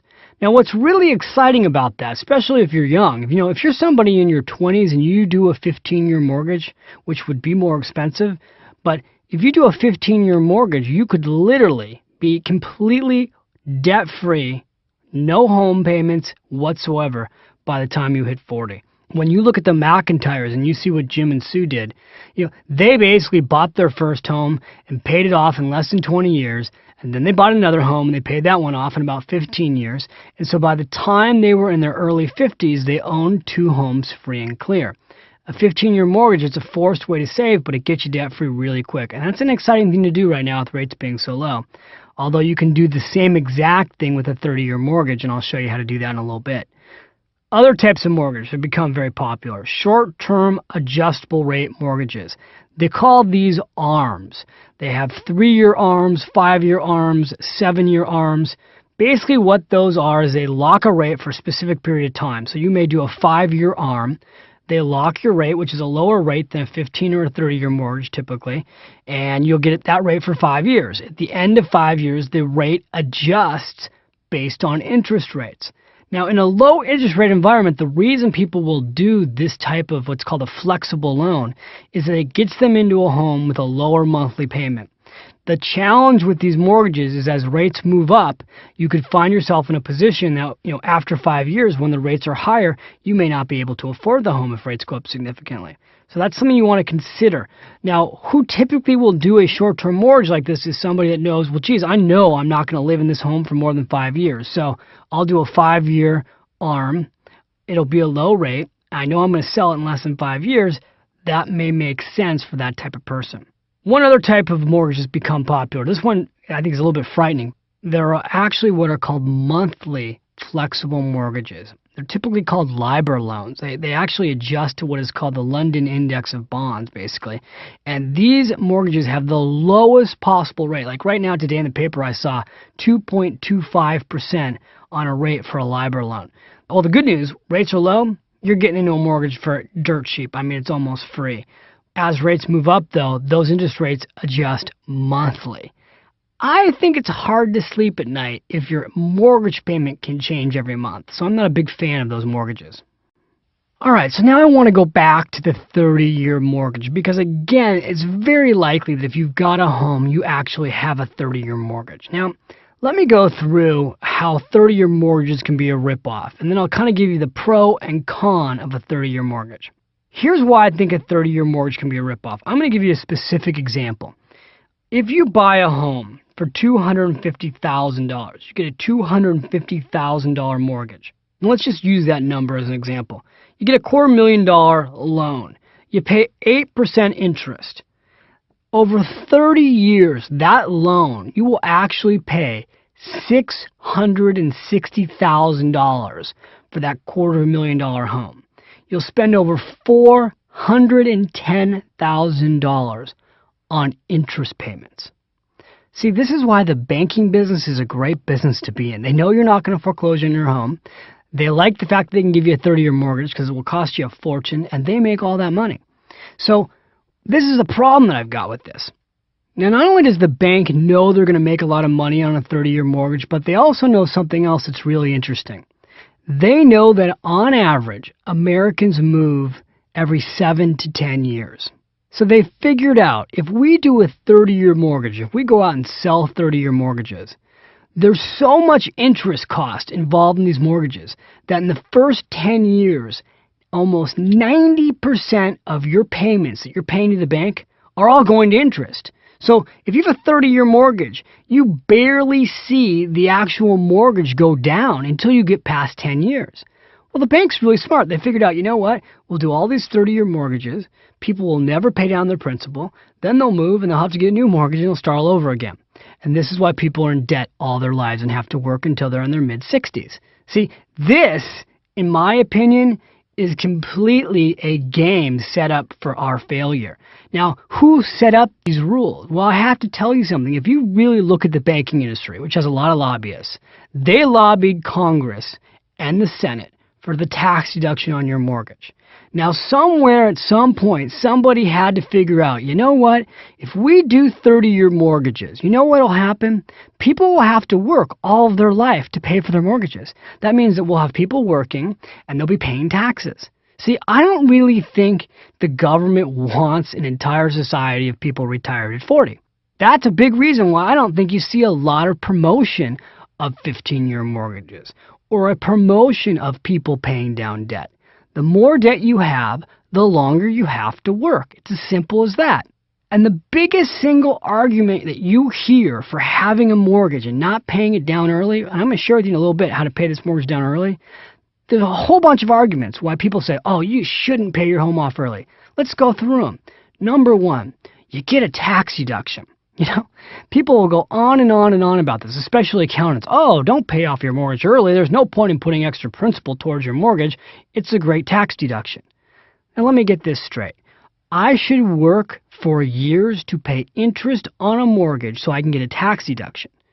I'm confused here. Do I want my life or do I want a tax deduction? See, I want my life. Again, let's go back to the American dream. When you don't have debt and overhead, you don't have to work and make money. You may need money for food and certain expenses, but you won't need money for the bank. The sooner you get to be debt-free like the McIntyres, the sooner you get your life back completely. You get the freedom to do what you want to do when you want to do it. If you want to keep working, great. You'll have extra money to do extra things, but it's your choice. And I think that's a huge, huge issue. Now, another thing that people will tell you, well, with rates so low, geez, don't put money down on your mortgage because what you can do is you can put it in the stock market. And historically, the stock market has averaged higher rates of return than real estate. Really? How about the people who put money in the NASDAQ at 5,000? Even with this recent bull market, they're still down 60%. See, I don't think that argument flies. I hear all kinds of financial advisors, oh, you're better off, don't put the money in your mortgage, let's put extra money in mutual funds. Really? You know, it all depends. What I know for a fact is this. You can't live inside a mutual fund. You can only live inside a home. And when your home is owned by you and it's debt-free, that's a great place to live. I just am a big believer in real-world finances. Now, there's another guy out there right now. He's very well known. He suggests to people that they get 40-year mortgages, that they pay for their home over 40 years, that they barely pay any extra money on their principal, and they put all their money in mutual funds. Well, you know what? That's a really important thing to say when you run a brokerage firm that makes money selling mutual funds. One of the things that's always shocked my clients is that when clients would come into my office, often one of the first things we did when they were getting ready to retire is we actually had them pay off almost all their mortgage. And one of the questions I would ask them is, how would you feel if you were debt-free? They go, oh man, I'd feel great. Would you sleep better at night? No question. See, debt-free home ownership, you sleep better, you feel great, there's less pressure on you. Now, you don't have to do this. If you want to go have a 40-year mortgage and never pay it off, that's fine. I'm just telling you as a financial coach and financial advisor, in the real world, what I've seen happen is when people have less debt or they're debt-free, they stop working. I think it's a nice option to have.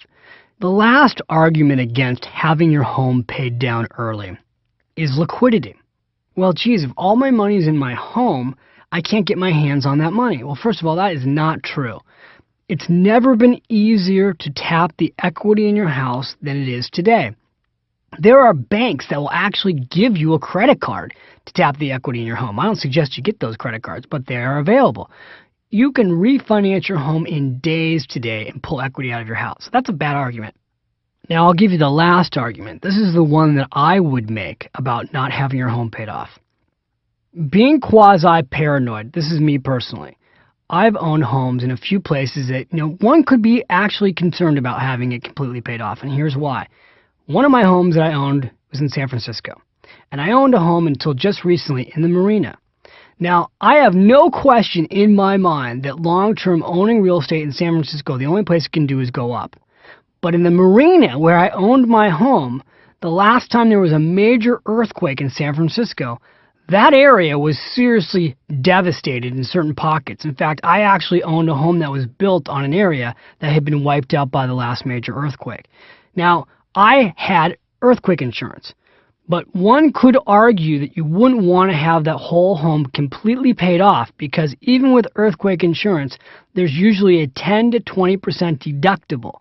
So even if I had millions and millions and millions and millions of dollars sitting somewhere in the bank, I still wouldn't pay that mortgage completely off. I'd probably leave 10 to 20% on that mortgage just in case of emergency. Now, here I am today in New York City. I just bought a home in Tribeca, which is in downtown New York City. Again, what's New York City's problem? Well, we know it's terrorism. So I'm not sure if I had a home in New York today, I would completely pay off that mortgage. Again, it comes down to logistics in terms of where do you live. Now, I've got friends that live in other areas. I was just in Alaska, in Juneau. I don't think there's going to be any terrorism in Juneau. I was recently in Bend, Oregon. I don't think there's going to be any Osama bin Laden's in Bend, Oregon in the near future. At least I certainly hope not. In fact, I hope they don't come anywhere in the United States. But there are certain areas in the United States where these are not issues that you have to worry about. Okay, so now we're at the point that I really love to talk about, which is the secret of debt-free home ownership made easy. I want to go back to the 30-year mortgage because, again, I think there's a very good chance that you may have a 30-year mortgage if you have a home, or you may still get a 30-year mortgage if you have a home. 30-year mortgages, again, are great for a couple of reasons. Number one, they lock in the rate for 30 years, and number two, it is a lower monthly payment than if you did a 15-year mortgage, so it gives you a lot of flexibility. The key issue, in my opinion, however, is don't pay for it over 30 years. Because again, on the average home, you're going to be spending well over $100,000 in interest payments if you have a 30-year mortgage. I like to help you save over $100,000 right now by listening to this system. So here's the system. I want you to think to yourself right now, bi-weekly. What do I mean by bi-weekly? I'm going to give you a very simple example. Say you spend $2,000 a month right now on your mortgage. If you took your mortgage, you spent $1,000 on your mortgage every 2 weeks, you know what would happen? You'd take a 30-year mortgage and you'd pay it off, depending on the interest rate, in less than 22 years. So let me give you again a specific example. I want to go back to that $250,000 loan I talked about earlier. If you have a $250,000 loan, normally your monthly payment on that mortgage at 8% would be roughly $1,834.41. I said roughly. Actually, that was pretty specific. But let's just pretend, for the sake of argument, it's $1,800.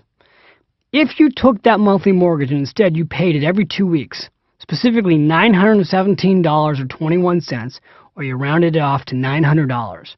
So instead of paying $1,800 once a month, you're spending $900 every 2 weeks. Here's what would happen. On that mortgage, you'd have it paid off in 22 years, and you would save over $119,000 on interest payments. Did you just follow that? Let me just do the basic math again. You got a $250,000 mortgage. Instead of paying roughly, what did I tell you, $1,800 once a month, you would be spending $900 every 2 weeks. Doing that would pay your mortgage off 8 years sooner. You'd lose almost a third of the mortgage, and you'd save $119,000. Now, did you catch that? Now, why did that just work like this? Here's why. There are 52 weeks in the year. By making a mortgage payment, cutting it in half, paying it every 2 weeks, what ends up happening is you actually make an extra mortgage payment during the year. That's how the mortgage gets paid down earlier. Now, let me tell you a couple advantages to doing this. First of all, in the real world, most of us get paid. What? Once a month? No, we get paid every 2 weeks. So you can actually set up your mortgage to be paid just like you're being paid. Makes it easy, right? How would you make it even easier? You can do a bi-weekly mortgage plan. Now, let me quickly again go through the benefits and then how you can get one. The benefits are, it saves you thousands of dollars on your interest payments. It's a forced way to save additional dollars. It makes your cash flow easier because you're now paying for your mortgage when you get paid. You don't have to worry about paying your mortgage late because it's automated. And the last thing, it cuts years off your mortgage. Again, in this case I just gave you earlier, 8 years off your mortgage. Now, how would you do this? There's a lot of ways to do this. One, you can go back to your bank who has your mortgage and you can ask them, do they have a bi-weekly mortgage plan? In other words, can you take the mortgage that you've currently got, your 30-year mortgage, and can you pay them every 2 weeks? The answer probably is yes. There will be a cost to do it, however. You got to ask them what the cost is. The typical cost to set up these plans right now is running a couple $100 up front, and then anywhere from $4, $5, $6, $7 a month to do this. Now, I'm going to go over that in a second, but before I do, I want to tell you something else. Most banks today are outsourcing this process. There is a company called PayMap. You can go to www.paymap.com. They have created what is called Equity Accelerator. Equity Accelerator because it's helping you pay off your home early and build equity in your home. They are the company that is handling this process for most mortgage companies today. In fact, you may find that your mortgage company actually refers you to PayMap to do this. Now, I called PayMap before I came into the studio, and here's what they're charging. They're charging a setup fee of $295 to do this right now, and $250 per transaction, so that's $5 a month. There's a phone number for PayMap. It's in your workbook, but I'll give it to you. It's 1-800-209-9700. Their website is www.paymap.com. Here's the thing. Let's go through this. Reasons not to do it. Here are some of the arguments against not doing a bi-weekly mortgage plan. The costs are crazy. All right, just went wild on you there, but here's the thing. I hear people just get all up in arms about the cost of this program. $295, $250 per transaction. That's terrible. You'll see these things in the newspaper. It's like only a journalist can come up with the reason why you shouldn't spend $250 per transaction. I want to do the math for you. Okay, let me show you something. Let me share with you why this isn't that expensive. Let's go back to the example of that $250,000 mortgage. If you used a company like PayMap and you spent $295 to do this and you didn't move, you actually lived in your home for 30 years and you used PayMap the entire time and you paid them $2.50 a transaction so that the home was paid off in 22 years, here's what would happen. You'd save $119,000. Now, what would it cost you to have run that program? On the low side, it would have cost you $2,000. So now do the math. $119,000 minus $2,000. You got $117,000 in savings.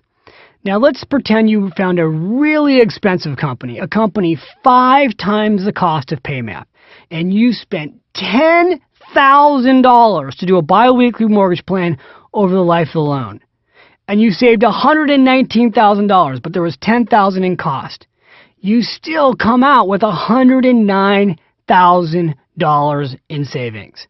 Now again, why would anybody argue against this? It's just amazing to me. They argue against it because they say to you the following: well, you don't need to hire somebody to do this. You can do it yourself. That's not true. Not true completely. Let me explain to you. You can't just take your mortgage right now, cut it in half, and send a check in every 2 weeks. Why can't you? Because the mortgage company, your bank, won't take a check from you every 2 weeks. They'll only take that check, that processing, if somebody else is doing it. Because the other companies aren't mailing the money in, by the way, every 2 weeks. They're mailing it in lump sum batches. And that's very important to understand. The banks don't want you putting in the money every 2 weeks because it costs them more to process it. So you can't yourself do this. You have to hire somebody to do this. Number 2, another reason to not do a biweekly mortgage plan is that someone says to you, well, you know what? You could accomplish the same exact thing by making an extra payment on your mortgage every month. So let's say your mortgage was $2,000. You could just apply an extra 10% to your mortgage. You could send in $2,200. That is true, folks. You can do that. And you can automate that, which is what I'd like to see you do. Whatever your mortgage plan is set up, you should always make it automatic. Because remember, that's why we're calling this the Automatic Millionaire. But if you do this yourself, you have to make sure, that's the key thing here, that extra $200 goes towards the principal. Now, I've got news for you. Banks screw this up all the time. Whenever you send an extra principal payment, you have got to check your mortgage the next month. Because what they do all the time is they take that extra principal payment that you sent in manually and they stick it in a holding tank. They don't pay down your principal. They set it aside. They don't notify you of this. In fact, they put it in what's called an interest account. Interestingly enough, when they put your money in the interest account, they're not paying you interest. They're looking at it as an overpayment on your interest, and they're just sticking it aside. Now, I got to tell you something. This is the ultimate banking scam, and it goes on every single day. I watched a show about 10 years ago on 20/20 or 60 Minutes, I forget which, but it talked about how banks screw up your principal payments on your mortgages. And I had bought a piece of real estate with one of my best friends who was a mortgage broker. And I said to him, Andrew, have you checked our mortgage lately? Because I just watched this show and we have been making extra payments on our principal. I said, have you checked? He's like, oh yeah, of course I checked. I said, no, really. Have you checked? Because I just saw this show about how they take your extra principal payments and they stick it off in a separate account and they don't credit you, and we really should double check. Well, we went back and double checked, and you know what we found out? 9 months of extra principal payments that we had been making manually and had been sitting in a little holding tank, not paying any of the principal down. Nobody had told us, just over there, just waiting for us to tell them what to do with the money. Now, here's the part of the story that blew my mind away. We had to prove to them that during those 9 months, we had made extra principal payments. Now, we had written it on the checks, we had attached a note, but we had to supply them with the canceled checks to prove that they had been cashed and that there were extra principal payments that had been added. They went out of their way to make the job difficult for us. Again, this is why it's not always that easy to just say, well, yeah, make an extra principal payment. The other thing you can do is at the end of the year, you can simply make one extra payment. If you make one extra payment a year on your mortgage, you'll accomplish exactly the same thing. You'll take a 30-year mortgage and you'll pay it off in 22 years. But let's be realistic. What happens at the end of the year? Again, you got the holidays, you got Christmas, you're spending a ton of money, you may be saving for retirement, you won't have that extra month of savings set aside. And it won't have been automated. So again, then you have to start budgeting, which we've already got rid of the budget. We threw that budget away. Going back to the bi-weekly mortgage plan, it's automated, it's simple, it's realistic, it's for savings. You should look at it. That's all I'm suggesting. Just go check it out, see what you think. All right, now the last question I get asked before we head into the action steps is this. You know what, David, I'm probably not going to live in this house for 30 years. In fact, I may only live in it for 5 years or 7 years or 10 years. Does it make sense to do a mortgage plan like this? My opinion is yes, and again, I'll tell you why. Making these extra payments towards your mortgage, all you're really doing is you're accelerating your savings. This is a forced process to accelerate your savings. You can always go back and get this equity out of your house. It's just one simple way to automate your way to greater wealth and force savings. Okay, we're here at the end of the session. Good job. I want to go through the automatic millionaire action steps. Here's the first thing I would do. Whether you own a home or not, I would go get this free report from Fannie Mae. And hopefully by the time you get this program, they still have this free report. Right now, it is called Opening the Door to a Home of Your Own, Choosing a Mortgage, Knowing Your Credit, and Borrowing Basics. You'll find the details in the workbook. Give them a call. Order that. I had them send that to me. I think it's a great report. You should check that out. The second thing I would do is I would go to the website, which eLoan has. I'd go to eLoan.com. And I'd take a look at the mortgages. I'd see what can you afford based on your situation right now. Take a look at what you can afford. I'd also go to bankrate.com. They've got a great website, great calculators. You'll find the mortgage calculator for Bankrate on their website. You'll also find a mortgage calculator on my website. You can go to finishworks.com and check that out. If you've got a home right now and a 30-year mortgage, give PayMap a call. Again, it's www.paymap.com. Tell them how much your mortgage is. They'll run an illustration for you showing you exactly what doing a bi-weekly mortgage plan can do for you. The last thing, if you don't own a home, decide today, when are you going to buy your first home? We put in the workbook a little commitment sheet there for you. Write down, insert your name, will buy a home by, and put the date and sign it. Again, make the commitment to yourself to take action. You did a great job here today. I'm proud of you again. I look forward to the next session where we're going to tackle the issue of credit card debt. If you have credit card debt, you want to listen to this session. Even if you don't have credit card debt, you should still consider listening to this session because I'll go through all types of debt. That could be car debt, etc. So check out the next session. Looking forward to coming back with you. Have a great day.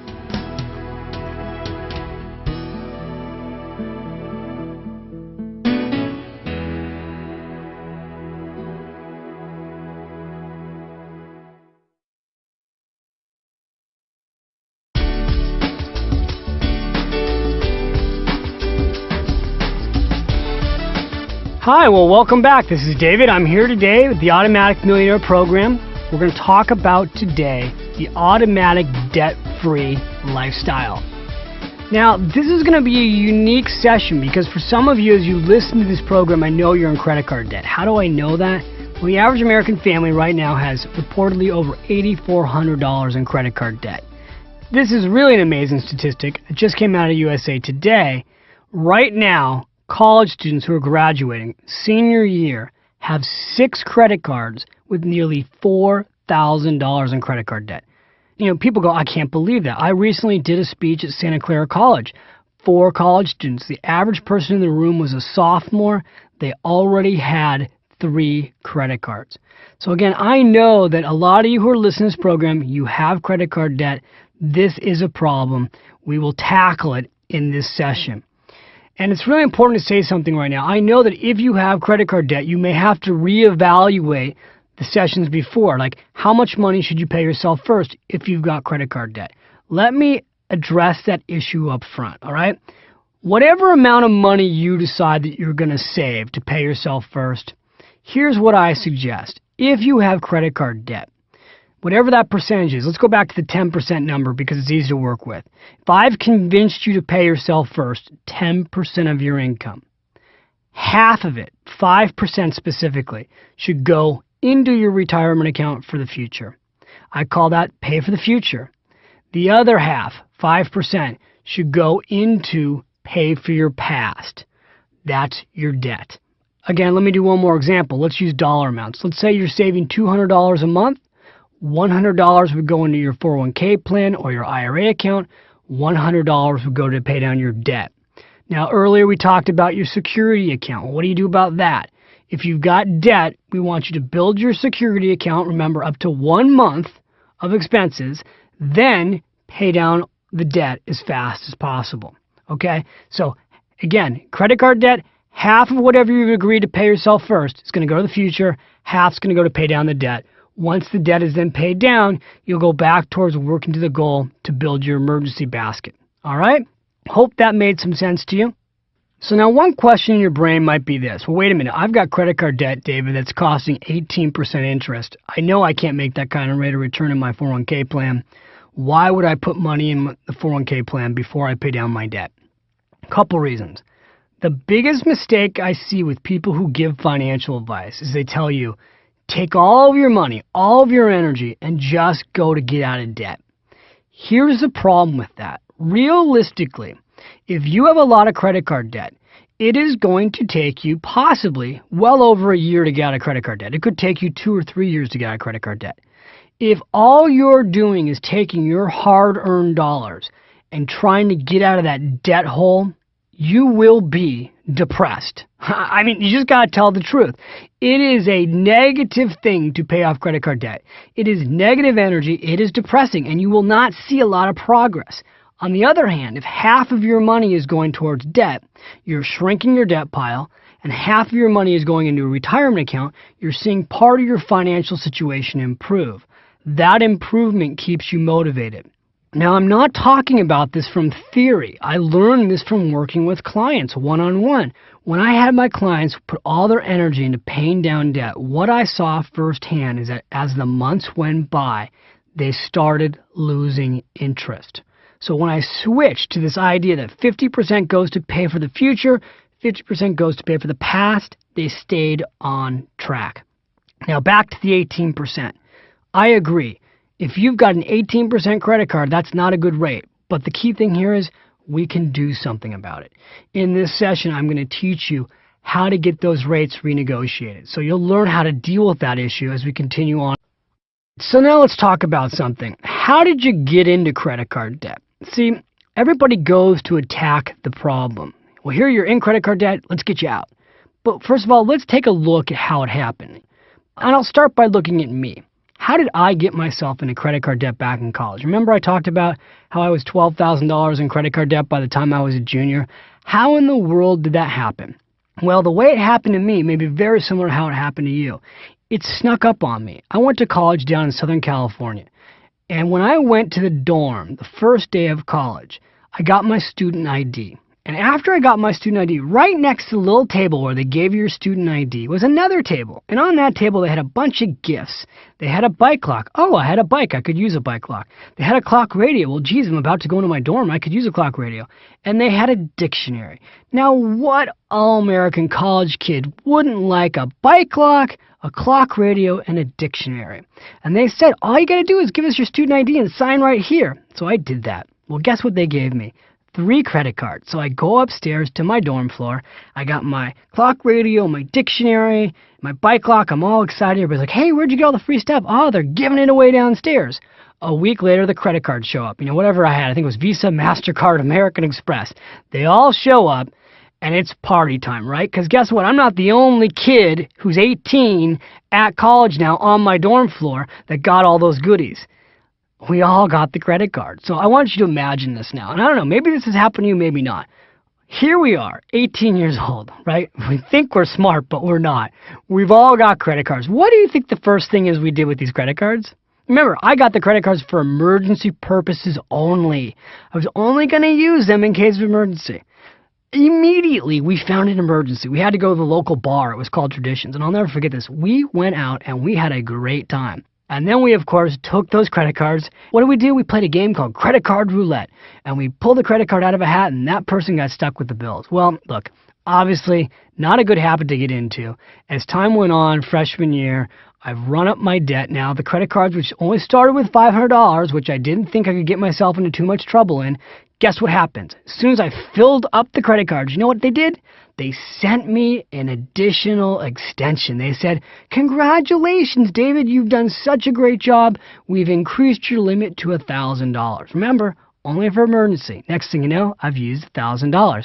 Now what starts happening? I'm on every single mailing list in the world. These credit card applications are showing up at the dorms, just like they're probably showing up at your house. And before you know it, I've got more than 3 credit cards. I end up having like 5 or 6, just like the national averages that they talk about. Now remember, Only in case of emergency. Am I using these credit cards for emergencies? No. Now I'm going on vacations that I can't afford with my friends for spring break.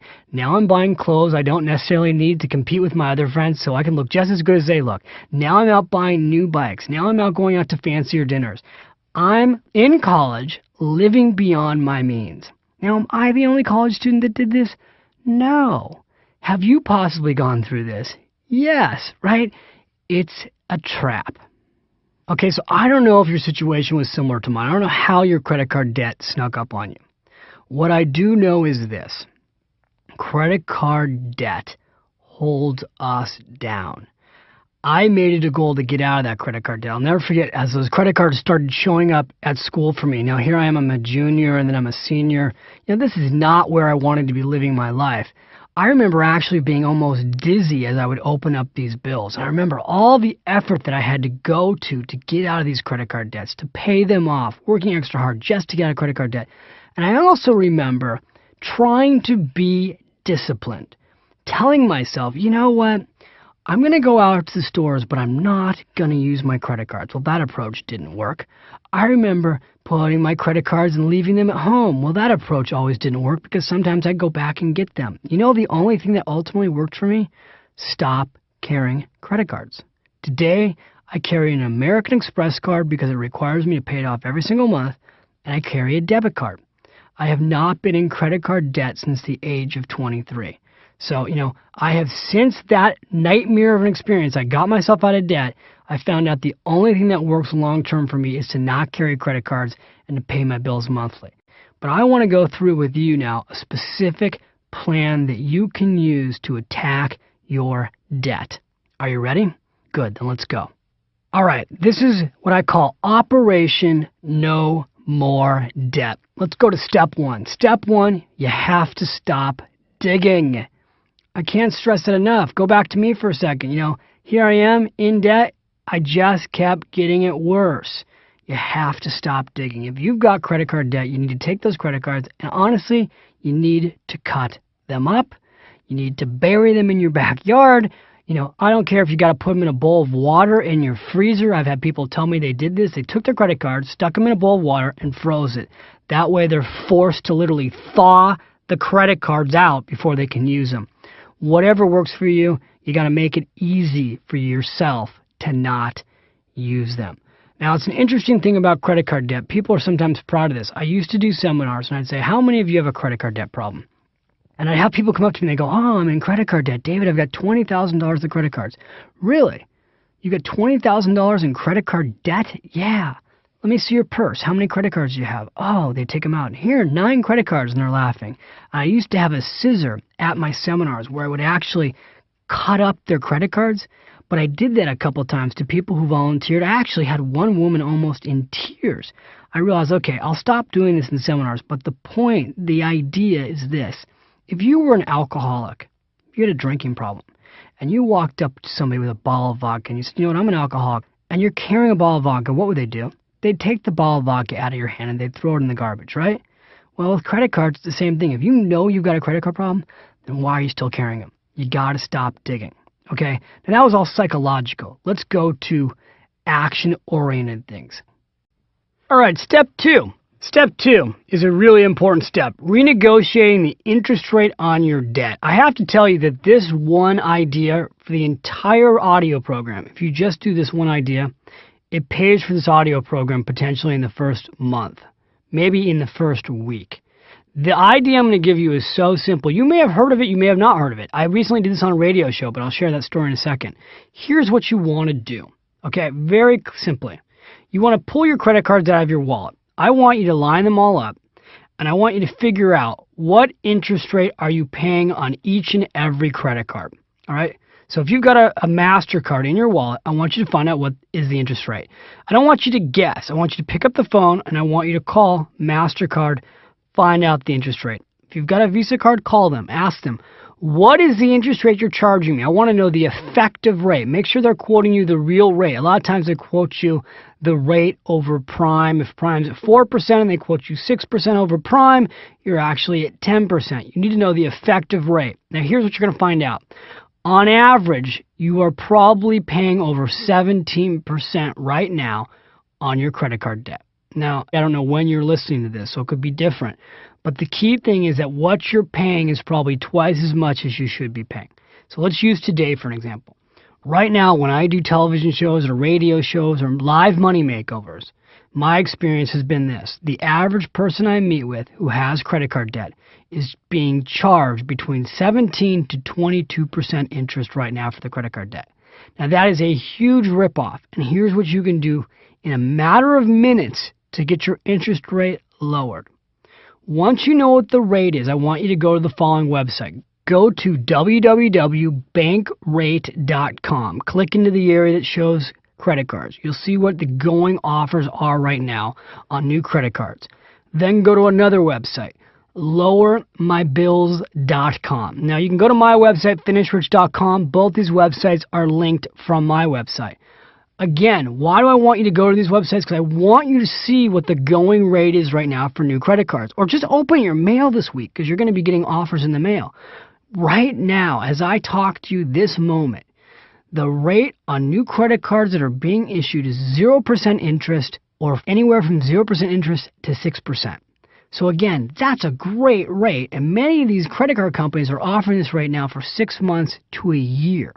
So if you've got a rate, let's say, of 17%, when you could be getting a 0% interest rate, that's a bad deal. So here's what you do. You call your credit card company up and you tell them, look, Mr. and Mrs. Jones, whoever you're talking to, you say, I want to speak to a supervisor. They'll say, why? Ma'am, listen to me. I want to speak to a supervisor. Don't try and negotiate your credit card interest rate with the first person you call. So you'll call your credit card company. Again, back to Visa. You'll call Visa. Somebody's going to answer the phone. They're going to ask for your credit card number. You're going to say, I want to speak to a supervisor. A supervisor will get on the phone and you will say to them this. You are charging me 17% interest rate. Your competitor today mailed me an application. Look at the competitor who's offering it. You went and you did the research, give them the name. Say, whoever it is, MasterCard, has offered me a credit card at no percent interest. In order for me to continue to work with you, Visa, you need to lower my interest rate right now while I'm on the phone. I want you to lower my rate to below 6%. Now, you don't have to throw out there what you want them to lower it to. You may let them offer you something. Will they really lower my interest rate just by asking? The answer is unequivocally yes. Because number one, they know that you can move your credit card debt to somebody else. And they don't want to lose you. It's extremely expensive to acquire a customer. It costs them, in many cases, well over $100 per customer to get you. That's why the credit card companies send over 1 billion, that's billion with a B, pieces of mail a year soliciting you to become a credit card holder. So they don't want to lose you. And if you've been paying your bills on time, I promise you on the phone, if you talk to a supervisor, you got a really good chance of getting your interest rate lowered. And hey, guess what? They won't lower your interest rate. You've already done the research. You can move your credit card debt to another company that will give you the lower rate. Now, I was recently doing a radio show with Ron Owens in San Francisco. He's probably the biggest radio host on the whole West Coast. I was telling him, just like I'm telling you right now, here's what you can do to lower your interest rates. And he said to me at the break, he's like, is it really that easy, or are you just saying that for radio? I go, it's really that easy. Literally 10 minutes later, we get a live phone call, because he takes call-ins. We get this live call-in. The guy says, David, I pulled off the side of the freeway with my cell phone. I've been listening to you. I've been listening to you and Ron talk about this. I pulled off the side of the freeway.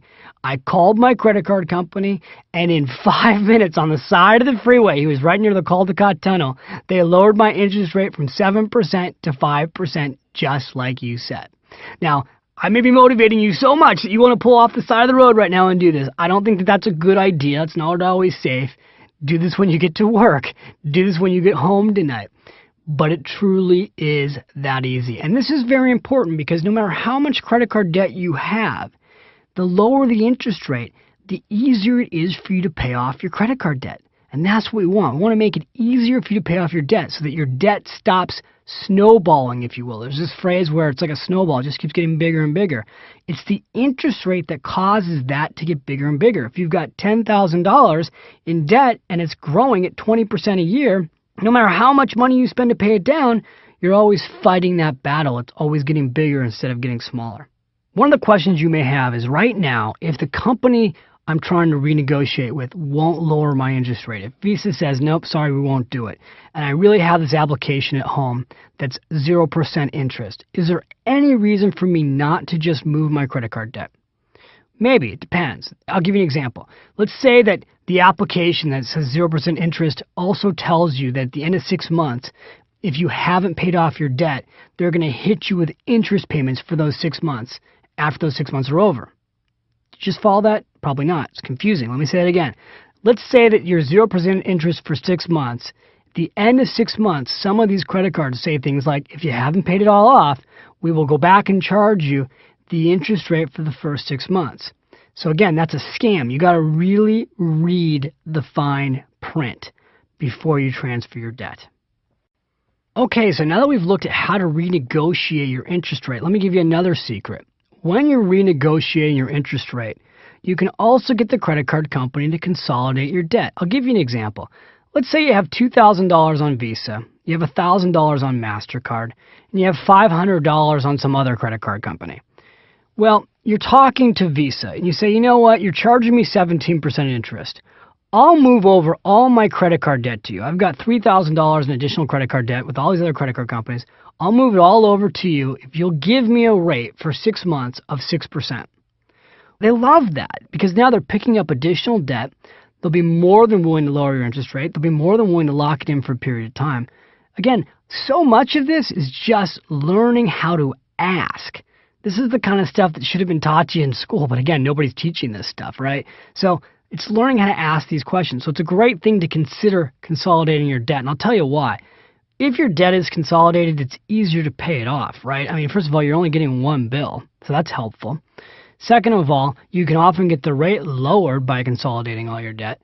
And the third thing, it's the power of focus. You know, one bill, one rate, that's the enemy. That's what you attack versus having 5 different credit cards and trying to juggle them all the time and worry about them. You've also got less of a chance of getting hit with late fees because if you're doing everything automatically the way I suggest, you can actually set up your bank or your online bill payment company to pay your credit cards on a specific day, and you're only having to pay one credit card. Fewer things will fall through the cracks. So now we're on step 3. I call this paying down your debt systematically. I've got a nice little phrase. I call it DOLP. D-O-L-P. DOLP stands for Dead on Last Payment. Now, this is a very simple idea that if you're not going to consolidate your debt, you've got to have an attack plan for which credit cards you pay off and in which order do you pay them off. Now, in your workbook, you'll actually find a little section on DOLP that I suggest you go back and look at. There's a worksheet to help you fill out, basically take your credit cards, line up how much debt you've got, line up the interest rate, do a quick calculation. By using the DOLP chart, you can then determine which credit cards to pay off in which order. Pull out the workbook, take a look at the DOLP category because it will help you focus on which credit cards to pay and in what order to pay them off. And now for step 4, we're going to take a look at finding out your FICO score. This is critical, all right? Here's what I want you to do. I want you to go online to a company called myfico.com. That's www.myfico.com. MyFICO.com is run by a company called Fair Isaac. Now, Fair Isaac's an amazing company. What Fair Isaac has been doing for years is keeping track of our credit records. They take the 3 major credit card companies, Equifax, Experian, and TransUnion Corporation. They pull your records. They look at your debt. They see how fast you pay your debt off or if you pay your debt late. They take a look at your overall debt structure versus your income. They got all kinds of systems in place to score your credit record. When you go to buy a home or get a home loan or even apply often for a credit card, what they do, these companies, is they go and look at your FICO score. And FICO has a score based on you. It is like your financial GPA. Now, the question I have for you right now is, do you know what your financial GPA is? Chances are you don't. This score has always been private. The only way you could ever get these scores is if you could get your mortgage banker to give you your score. In other words, for a long time, the only people who could get access to these scores were the banks. Now this information is public. Of course, they charge you for it. So you've got to go to myfico.com and buy it. When you go to myfico.com, you can get your report run. Right now, it's about $12.95. If you want a more thorough report, they have different levels that you can go into. But for $12.95 online, you can get your report instantly in minutes. Now, this is a very important thing to see because not only does it give you your score, but because it consolidates all of your information, you're able in a matter of minutes with one little report to see everything you've ever done financially. It's a little bit scary. It's like getting your financial transcripts. They'll have every credit card account you've ever opened. They'll have every single time you've ever made a late payment. Everything that needs to be known about you will be on this report. And the report tells you why your score is what it is, and it tells you what you can do conceivably to get your score up. FICO scores range from 300, that's really bad credit, to 850, which is basically the perfect borrower. About 720 is average, which to say is if you've got a score of 720, you've got a really solid FICO score. When you go to their website, they'll show you where the scores are, what an average score is, what a bad score is. And I'll tell you, this is so simple to do. A true story, I was by the pool with my wife. We were in Hawaii on vacation, and we got into an argument because I asked her if she had paid a certain bill before we left. And she said, no, I brought the bills with me. I said, well, have you mailed the bills? Because bringing them with us to Hawaii, if we don't mail them, doesn't help us. And I was like, we're in the process of getting a new mortgage. We can't afford to have any late fees. And at that very moment in time, I was writing this book called The Finish Rich Workbook, and I was writing a whole section about myfico.com, and my wife looked at me and she said, well, let's just go online right now and find out what our credit scores look like, and I'll prove to you that my credit score is just fine. And so sitting by the pool with our laptop, we literally went to myFICO, ran our credit scores, and God bless my wife, you know what? Her credit score was just fine. Michelle's credit score was only like 2 points below me, and I had to buy her a drink by the pool. But we did it all by the pool. We actually refinanced our home by the pool, too. Today with technology and the internet, this stuff is so easy. You literally can do this from anywhere. So you do want to go do that. I can't recommend it strongly enough. Again, go back to myfico.com, check it out. No one here is paying me to recommend this. It's just the one place you want to go to get this done. Step 5. Stop all those credit card applications from filling up your mailbox. If you are sick and tired of getting new credit card applications, here's what you can do. There's a website called www.stopjunk.com. You can also call the National Opt-out Center, which is 1-888-567-8688. Once again, that's 1-888-567-8688. Now, again, if you're in your car, don't worry about it. We put this in the workbook again, too. But the fastest way to get yourself off of these mailing lists is to ask to be taken off the mailing list. Another thing, when you get a call at home, if it's from a credit card company, and you don't want them calling you, you just tell them, take me off your call list. Put me on the do not call list. Legally, they have to stop calling you. Step 6, let me just quickly talk to you about debt counseling. How do you know when you need debt counseling? It's a question I get all the time. The answer is this. Often if you think you need debt counseling, you need debt counseling. If you're having a hard time making the minimum payments on your credit cards, now at 0% interest rates, this better not be hard for you. But if you're having a hard time making the minimum payments on your credit cards, you've got a problem. You can go to the Consumer Credit Counseling Services. They are the largest organization in the country. They're the most well-known.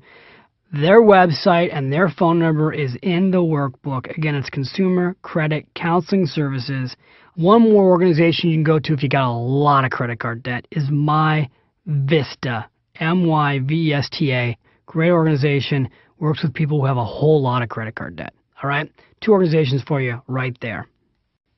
Okay, we're at the last step of this session, and that is make it automatic, right? We're at the Automatic Millionaire program. We want to make paying off your debt automatic. The way the credit card companies get you is they ding you for late payments. This is the ultimate scam. If your credit card is due on the 25th of August and your bill shows up on the 25th of August, often they don't credit it until the next day, and they'll hit you with $30 in late fees, and they'll hit you with extra interest rate fees. It's all one big giant scam.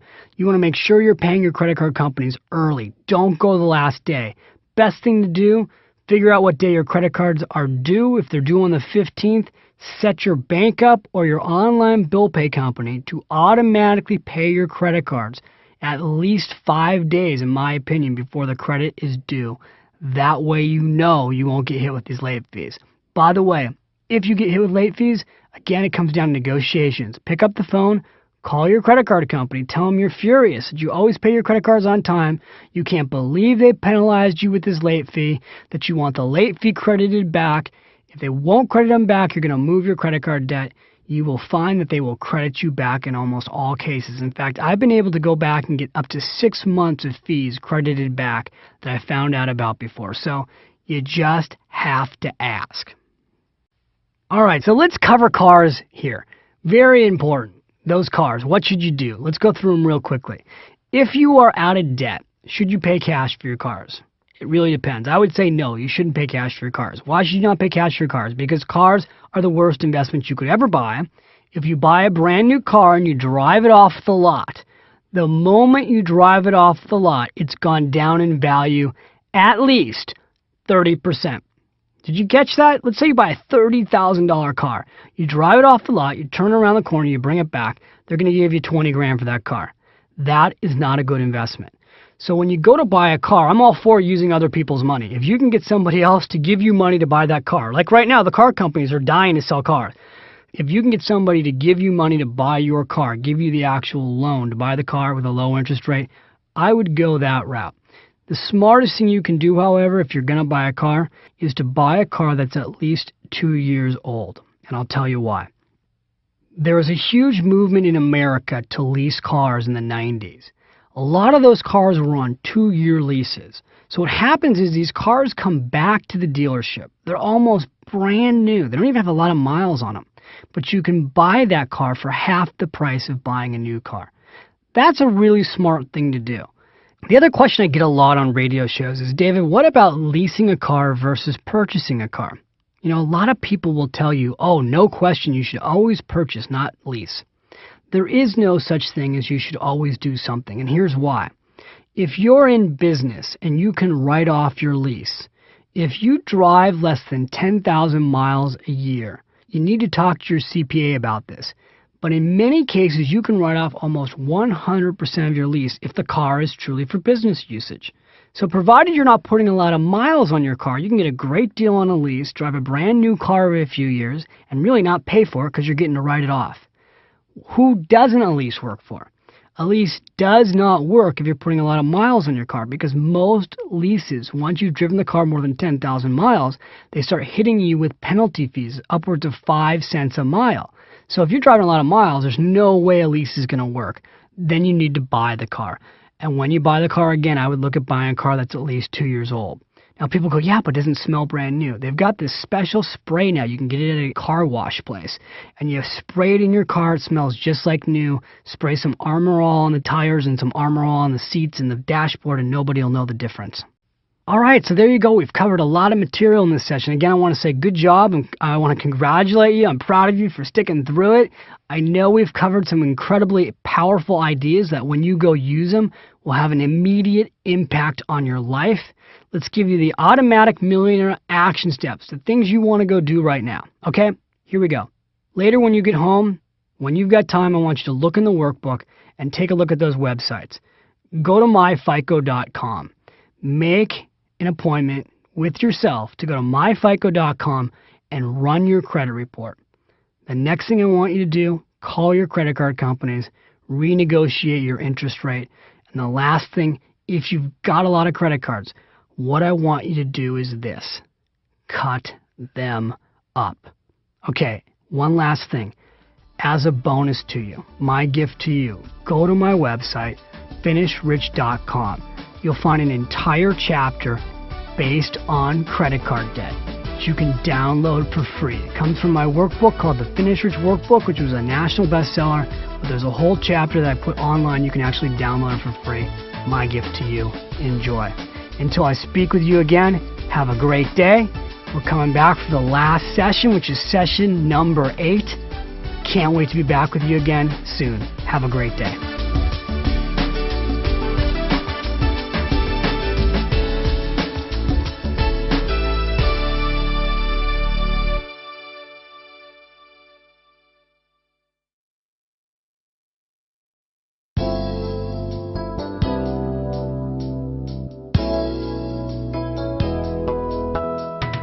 Wow, well, welcome back. Okay, can you tell I'm a little excited? This is David Bach. I hope you're excited. You know what? This is our last session together, and I've been saying congratulations each day that you've shown up to listen to the next session, but I really want to say to you today, congratulations. The fact that you went all the way through this program, that you didn't get bogged down in the details, that you took all the action that you've taken, it's very possible that your entire life already has been changing financially. So, well done. By now, I am sure you've made some big changes in your life financially. You're probably starting to see some serious results. And you know what? I just have to tell you something. This has really been some special time together. I really appreciate you letting me into your life, you giving me the time and the trust and the commitment to use these tools in the Automatic Millionaire. And again, I told you in the first session I wanted to hear from you. So let me just say that again. I want to hear how this program has impacted you. If you go to my website, www.finishrich.com, you can contact me at that website. You can also email me. Here is my special email for people from Nightingale Conant. You can email me at success@finishrich.com. Again, that's success@finishrich.com. Put in the subject line, Nightingale Conant, the Automatic Millionaire. I'll know it's coming from you. I want to hear how this program has impacted you. I also want to know if you've got other suggestions, because I have to tell you, the only reason the Automatic Millionaire program even exists today, the one you're listening to, is because the readers of Smart Women Finish Rich and Smart Couples Finish Rich came back to me over and over and over again to the point where I had thousands of requests for a simple program. They kept saying, David, teach me how to make it simple. Teach me the secret to getting rich. That's what inspired me to create this program. So now as we're in the last session together, I want to read you a quote. Here's the quote. It comes from Winston Churchill. We make a living by what we earn. We make a life by what we give. So as we come to our last session together, I think that's a really perfect quote to start with, because the idea behind this session is this. Make a difference with automatic tithing. That's the name of this session. Now you might think, wow, why is he ending this program with the idea of tithing? Well, first of all, and what is tithing? You know, if you're a religious person, you absolutely know what tithing is, because they hit you over the head with this stuff when you're in church or the synagogue. But the key behind tithing, it's a very, very, very old tradition, is this idea that a piece of what you sow, you give back. In other words, as your income comes in, you give some of your income back to the world to help it. That can be your church, your temple, your community. You're helping people in need. Now, there's an interesting thing about this concept. As I've studied over the years, people who are really wealthy. I mean, I'm not talking millionaires. I'm talking people who are worth $100 million or more. A lot of people who are billionaires. When you try and find what is the common denominator behind billionaires. Now, again, this program is called the Automatic Millionaire. I'm not calling it the Automatic Billionaire because that would seem too big. But what is the common denominator among billionaires? Here's what you find. Most people who became billionaires, that's billion with a B, started tithing at a very young age before they became rich. So before they became rich, before they had financial abundance in their life, there is so much written, documented proof that these people gave money at a very young age. I'll give you an example. John Templeton. You may or may not know John Templeton, but John Templeton is regarded as one of the greatest investors of all time. He ran the Templeton Funds. And John Templeton is a billionaire. This is the story. I haven't heard this from John Templeton himself, but the story that is reported is that when John Templeton was earning as little as $50 a month, he was giving half of his earnings to charity. So Even when he was living barely above poverty level. I mean, John Templeton didn't start off a billionaire. He started off from scratch. When he was just getting started and he was married, he was still giving half of his paycheck to charity. John Templeton is an amazing man. He's obviously done a lot of good in the world. And I'm not suggesting to you you need to go pay 50% of what you make to charity, because that is extreme. I'm not even going to tell you what percentage you should pay to charity. I think that's for you to decide. The message in this session is this. The idea of tithing is the idea of abundance. The key to abundance, however, is the way you create it. Now, what most people do with tithing, and I've been guilty of this myself, is that they get to the end of the year and they look at what they've got left over, and then they give. They give because of tax deductions. They give because it's the holidays and there's guilt. They give because somebody asked, but they give after the fact. In other words, just like most people save, they get to the end of the year, they see what's left over, and they give to charity. A better way to give, in my opinion, is make it automatic. You decide what percentage of your income you want to give. It could be 1% of your income, but you choose a charity, you choose an organization, and you make the process of giving money to that organization automated. When it's all said and done, even though this program is called the Automatic Millionaire, there's a lot more to life than money. I think money helps, no question. You know, people go, do you need money to be happy? Well, I don't know. I think it's easier to be happy when you have money. I can tell you one thing, without money, you can certainly be miserable. But the bottom line is this. Your approach to becoming an automatic millionaire, you've already got it set up. It's going to work for you. You can get rich without helping other people. There's no question. It's just a mathematical formula. You can pay yourself first automatically, and you can get rich, and you can never help a soul. But how are you going to feel inside? See, I would tell you there are a lot of people who are rich, but they don't feel rich inside. And what good is that? What good is it to have money and feel cheap inside? Not feel like you're coming from a place of abundance.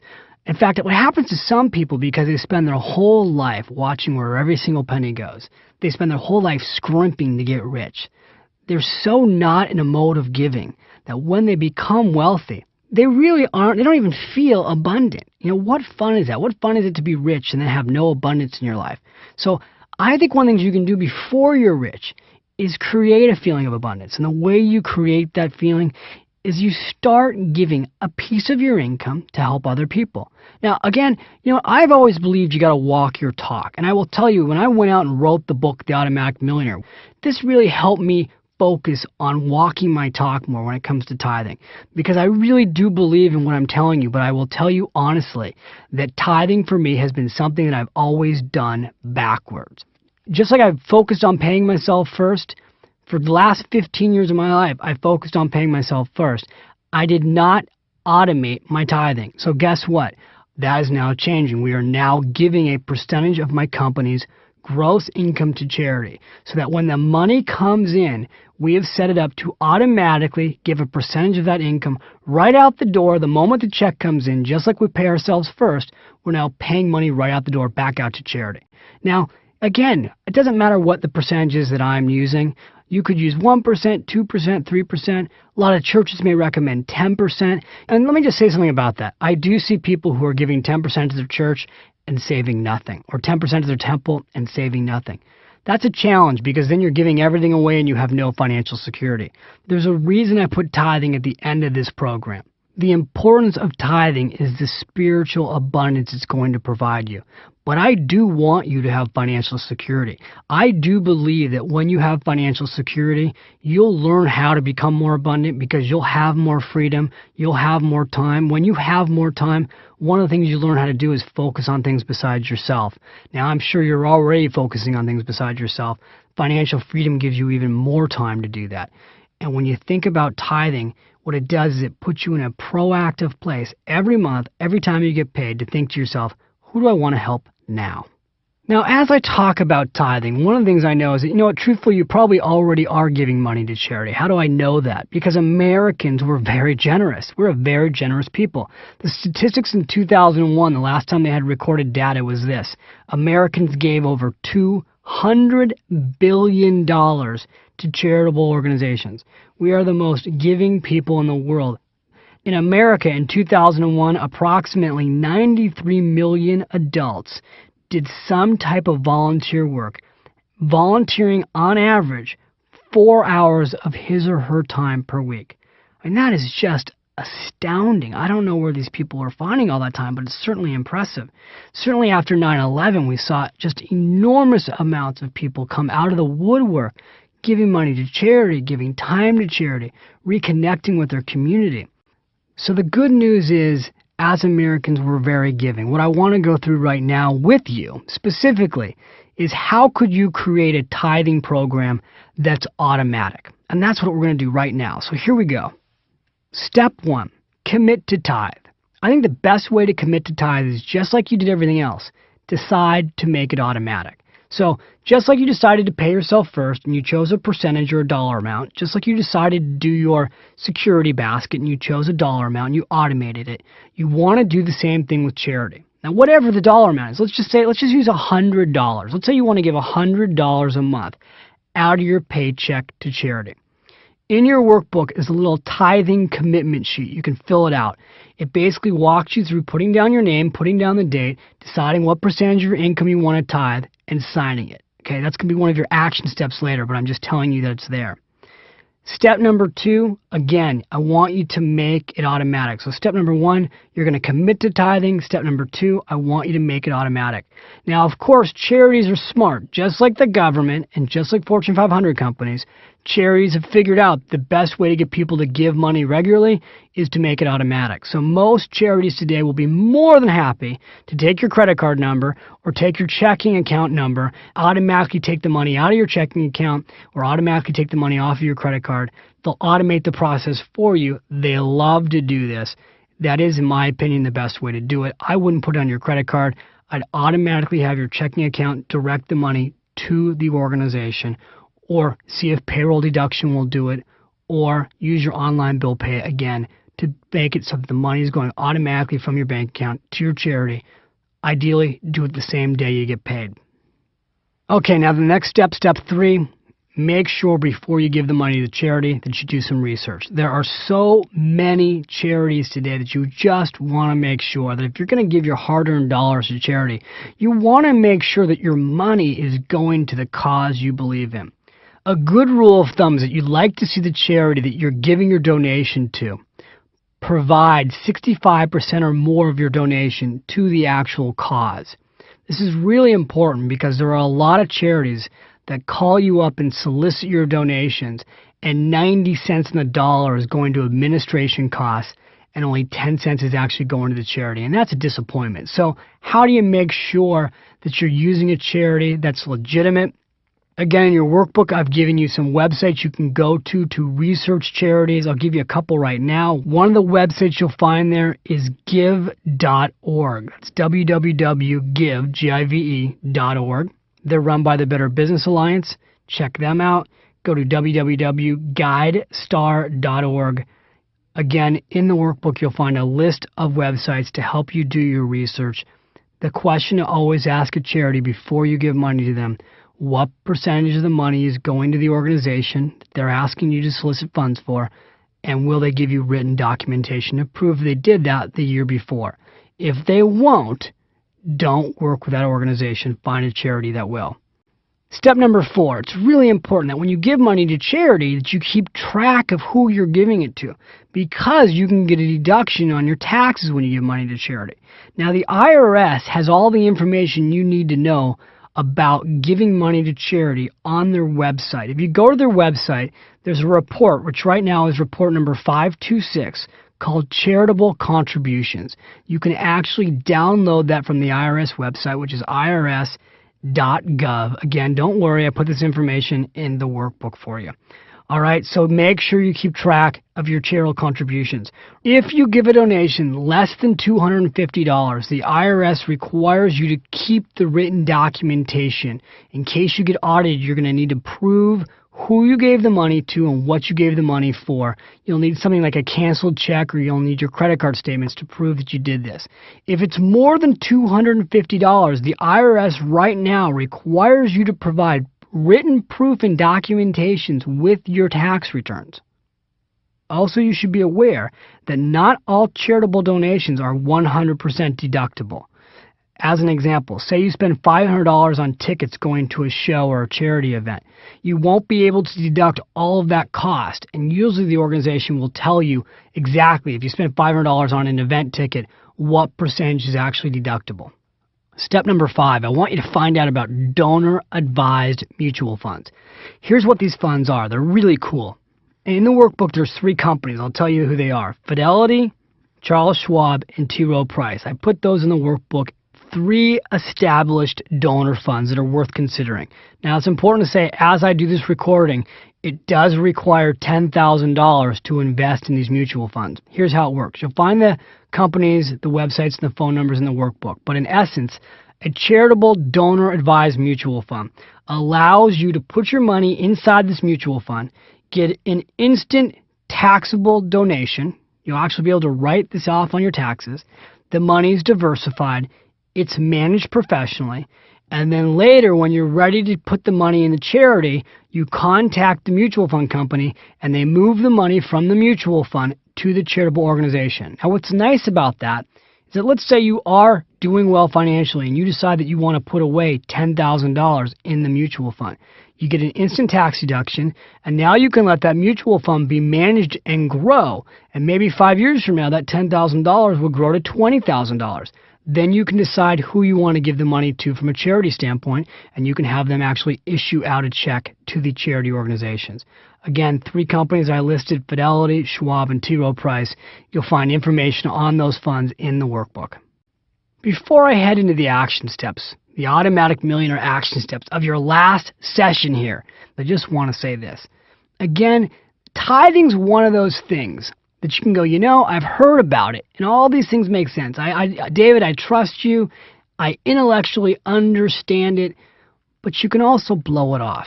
And I just want to say one more time to you, even if you only gave 1% of your income, the good that you would do in the world is huge. The good that you would do for yourself is enormous. Because even if you just gave 1% of your income to charity, to community, what would happen is you would start to feel richer inside. There's a feeling of abundance that comes from giving a piece of who you are on a consistent basis to others. And the more you do that, the more you grow. And I got to tell you something. Yeah, the Automatic Millionaire, this is a program that probably hooked you because of the title and because of the money. But I know for a fact that you wouldn't be here on this session, this committed, if it wasn't about more than money for you. You're somebody who's committed to personal development, personal growth, constant learning, constant improvement. You are one of the few. And you can be a leader, not just in your home, not just in your office, but in your community. And one of the ways you start to lead is through tithing. And as I head into these action steps, again, I'm going to go through a list of things you can do. Seriously consider that. Consider being a leader. Here's what you can do right now to lead. Number 1, Automatic Millionaire action step is this. Decide today on a percentage of your income to tithe. 1%, fine. Second step, make it automatic. Figure out a way to make that tithing, whoever you're giving the money to, automated. That way you'll do it. Step number 3, share this idea with somebody you love. Seriously, the power of tithing is the power of community. If everyone that we knew was giving 1% of their income back to society, back to the community, we would live in a totally different world. Not just a world that's wealthy, but a world that's rich inside. And you know what? Again, the Automatic Millionaire program, yes, it's been about money. Yes, it's been about automation. But you know deep down inside that it's been about more than that. One of the greatest reasons to achieve wealth is to help other people. And I hope inside you'll take this idea very seriously and you'll take it to heart. Wow, I can't believe it. These action steps, you're done. It's session 8. We just finished the last set of action steps. And that means we've come to the end of the program, which is, it's a little sad. I mean, I've had so much fun being here with you.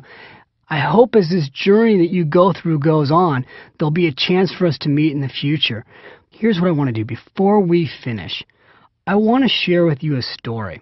It's a personal story. And it's about my grandmother. It's a story I don't tell to a lot of people, but I want to share it with you because it really kind of ties all of this together. Unfortunately, a lot of people ask me, how is your grandma Rose Bach?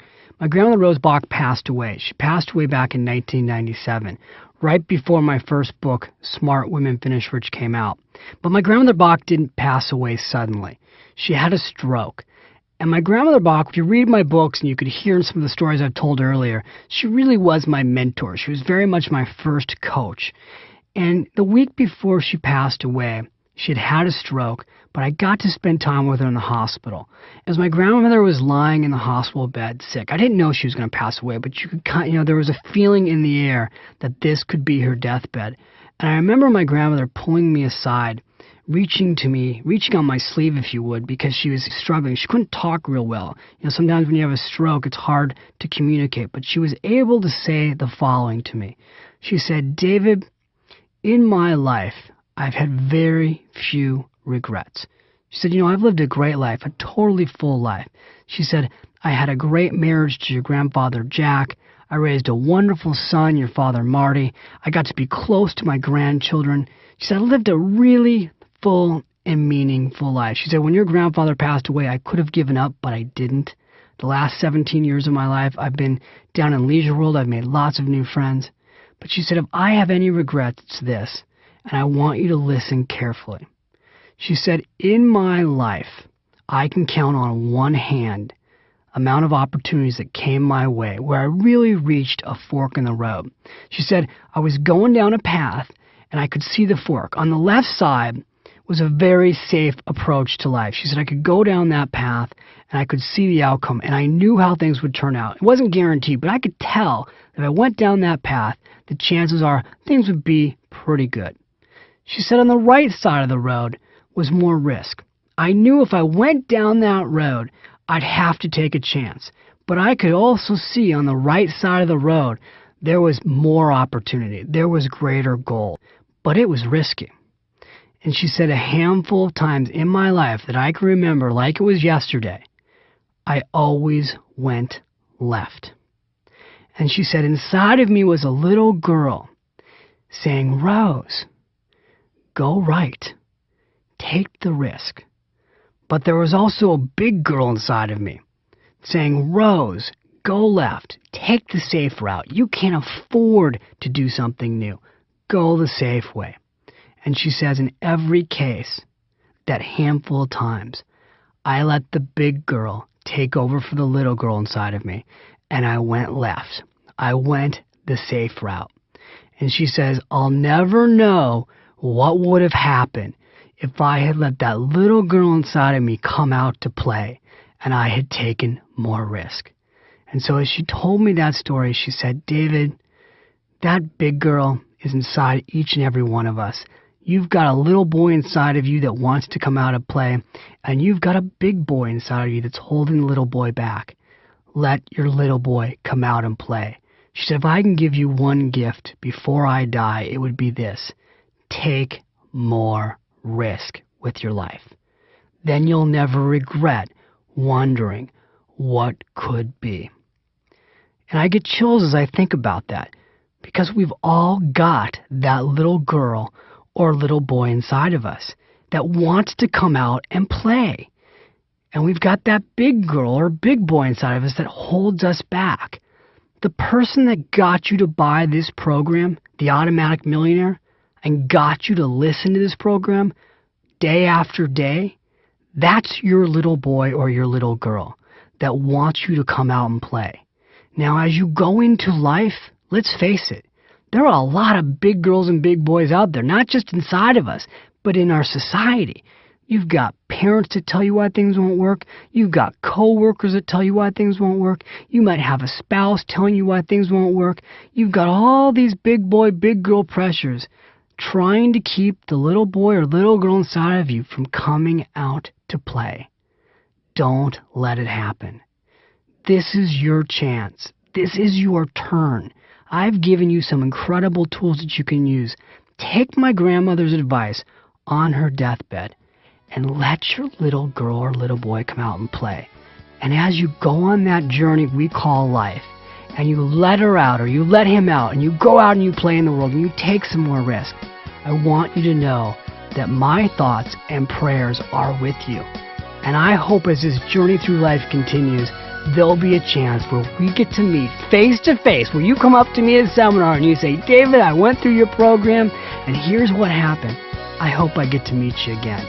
Send me an email, again, success@finishrich.com. Let me know how you do.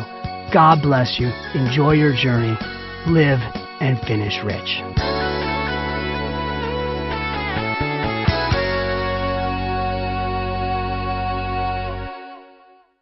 What do you really want out of life?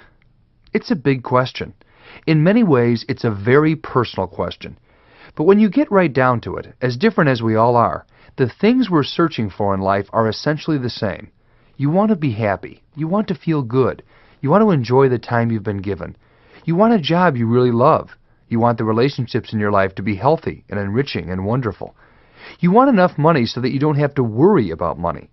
You want to develop the skills to do something meaningful with your life, something that contributes to the world in a positive way and fulfills your sense of purpose. By listening to this program, you've discovered that information does exist to help you become skilled in one area of your life. Now you can get the information to become skilled in absolutely anything.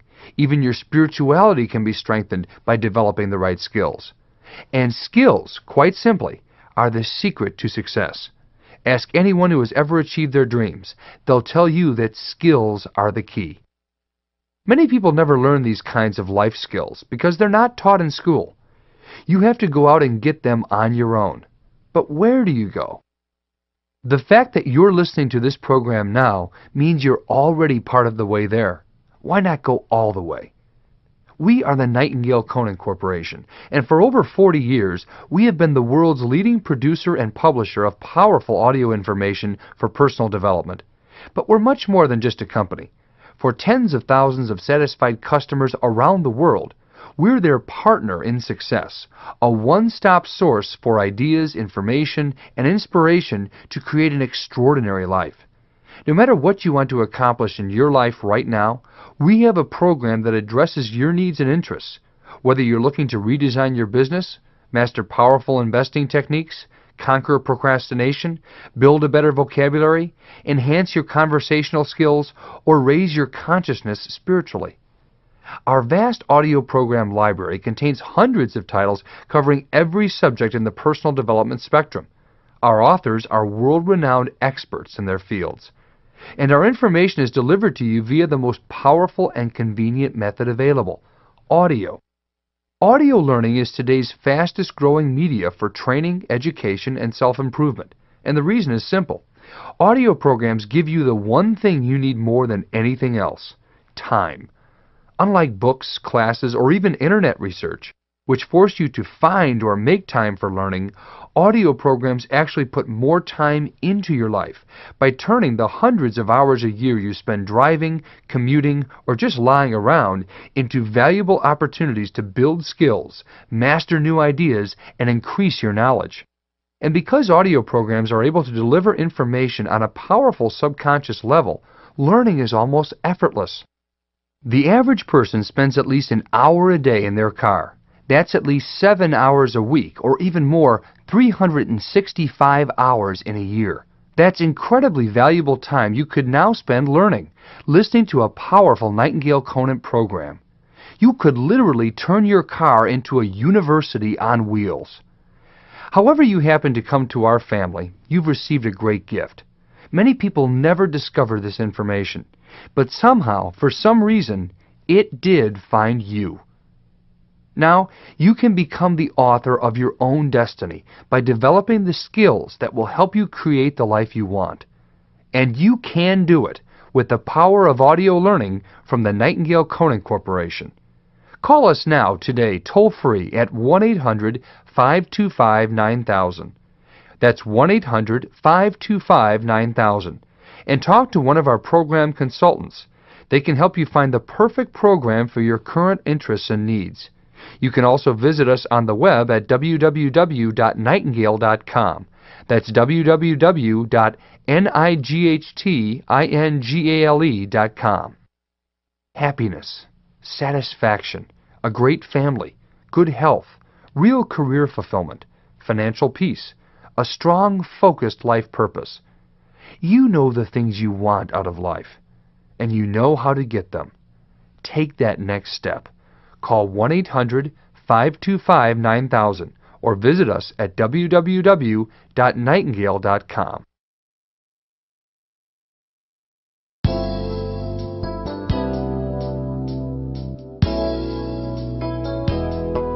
Hi, I'm David Bach.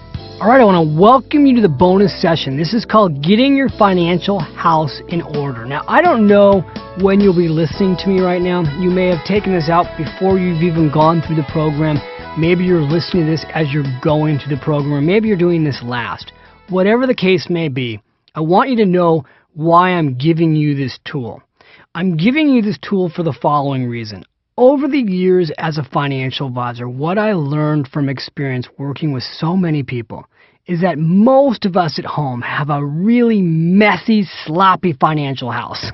We don't have our finances all organized at home. We don't have nice file folders all color-coded and put in one file drawer where we can find all of our financial documents. For most people, what we've got is what I call the Nordstrom's shopping bag approach. We put all of our stuff in a Nordstrom shopping bag, or you're putting everything in one big file box. And at the end of the year, you got to try and find your documents. This leads to a lot of stress. So what I've done over the years, I developed a system. I call it the Finish Rich File Folder System. I originally developed this just to help my clients get organized at home, so that when they were home and their statements came in the mail, they'd have a place to put everything that would make their life easy. So on a moment's notice, they could find any financial document they needed literally in a matter of 60 seconds. Now, I want you to imagine, how great would that be if you had one file drawer in your house where everything in your life that's related to your finances could be found in 60 seconds. What's beautiful about this is it doesn't take a computer software program to do it. All you need is a file drawer and some file folders and a pen. All right? That's as much technology as you need. So now here's what I want you to do. You need to go get your workbook that was enclosed with the Automatic Millionaire program. And I want you to sit down and turn to the Finish Rich File Folder System. All right, so right now, turn me off. Go find the workbook if you don't have it in front of you. Bring it back, then turn me back on, and we'll get started.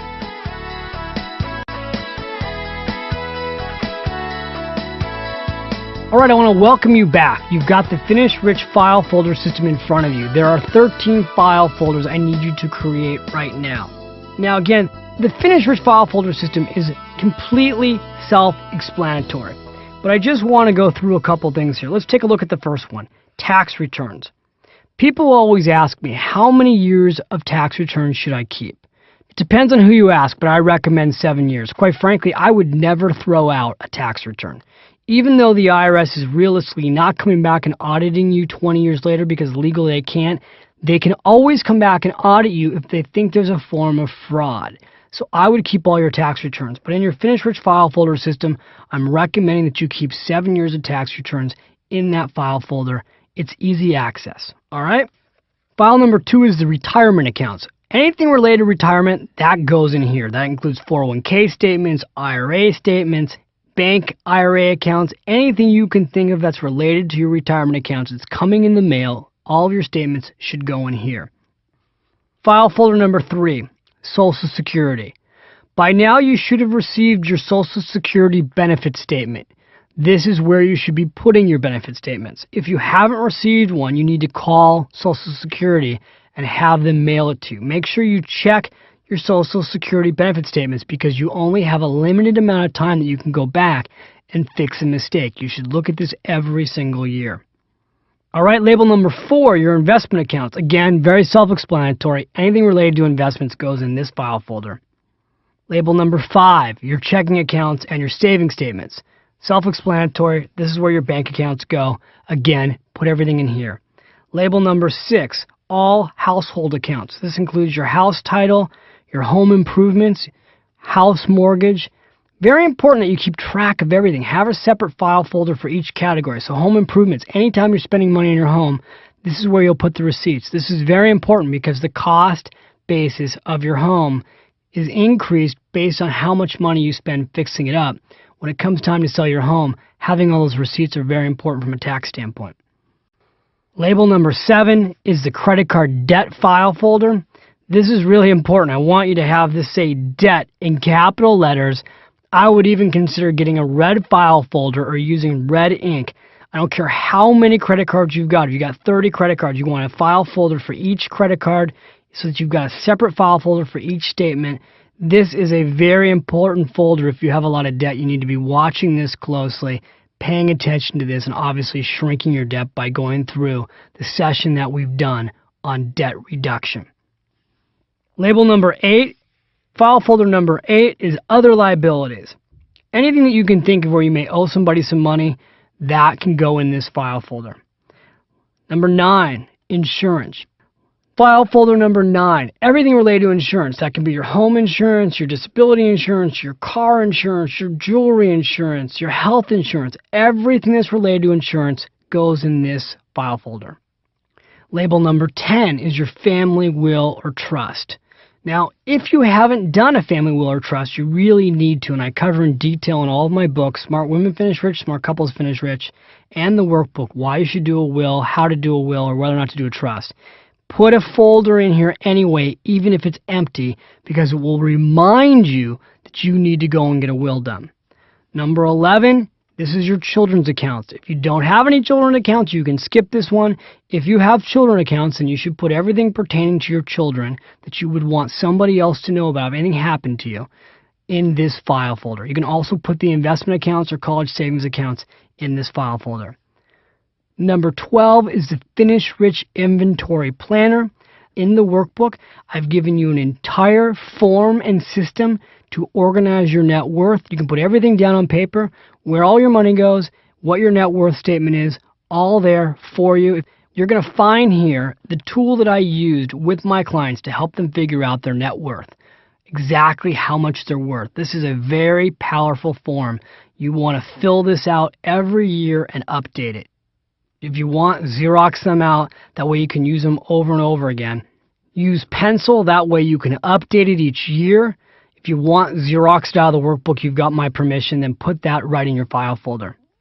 Finally, the last file folder is where does all the money go? Now, you learn in this program I'm not a big believer in budgeting, but you still want to know where all your money goes. So I've given you a form that you can use to fill out exactly where all the money goes. In your workbook, fill that form out. Again, if you want, Xerox it out, use pencil, put that in your file folder. Every year you should update that. All right, that's it. We're done. Congratulations. This is a great exercise to do also with your spouse or significant other. If you haven't done it with them, try and get them involved in the process. Congratulations. I don't know how long this took you. I've had some people tell me they were able to get it done in half an hour. I've also worked with clients where it's taken them all weekend to do this. So either way, whatever your situation was, I hope you feel better. I'm sure you do. I bet it's a weight off your shoulders. Excellent job. Pat yourself on the back. I'm proud of you.